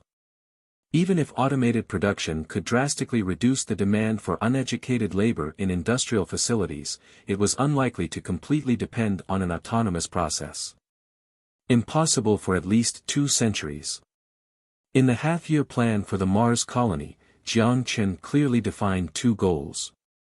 The first was that the monthly output of steel must exceed 1 million tons. The second was to expand the size of the colony to 1,000 people. For this reason, the new colonists who arrived on Mars didn't have time to enjoy the exoticness on Mars. The next day, they had to drag their alcohol-intoxicated bodies to work. This Seagull-class transport ship not only brought the colonists, but also brought many production tools such as excavators, cranes, and mining equipment designed for the Mars environment. The original colonial cabin with the square could only provide 200 living units, and the colonists who arrived later could only live in the rooms they built. After all, a colonial cabin that could be deployed by airdrops was quite expensive, and it would be impossible for Celestial Trade to waste all of their budget on buying houses for the colonists. All the engineers at the colony started to share the same schedule as they commanded the construction workers to operate construction vehicles. The entire colony turned into a giant construction site, submerged in flying dust. The first to start the expansion was the soilless cultivation farm, then the spherical water pump, followed by the steel mill. Just as the construction machines were working on the sand dunes, an armored car that had been specially modified for the Mars environment left from the garage and went to the distant horizon. Celestial City, Space Command Center, Mars Colonization Project Department. After learning that the transport ship arrived on Mars, Jiang Chen arrived by space elevator at his earliest opportunity. He found Kelvin, who was performing an inspection in the command center, and asked him about the current situation of the Mars colony. Our colonists landed safely. They landed yesterday. Kelvin nodded. The Seagull-class transport ship escaped Mars gravity after a week in the synchronous orbit and is now returning to the Earth-Moon system. The colony is moving in the right direction. Jiang Chen nodded with satisfaction, then he asked about another item he was concerned about. What about Mine 071? Do we have an update? It's not this quick of a process. Kelvin shook his head. Our Marines just departed from the colony and haven't yet reached the mine. Even if they arrived, we can't immediately obtain information 5 kilometers below. According to the solution provided by Hongzhou, we will first drill a 5-kilometer deep well at Mine 071, then insert a drone to scope out the underground environment. Jiang Chen asked, "What do you think is there?" Kelvin shook his head helplessly. "I don't know, maybe it's really an alien city. But I hope it's the grave of an alien or a fossil. If there are living Martians, then it will absolutely be a disaster for our colony." Jiang Chen didn't know if it would be a blessing or curse to discover relics of aliens. On the one hand, he was excited to see what the colonists could discover, but on the other, he was worried if this would bring disaster to the Mars colony. Just when Jiang Chen felt conflicted, he suddenly remembered that maybe someone could give him the answer. With a stomach full of questions, he took the space elevator back to the ground the next day. Koro University. Unlike third-rate universities not much better than community colleges, Koro University was now a world-class institution. Whether in academia or enterprise, the university began to grow its sphere of influence. Of course, their influence was mainly reflected in studies of aerospace, new energy, and materials science. As for other professions, they weren't worth mentioning. When the university was first established, Jiang Chen promised the dean to teach an elective course called cosmology. It also satisfied his desire to become a university professor. But since he pulled Hawking from his wheelchair, his short-lived interest disappeared and he gave the job to Hawking. On the shadowy path among the tall trees, many naive faces traversed between classes. Students with different skin colors chatted with their friends talking about girls, clubs, professors, where to chill next. Because it was a Saturday, the campus as quieter than normal.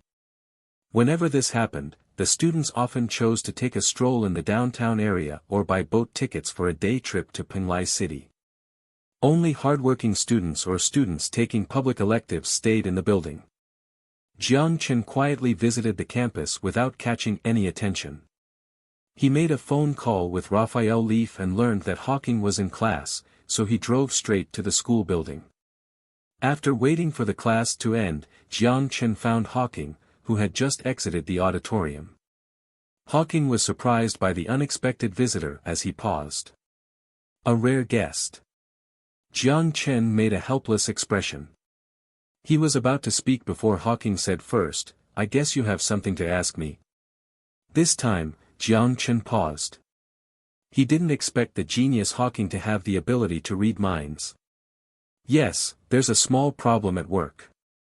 I don't know if this is a convenient time for you." "Of course. If it's inconvenient, I don't know how many scholars would be more than willing to have the opportunity to answer questions from the president," Hawking said good-naturedly, pulling Jiang Chen to the side. "It's lunchtime, so let's talk as we go. The cafeteria at the East Building is quite good, the pancakes there are delicious. I highly recommend them. Now that class was over, many students noticed the two people at the door. After they recognized Jiang Chen, some people even took out their phones. He would be surrounded. Jiang Chen didn't have time to learn about the enthusiasm of university students for the time being, so he quickly followed Hawking and left the building. 1132 Fermi's paradox and the great filter. Although already well into his 70s, mature wasn't the right word to describe the old man. His posture and the habit of looking around reflected the shadow of a 16-year-old teen. However, Jiang Chen quickly made sense of it. He asked himself if he sat in a while for a few decades, he would probably be more lively.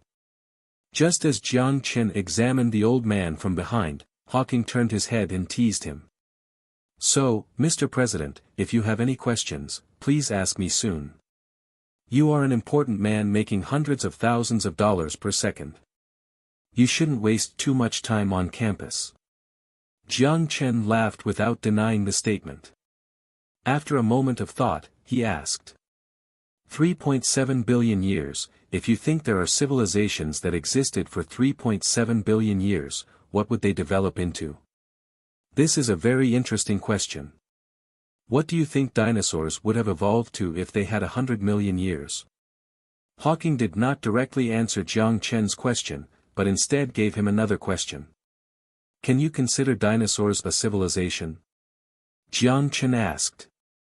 Are ants considered a civilization then? Are the bees civilized? Do the birds in the sky have their own society? Maybe there are and they do, but we just can't understand, or have never considered them in these perspectives. Hawking shrugged. Arrogance is one attribute that belongs to a civilization. Those who are weaker than us become slaves, those even weaker become food, and those not even considered food are regarded as bugs. Hawking suddenly grinned when he made this statement. We are very fortunate that at least our civilization has caught the attention of our neighbors. We didn't get ignored by them as dispensable bugs. You call this fortunate? Jiang Chen smiled bitterly. Rather than those bugs sailing 20.5 light-years to take his life, he would much rather those bugs consider him as a bug too. Of course it is considered fortunate. The Indians have at least a chance to fight back against the European colonists, but do the bugs have that chance? Stop. Look, you almost trampled the little life. Hawking stopped Jiang Chen. In Jiang Chen's peculiar gaze, Hawking pointed to his feet. That's right, I'm talking about that ant. If I didn't remind you, you wouldn't have even noticed. You won't communicate with it, and you won't care what it thinks, and less about whether they have had a technological breakthrough in the nesting process. Hawking with a smile crouched down, picked up a branch, and placed it in front of the ant. The little ant was confused by the sudden obstacle, the tentacles on its head swayed back and forth, and finally chose to go around from the side. We are taught a lot of common sense in our life, but common sense is often just synonymous with prejudice. Hawking turned his head and looked at Jiang Chen. Do you think it will think about why this branch is in front of it? Do you think I should answer this question from a philosophical point of view, or from a scientific point of view? Jiang Chen said in a helpless tone. I am not an ant, how would I know whether it will know why this branch is in front of it? Hawking laughed. He turned his head back and looked at the ant who walked around the branches, then he continued. It has nothing to do with philosophy or science. If you have to put a name on it, it should be cosmology. Jiang Chen twitched. Cosmology? Yes. The definition of cosmology is the study of the universe as a whole and extends to the discussion of human status in the universe. It cannot be considered philosophy, and it is certainly not science. However, it is related to both subjects. Hawking reached out and picked up the two branches, blocking the two sides of the ant, and surrounded it. If you came an hour earlier, you would be sitting in the classroom and listening to the story of Fermi's paradox, 1, and the great filter, 2. But unfortunately, you missed the lively and interesting public elective course. However, it's still not too late if you treat me with pancakes. No problem, as much as you want, Jiang Chen quickly replied. Hawking smiled and pointed to the triangular cage on the ground that he made with branches. The masterpiece, he spent 3 seconds completing. This branch is the great filter it faces. If it goes around, then it will survive. If it figures it out, it will become a different ant. If it is blocked, after a pause, Hawking stood up slowly and patted away the dust on his clothes. It will starve to death here. Jiang Chen frowned after Hawking's words. Suddenly, like a eureka moment, he said thoughtfully. Fermi's paradox, the great filter, as if he just caught something, Jiang Chen's eyes gradually brightened. At this moment, he noticed that the ant extended its tentacles to the branches. Trapped in the triangle cage, it could not find a way out. Then, it began to explore another method, as it climbed on top of the branches. However, from beginning to end, it was not aware of who manipulated the obstacle placed in front of it. Now I'll answer your question. You asked me how developed civilization will be after 3.7 billion years. I can't answer you unless you can tell me what they have encountered in these 3.7 billion years. On the scale of billion, the troubles are always endless. Natural disasters, diseases, wars. In fact, these are minor problems. Like this branch, no matter how many more branches are placed in front of it, it will eventually pass them. Hawking smiled as he looked at the ant who had successfully climbed over the branch. Of course, it is not always so lucky, especially if it encounters a moody god. Hawking raised his foot and stomped down on the ant and the branches. After chatting with Hawking, Jiang Chen felt that he gained clarity over a lot of problems, not only about the civilization 3.7 billion years ago, but also the extraterrestrial civilization 20 light-years away. He managed to find the answers to all the questions he was uncertain or unsure about. After arriving at the cafeteria, as promised, Jiang Chen treated Hawking to 2 sets of pancakes. To be honest, he really didn't understand the appeal of this food that is too sweet. But the old man across from him enjoyed it nonetheless. He could only attribute it to the difference in food culture. In the principle of not wasting food, Jiang Chen had to dismember the pancake in his plate and finish the meal. He certainly miscalculated. He didn't account for the fact that Hawking came from the United Kingdom, the pioneer of the art of dark cuisine. 3. You don't have to force yourself to eat it, Hawking said with a smirk as he put another piece of pancake in his mouth. It was obvious he was trying his hardest not to laugh as his wrinkles twisted together. Jiang Chen suddenly felt that the old man's smile was too infuriating. I'm full. Jiang Chen tossed his fork into the plate as he finally gave up on the pancake with more than half left. After he bid farewell with Hawking, he returned his car. Because he parked at the building, he had to return the same way. However, as he passed through the forest path again, he found a group of students gathered together around a temporary podium that looked extremely lively. Out of curiosity, Jiang Chen stopped a passing student, pointed to the other side, and asked. What are they doing there? 1. Fermi's paradox. The Fermi paradox, or Fermi's paradox, named after physicist Enrico Fermi, is the apparent contradiction between the lack of evidence and high probability estimates for the existence of extraterrestrial civilizations. Source: Wikipedia. 2. The Great Filter, in the context of the Fermi paradox, is whatever prevents dead matter from undergoing abiogenesis, in time, to expanding lasting life as measured by the Kardashev scale. Source: Wikipedia. 3. Dark cuisine, a term in Chinese pop culture that refers to an untraditional method of cooking that produces odd or weird food. Oh, them, the student looked at Jiang Chen with a weird expression. He only thought that the person in front of him looked familiar, but he couldn't tell where he had seen him before. They are probably just pulling for a political party for the upcoming election. There have been more and more of these activities recently. Jiang Chen nodded. Almost 4 years had passed since he overthrew President Edward's regime. In the past 4 years, the changes in Coral Island could be described as groundbreaking. There were almost no traces of the small fishing village. Xian implemented a presidential system with 4 years between each election, and the election campaign was set to begin at the end of March next year. If everything goes smoothly, Zhang Yaping was expected to continue his presidency, and celestial trade would continue to be the behind-the-scene ruler of the country. The parties would symbolically compete for the position of president, and then focus their efforts on the parliamentary seats.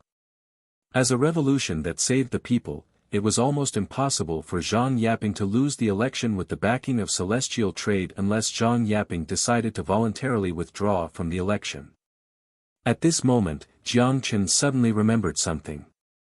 The UA election, which always attracted worldwide attention, seemed to be next year too. After what happened in the latter half of this year, it was difficult for Hill to be re-elected. It was difficult for her to seek agreement in her own party, let alone gain the support of the people. When he thought of this, Jiang Chen couldn't help but smile. God bless Xian, I hope they will choose a more foolish opponent for me next year. Jiang Chen guessed right, it was indeed a difficult time for Hill. The aircraft carrier battle group had never turned around because of the threat of any country. What's more, it was only a small country with a navy of 6 frigates and 30 fighters. Except for those who stood in the Pentagon's combat command room that day, everyone blamed this incident on Hill's weak diplomatic strategy. Even Hill's public relations team released some inside information and said that the Madam President was against a lunatic who was not afraid to launch a nuclear war, but obviously not many people bought the story. Nuclear deterrence. Deterrence. How did you know that he was not bluffing? How are you sure that he dared to press the button? Hillary really didn't know, but she couldn't bet the country's future on whether the 10 seconds after would be heaven or hell. Although many people put themselves in her shoes and thought they couldn't do any better, it didn't stop them from attacking her. This was politics. On Saturday, Hill was in the president's office, listening to the FBA director's report. At this moment, the office door was pushed open, and the FBA director immediately stopped and took 2 steps back. When she saw the person standing at the door, Hill frowned. "You forgot to knock on the door, Mr. Bolden." "I will apologize for my rudeness, but please wait until I have finished speaking. The second group of colonists from celestial trade has reached Mars. We have lost to them on the moon and the gaps are growing wider and wider on Mars." He walked in the door anxiously as he placed a document on Hill's desk. He looked at her seriously and said, "NASA needs a bigger budget. If you still want us to build a space elevator before 2050.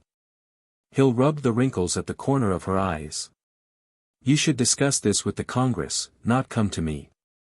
With a bitter smile, Bolden shook his head. "Those short-sighted people are losing faith in Silicon Valley and Seattle. I have written 2 plans, but they are all stuck with the budget committee. You're my last resort. I apologize for being rude." After Bolden carefully finished his speech, he left from the office. What are the people in Congress thinking? Hill frowned. She buried her face between her palms and took a deep breath, closed her eyes for a moment, and looked at the FBA director standing next to her. "Help me find out who it is." Hill's words shocked the FBA director as he quickly waved his hands. "This is not in compliance. I won't help you investigate members of Congress." "I think someone is behind the scenes," Hill said expressionlessly. "Someone was lobbying the budget committee to stop government funding. The Minister of Defense asked me to talk about similar issues in the morning." This situation was very common. In order to achieve political goals, certain groups or companies often pressured the capital through Congress, and the Budget Committee was only one of the means. For example, the famous K Street between Capitol Hill and the Capitol was a reflection of this phenomenon. It could be regarded as the gray area of the democratic system. Hill's words made the FBA director hesitate for a moment, then he reluctantly nodded. "At best, I can help you keep an eye on who those hearing committee members have been with these days." Just then, the door was pushed open again. Hill suddenly became angry. "That's enough, don't you guys know how to knock on the door?" "Sorry, I'm really in a hurry." While Carrie apologized, he quickly walked in and took out the documents under his arm. Then he placed it on her desk with an anxious expression. Nippon announced that it has joined the Earth Defense Alliance. Our people have just confirmed this news. Hill raised an eyebrow. Just confirmed? What is the CIB doing? They were very careful. Their Congress has not even discussed this matter publicly. It's not within the rules. It's not the first time they didn't follow the rules.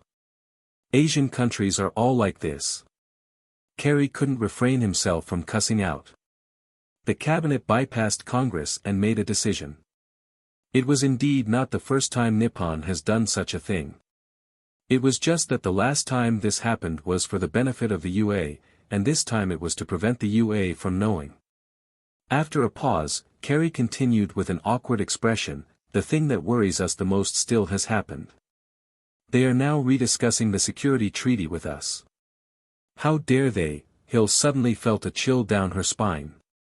The legal basis for the UA troops stationed in Nippon was the Treaty of Mutual Cooperation and Security between the UA and Nippon, signed on January 9, 1960, which renewed every 10-year period, after which it can be abolished by either party with a 1-year notice. After the expiry of the term in 1970, the two countries did not announce the abolition but automatically extended it to this day. Today, the UA military forces stationed in East Asia were no longer supervising the defeated countries in World War II but were there to achieve the UA Asia-Pacific strategy. Nippon's willingness to be the pawn of the UA was also an attempt to use its influence as protection for outward expansion. It was also the fundamental reason why neither party has mentioned the termination of the treaty for more than 40 years. In order to retain the UA troops, the Nippon government paid $5.2 billion each year despite the anger that brewed in the people. However, since the T-virus incident and since Prime Minister Abe was forced to step down, the right-wing forces were in a slump.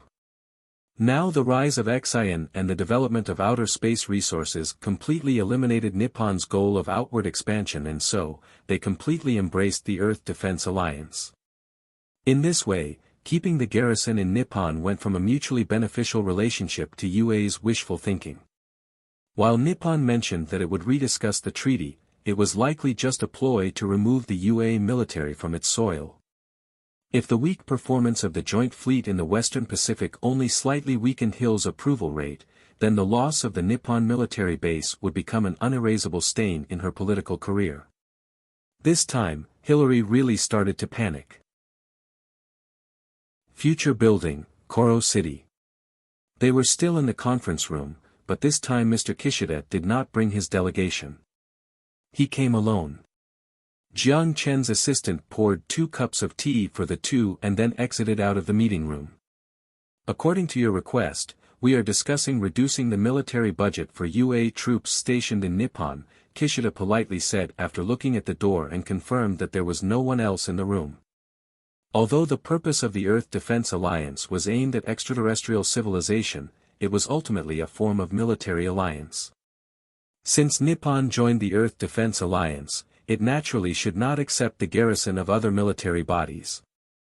Since they were all in the same trench, they couldn't wear the same pants as someone from another trench. After he discussed this matter with leaders from Han and Russia, Jiang Chen agreed that the issue of UA troops stationed in Nippon should be resolved. Reducing? Why not just cut the budget? Jiang Chen smiled, sipped on the tea, and said, "Do you still want them?" "Not at all." Kishida's eyes turned bigger as he rushed to explain, "It's just that you know. After all, they are at our doorstep and we are afraid of aggravating them." What's the saying? Boiling the frog with warm water, he certainly changed his stance quickly over the past few weeks. Jiang Chen looked at Kishida describing everything in a vivid voice and faked a smile. Although the saying is indeed right, the frog will still jump out once the water is too hot.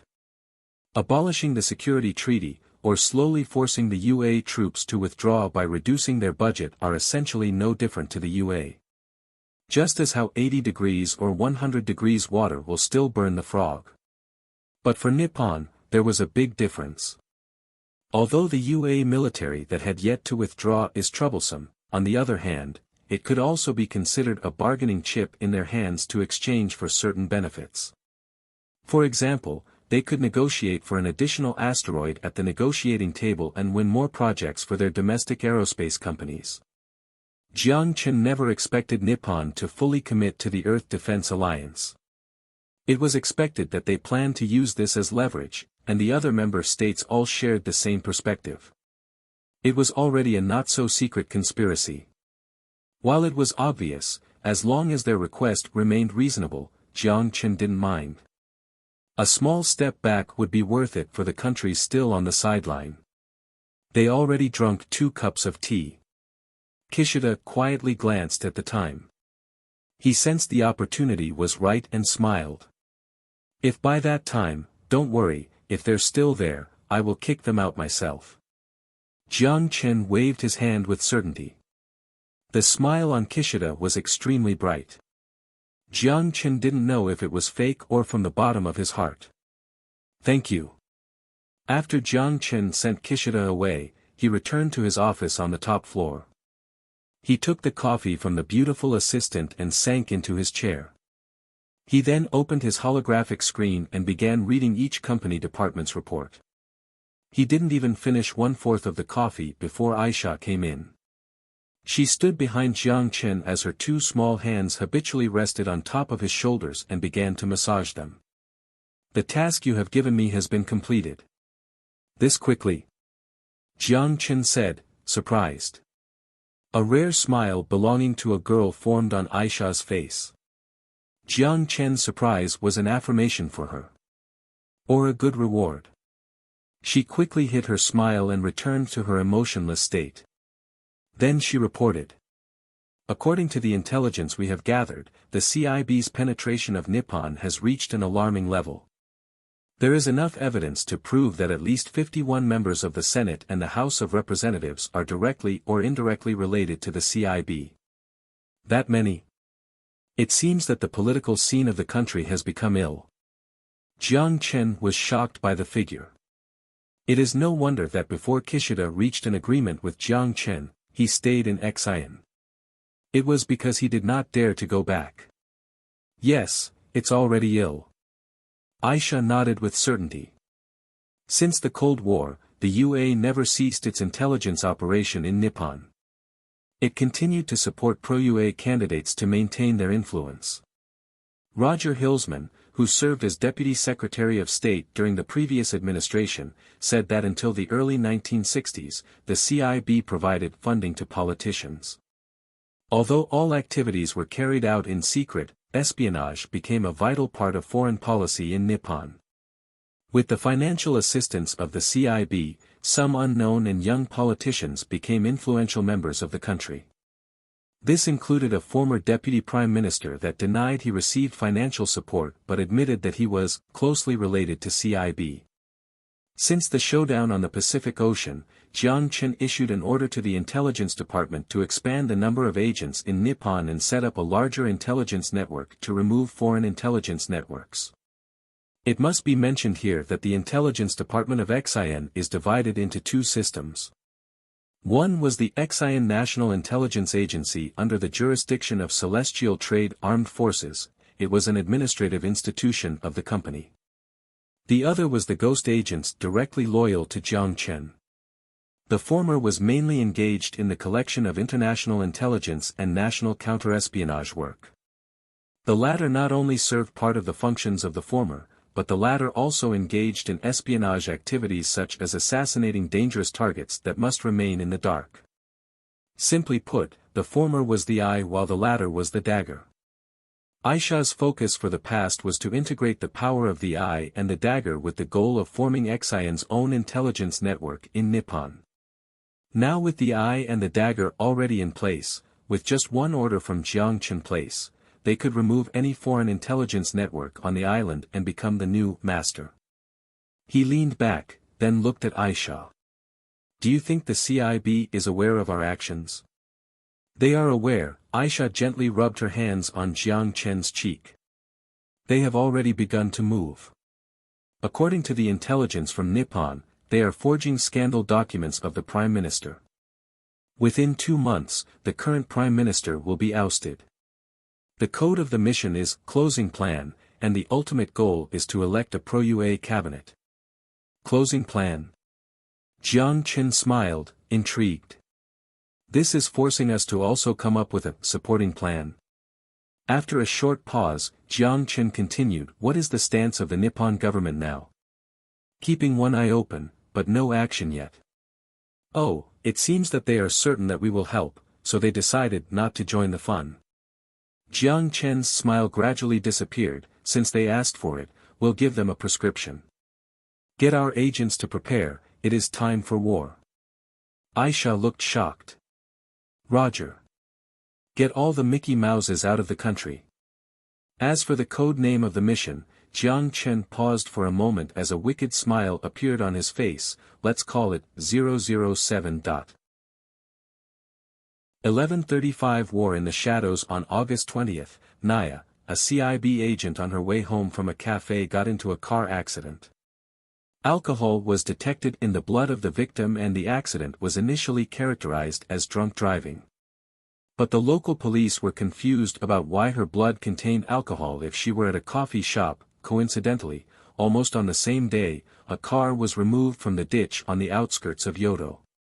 2 UA citizens sitting in the front row of the car had both drowned and fake passports were found in their possession. On August 23, also in Yodo, a private room in a club in Ginza caught fire.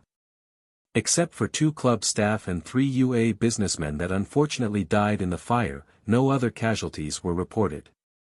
August 24, Naki Shipyard. Darkness was about to shroud the city. In an express hotel near the embassy district, the UA ambassador anxiously paced around in the room. 2 bodyguards stood at the window and the entrance, their muscular figures made them appear like sculptures. Just then, someone knocked on the door. The 3 people's expressions all tensed up. The 2 bodyguards put their hand into their vest, and the ambassador stopped moving and nervously looked at the door. Knock, knock, knock. It was 2 long knocks and 1 short knock. The ambassador sighed with relief and waved at the 2 bodyguards. Our own. The door opened and a man dashed into the room. His hair was messy, dark circles were under his eyes, and his eyes appeared bloodshot. From his weary expression, he hasn't lived a peaceful day in a while. Burks and Nusa are dead. While carefully closing the door, his whispered. Neo, who is responsible for providing us intelligence, disappeared on the way to work this morning. Mr. Hirata admitted to accepting bribes. Fu*K. Our line is completely broken. Stay calm, my friend, the ambassador patted him on the shoulder. Maybe you need to sit for a while and have a cup of hot cocoa. Fu*K. I can swear that it must be the ghost agents. When the word ghost agent came out of his mouth, his throat felt like it was stuffed by a cotton ball. His bloodshot eyes widened, and not a single word could come out. What's wrong? The ambassador looked at him hesitantly. Nothing. The man shook his head and pushed away the ambassador's hand.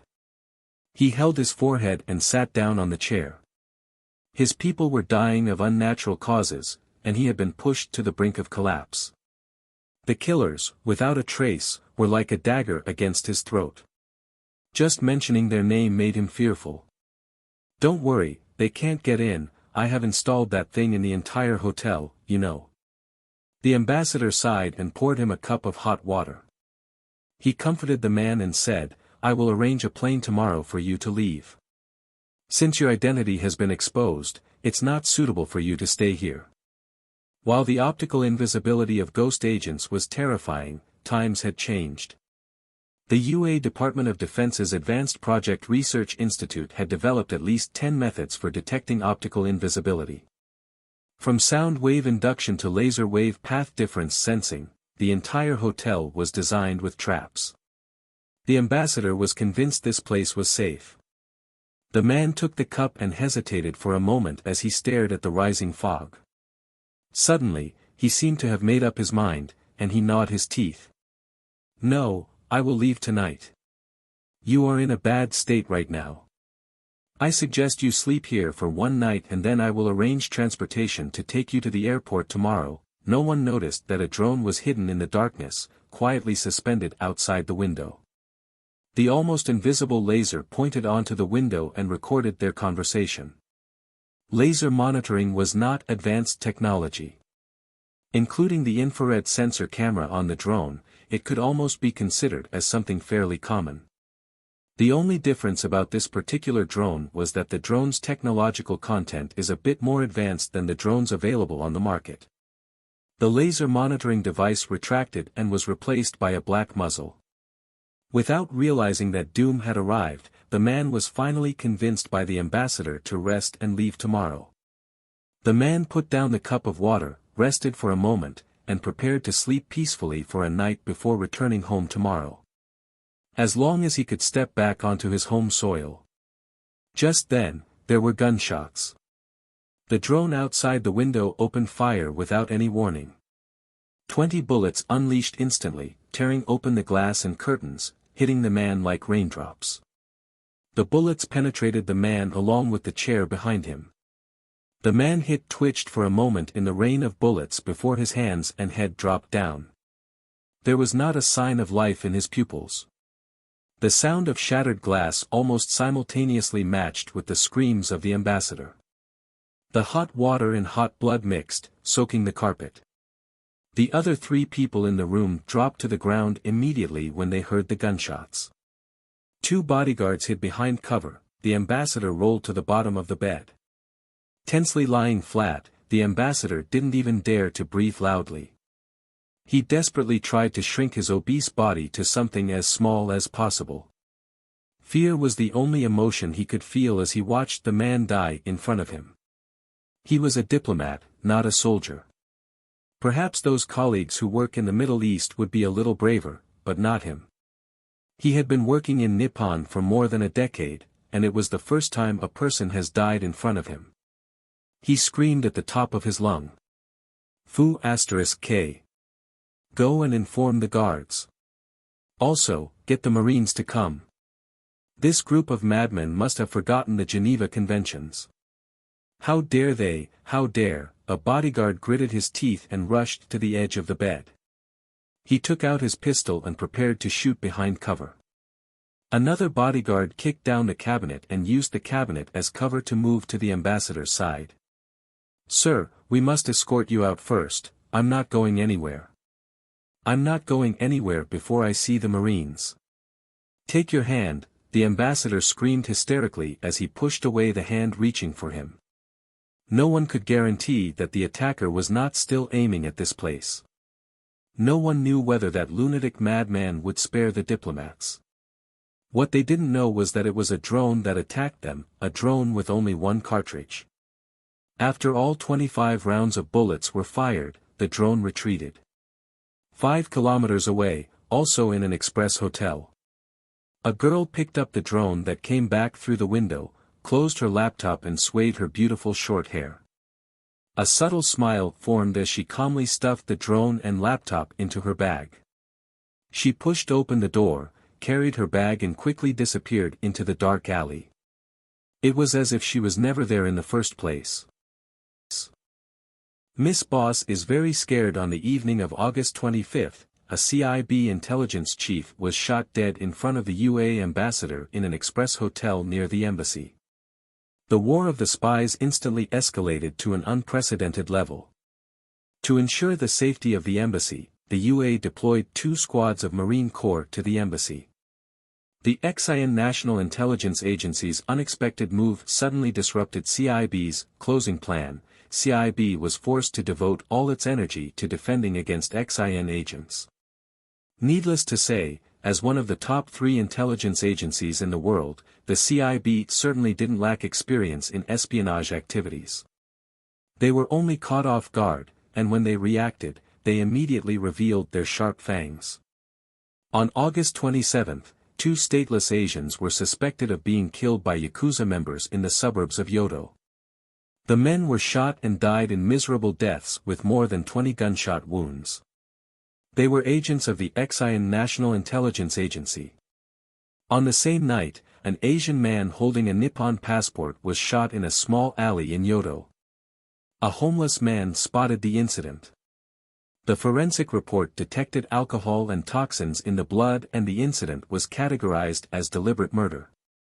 From the initial car accident, the murder under the cover of accidents, to the more and more explicit shooting and poisoning, the two sides had completely torn off any decency. The state of safety in Yodo deteriorated overnight. The spy war challenged the bottom line of the Nippon government's tolerance countless times and repeatedly refreshed the bottom line. The Nippon government simply couldn't intervene due to the nature of the two parties. The Nippon police force had to clean up after both sides while keeping an eye closed on the events unfolding. Withstanding the internal and external pressure, the Nippon Prime Minister even began to question if he chose the right profession. Compared with being an official, he felt like he must possess the resilience of a ninja. The seemingly fierce and violent incidents were surprisingly rational. Both the UA and XIN have tacitly controlled the battlefield in Nippon and not extended the war to other regions.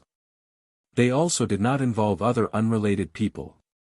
In the Yodo Metropolitan Police Department, case files began to pile up on people's desks. It's another murder case.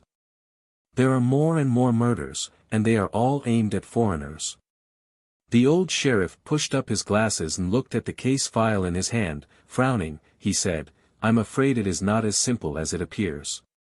Recalling the order issued by his superior, the old sheriff thought for a moment before he wrote a few words and then placed the file on the corner of his desk. 3 days later, the case file would be sent to the higher-up agency of the Yodo Metropolitan Police Department. The National Security Agency of Nippon and the Special Commissioner of the Ministry of Foreign Affairs would jointly archive the document as confidential. Kwai. Hey. Kwai, who was organizing documents, immediately put down her work and looked at the old sheriff. "Be careful when you go back. It hasn't been really safe lately," the old sheriff reminded. Kwai nodded with a smile and politely said that she would be careful. But she didn't put much thought into it. Even if they're daring, they wouldn't go after the police. Go after the police. The smile on Kwai's face suddenly froze, and her right eye twitched. She did meet someone like that. After work, Kwai hesitated and did not return her pistol.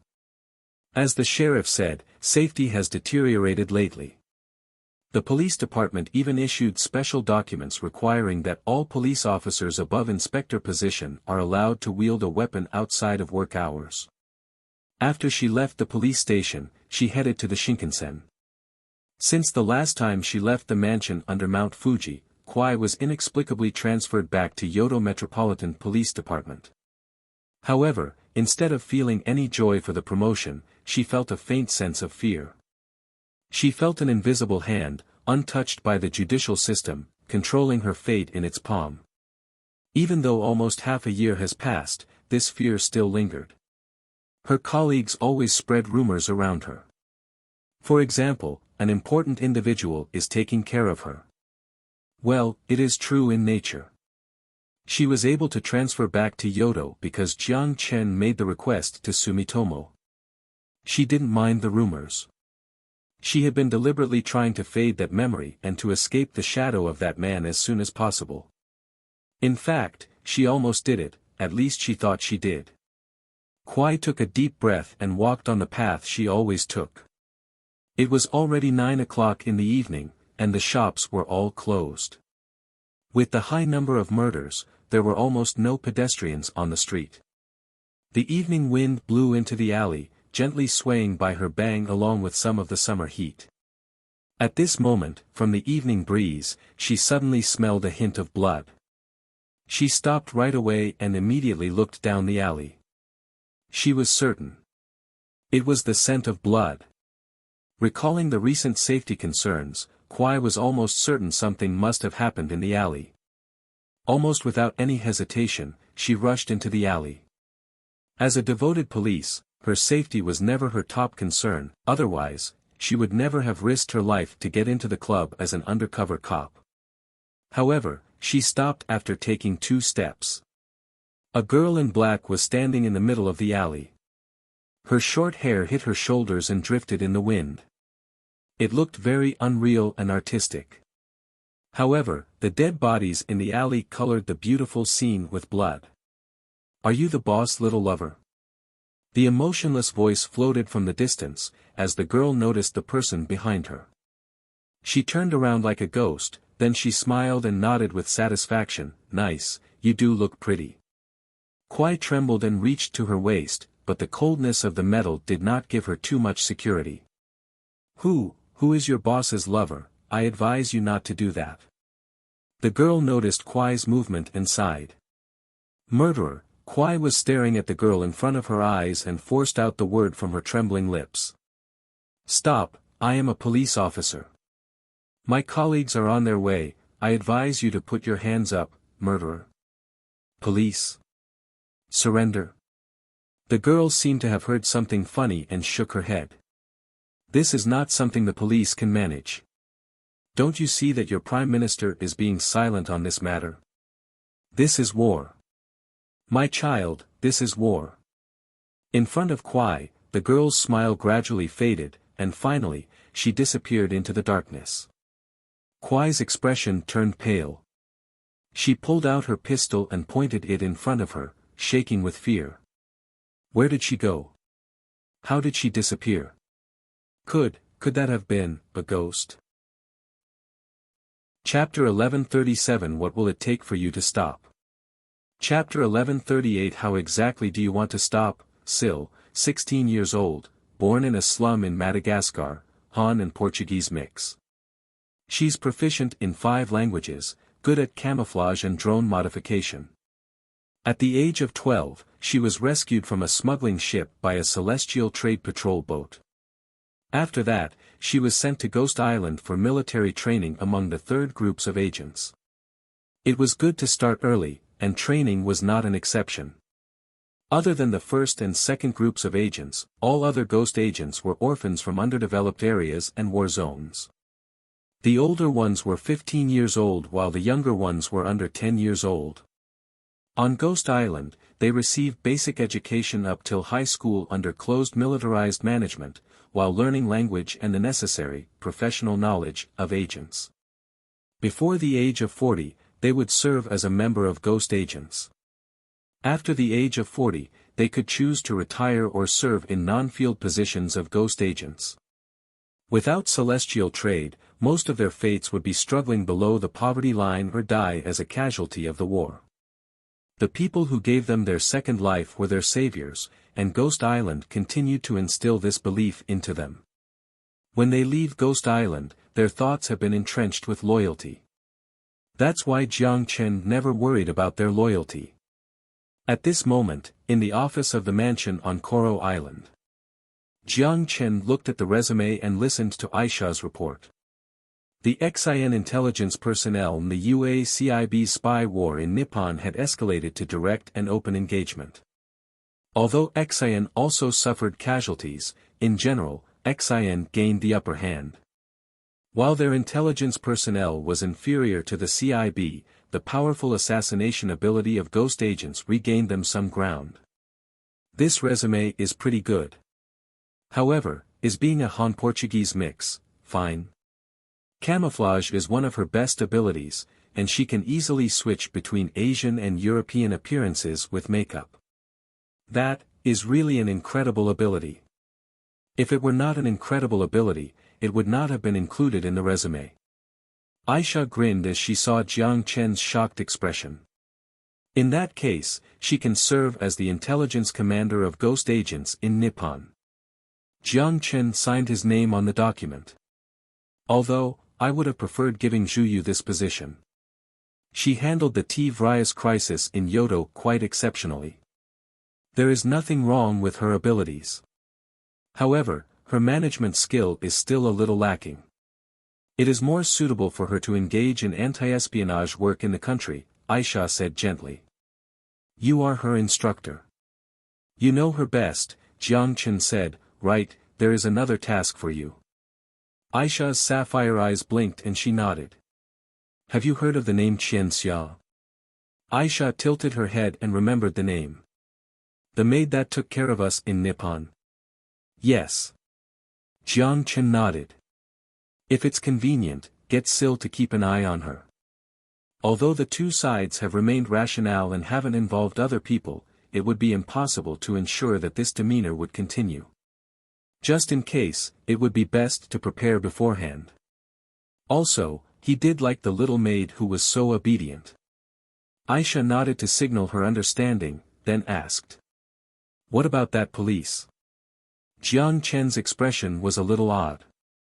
Aisha looked at Jiang Chen, confused, waiting for him to make a decision. Just leave her be, she should be okay. Yes. Aisha nodded, picked up the document that Jiang Chen just signed, and then left. After the door of the office closed, Jiang Chen leaned back into his chair. After looking up at the ceiling for a moment, he closed his eyes. In just 2 weeks, they lost 29 intelligence personnel in foreign countries. In contrast, a total of 37 CIB agents at all levels were executed, and more than half of them were the work of ghost agents. If he wanted to completely integrate Nippon into Xian's sphere of influence, then there was no way to circumvent the CIB. The UA did not want Nippon to renegotiate the treaty, and it was bound to make moves through the CIB. Jiang Chen's only choice now was to tear a few holes out of the intelligence network the UA has been operating since the Cold War era, and then fill in the spaces with the intelligence personnel of Xian with the goal of finally kicking the CIB out. Only Aisha and several senior officials of the intelligence department were aware about this difficult task. Although the report placed on his desk that stated 29 for 37 clearly favored Xian, it was because CIB remained in the open while Xian agents as the newcomers hid in the dark.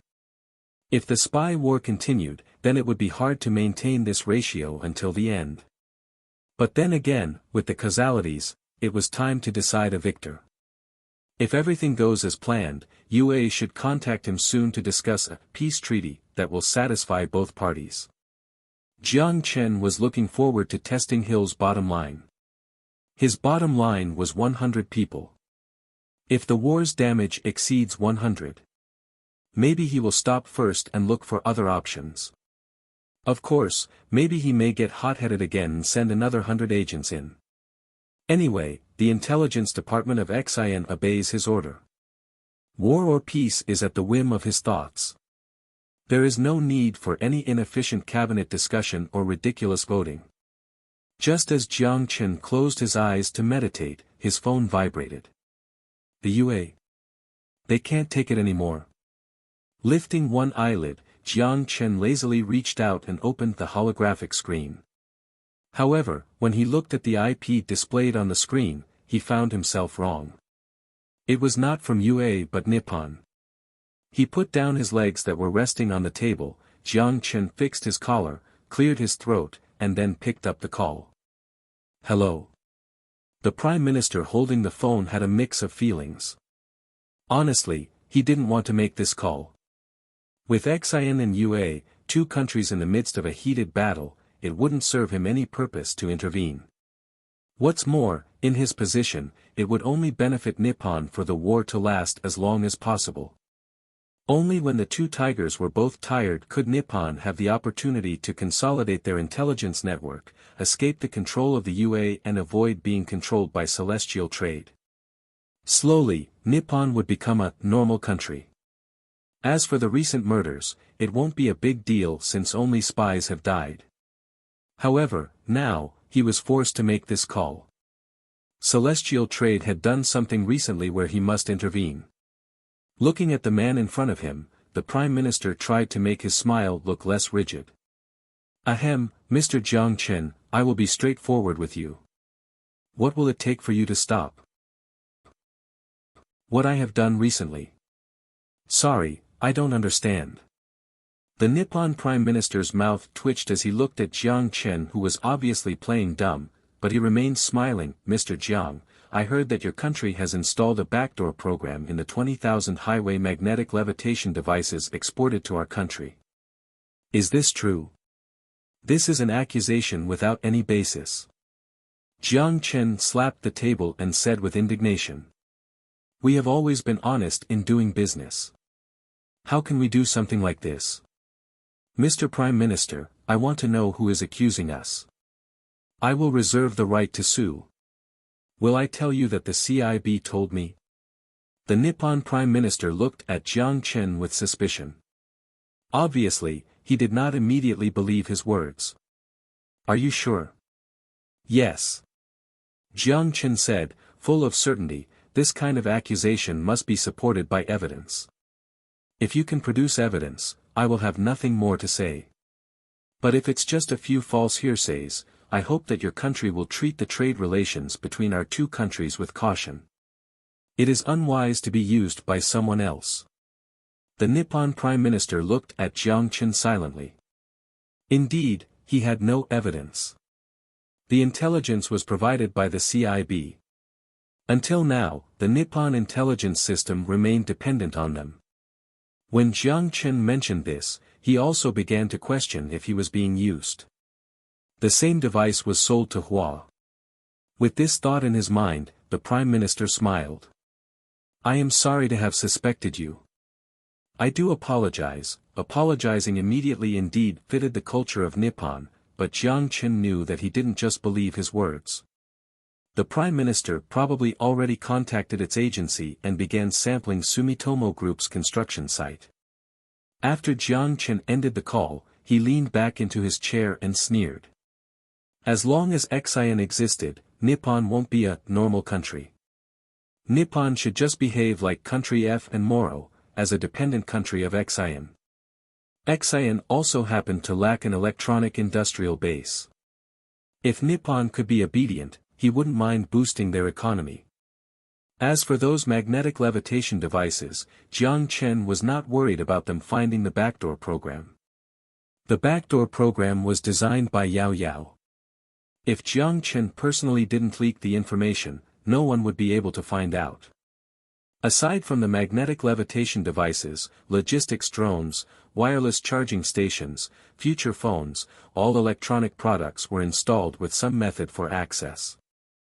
IBM did it before, Microsoft, Google, and Apple have also done it. It wouldn't make sense if Future Group didn't do it.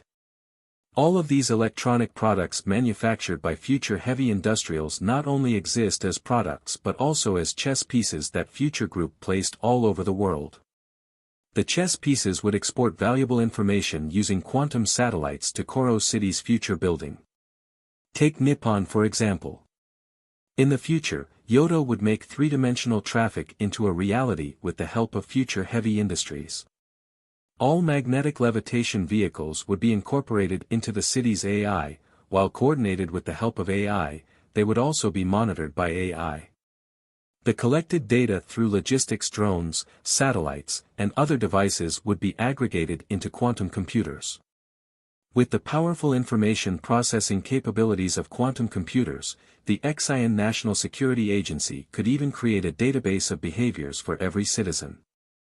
Of course, only authorized agents would have access to the data in the database. To sum everything up in a sentence, once Future Group's products reach over 50% of the country's citizens, then the privacy of the country would be non-existent. The most frightening thing was that people being shrouded by this intelligence network have no idea that they have lost their privacy. If this matter was made public, it would undoubtedly be the biggest scandal in Future Group's history with significance no less than the PRISM project. 1. However, the premise was that there must evidence to prove Future Group is undertaking such an initiative. This is infuriating. Henry Wilmot, the CIB director, slammed his fist against the table and gnawed. Just now, he received news that the body of another CIB agent was found in the suburbs of Yodo. Since the start of this spy war, this was the 40th CIB agent to die in the hands of ghost agents. Speaking of the CIB director position, this position seems to be cursed. The previous two directors stepped down because of Jiang Chen. The last director was involved in plot that involved Jiang Chen on UA soil, and the one before the last was involved with the incident in Hua. They are provoking us to start a war. Is that lunatic not afraid of starting another world war? Wilmot stared at the documents on the table, feeling inexplicable emotions. Just then, Carrie next to him sighed. You said he is a lunatic, why bother using a normal person's brain to think from his perspective? Carey indeed understood Jiang Chen's motive after he gained an advantage on the Western Pacific Ocean and immediately began to uproot the CIB intelligence network in Nippon. Since the man did place the nuclear button on the negotiating table, against a thug from the Third World, he couldn't think of a way to deal with him. Unless he is the president. With this thought, Carey's fist tightened and he took a deep breath. Then, he looked over to Wilmot and seemingly talking to himself, he said. I went to visit Naomi Madden yesterday. A sharp sight focused on him. Carey's mouth moved subtly, and his hands were tucked behind him, responding to Wilmot's vigilant sight. Naomi Madden was his former boss, the unlucky former CIB director who was forced to resign afterward because of his subordinates' plot for the Los Santos incident.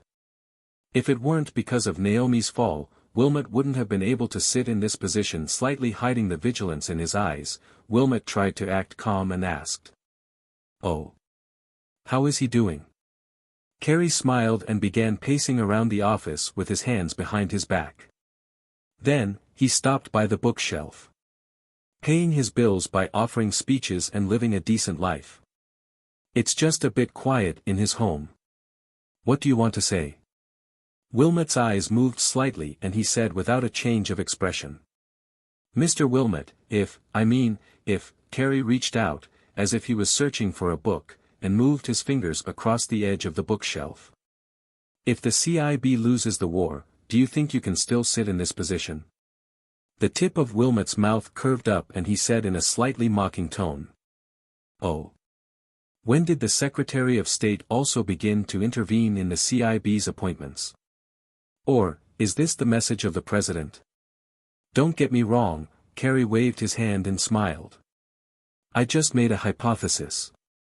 Of course, the Secretary of State does not have this power. The President did not give me any orders. However, allow me to be honest.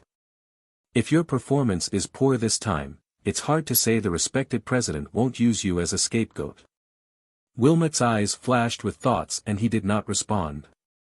Carey took a book from the shelf, patted the dust on the cover, and walked to the desk.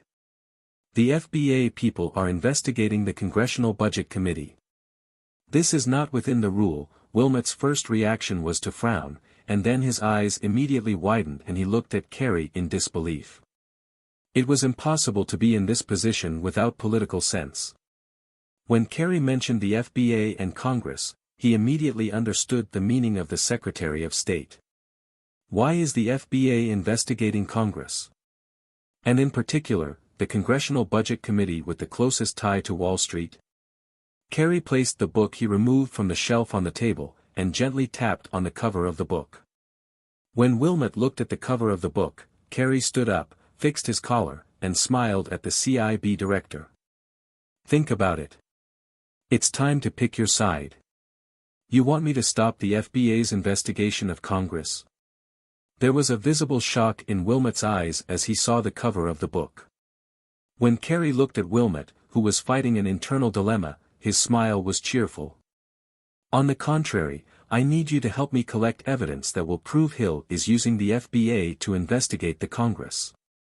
On the thick leather cover of the book in front of Wilmot, a line of gold-colored Latin, written in calligraphy, read, Biography of Harry S. Truman. 1.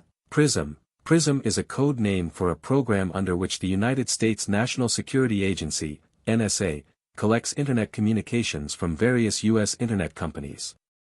Source, Wikipedia. The UA couldn't sit still anymore. When the death toll of CIB agents reached 51, the UA ambassador headed to Xi'an for a meeting with Jiang Chen. At this time, the number of casualties on the Xi'an side just surpassed 40, still far from the 100 casualty limit Jiang Chen set. In the office on the top floor of Future Building, Jiang Chen met UA's ambassador Holman. Due to the fact that only Holman was visiting and it was not a formal visit, the meeting did not take place in a conference room. There was no small talk or formality. The middle-aged man with a hooked nose just sat down and stared into Jiang Chen's eyes. What do you want? Just cleaning up our garden. Jiang Chen shrugged and smiled. Jiang Chen's understatement made Holman take a slight pause, his aggressive expression suddenly froze on his face. His anger gradually began to spread from his mind to the rest of his body. Cleaning up your garden. Cleaning up your garden.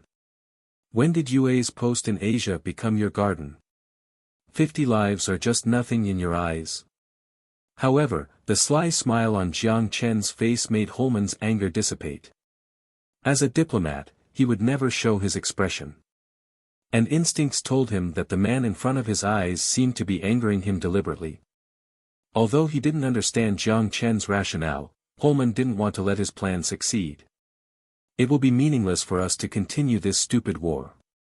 I come with peace in mind and to negotiate with you. I hope that Mr. Jiang can cooperate. Holman looked straight into Jiang Chen's eyes and said, I'm going to be straightforward. What are your conditions? Our conditions?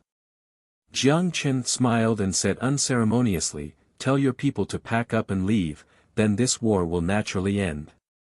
Even if Holman had the best manners, he was furious.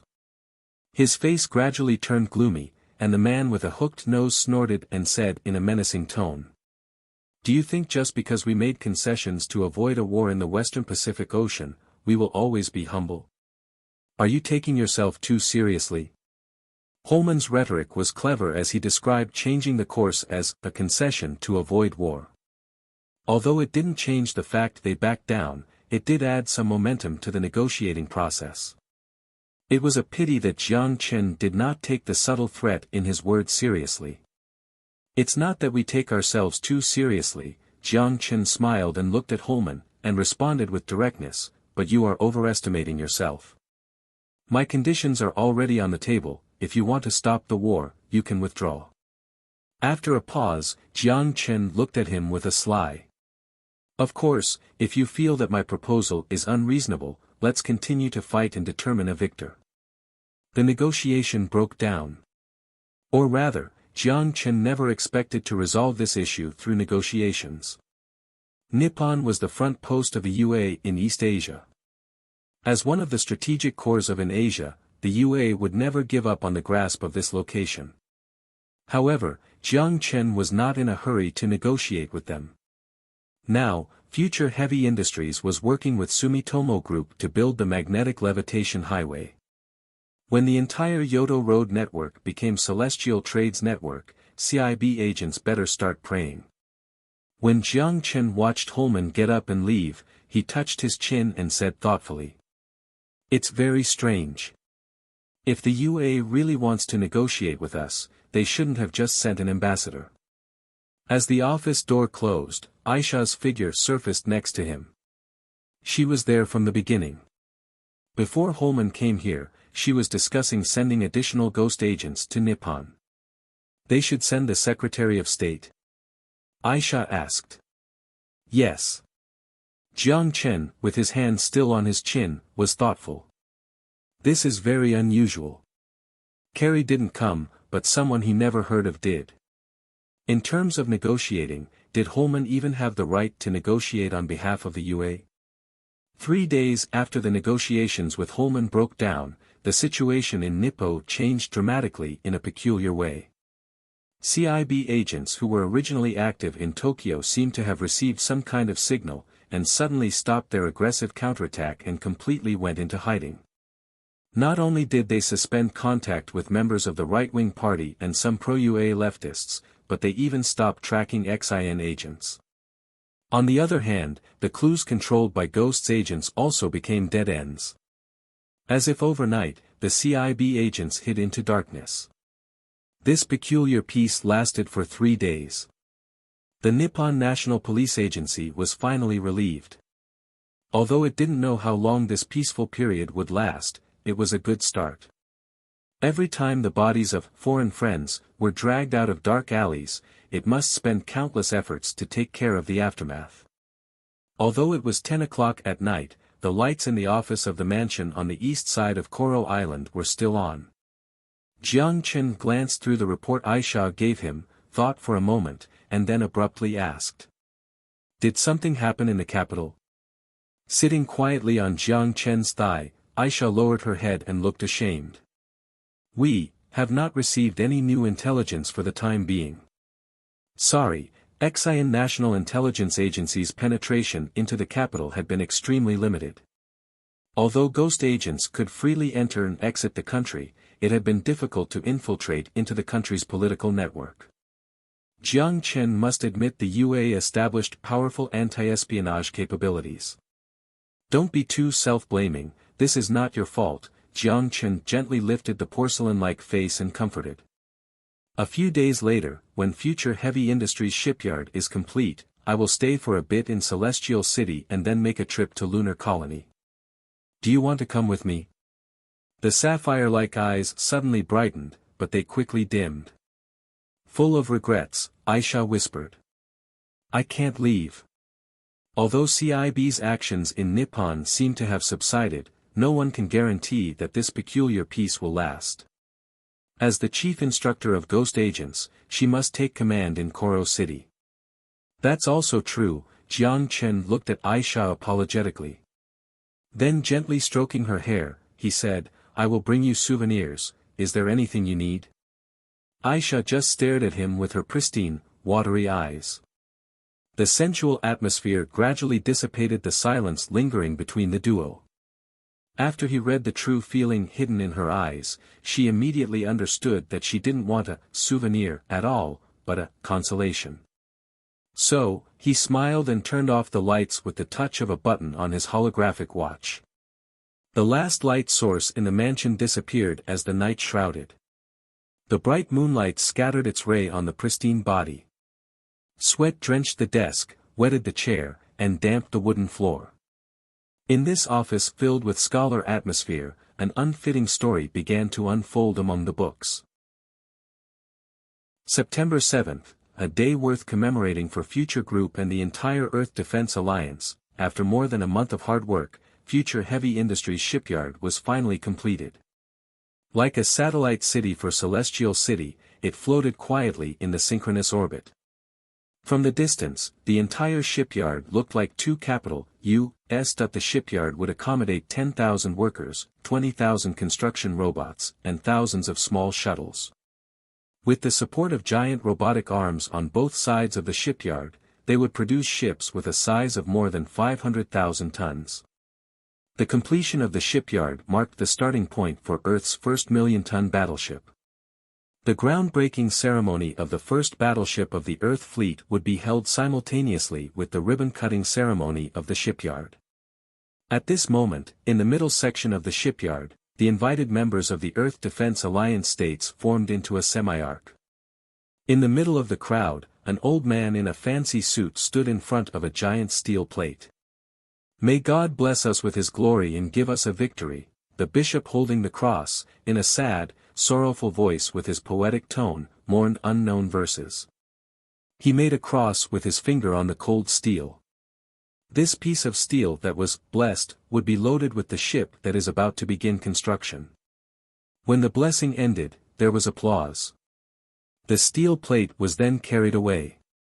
Another old man in a robe came forward holding a cross with 3 horizontal crossbeams and repeated the previous ceremony.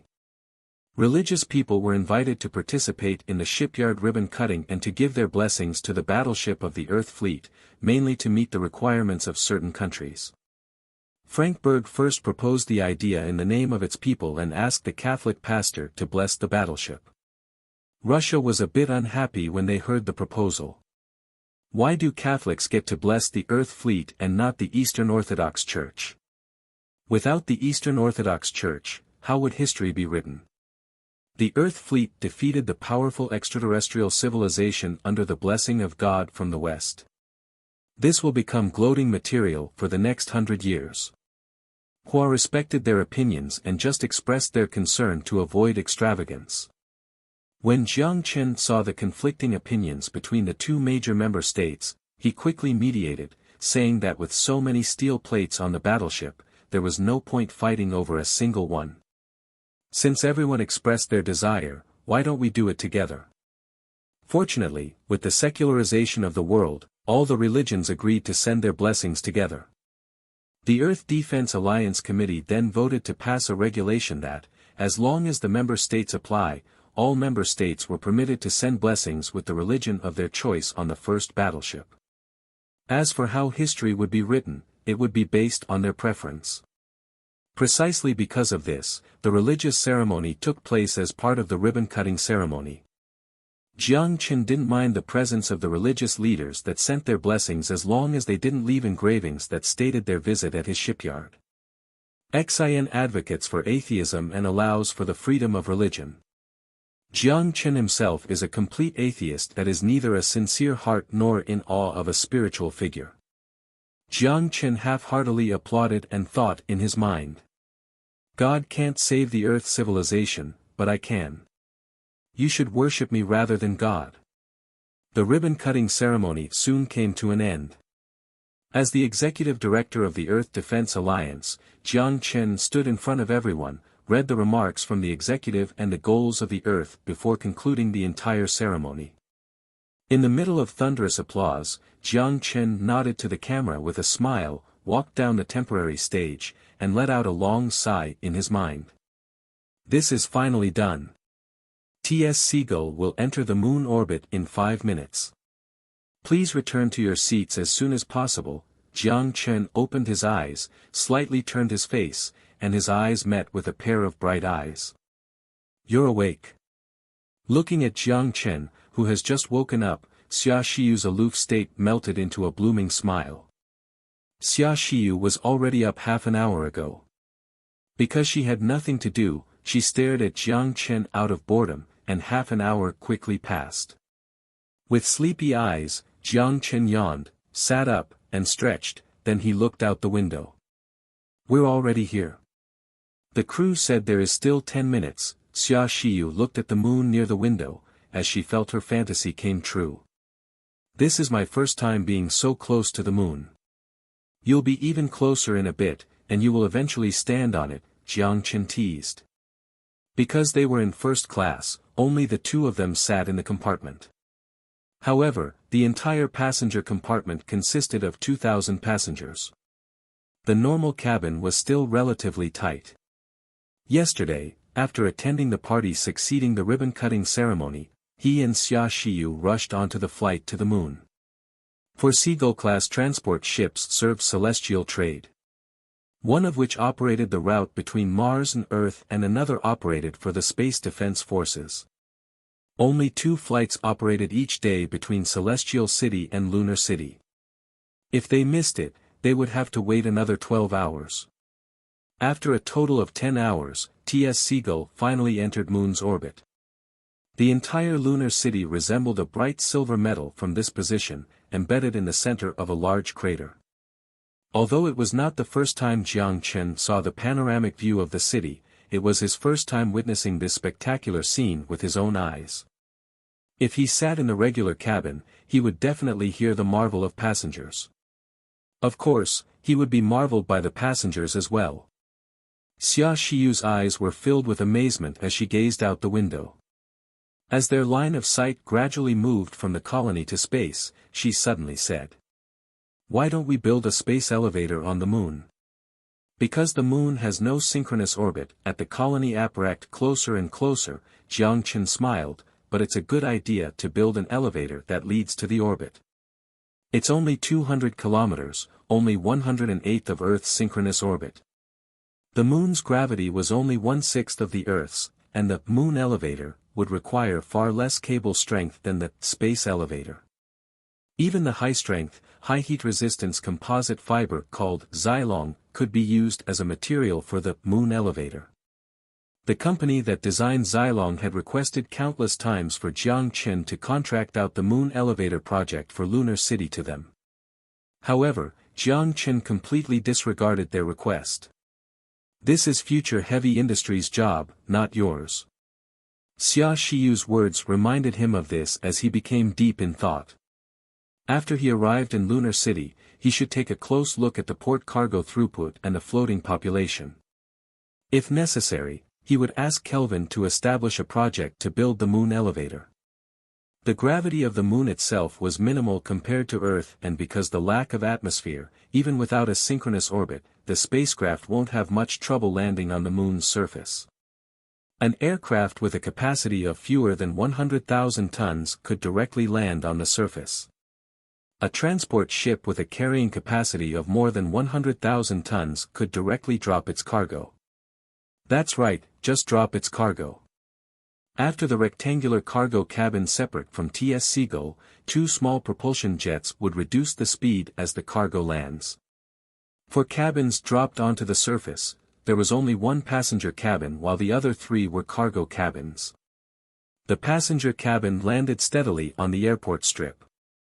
An enclosed escalator with a length of around 10 meters and a width of 2 meters extended to a rectangular transfer station next to the airport. As the signal light illuminated, the passengers loaded onto the escalator and moved towards the transfer station. From there, an underground tunnel directly connected the passengers to a light rail track that was destined for Lunar City 2 kilometers away. It was many people's first time visiting the moon. When they were on the escalator, they peeked excitedly at their surroundings. They took out their phones, took photos and videos, and shouted at the craters. The tour guides of the tour groups held their flags calmly, reminding everyone to tie on the magnetic belts and follow the group. The floor of Lunar City was made of alloy steel. When disembarking from the transport ship, everyone received a magnetic belt.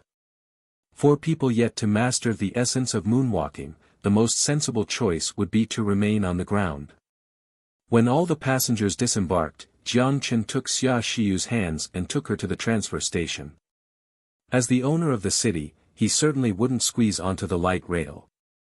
As soon as he sat on the Seagull, a lunar rover had stopped at the transfer station, waiting for his arrival. On this lunar rover the size of an armored vehicle, Jiang Chen saw the former lunar colony chief, now the mayor of Lunar City, Tang Weijie, and several other senior executives of the city.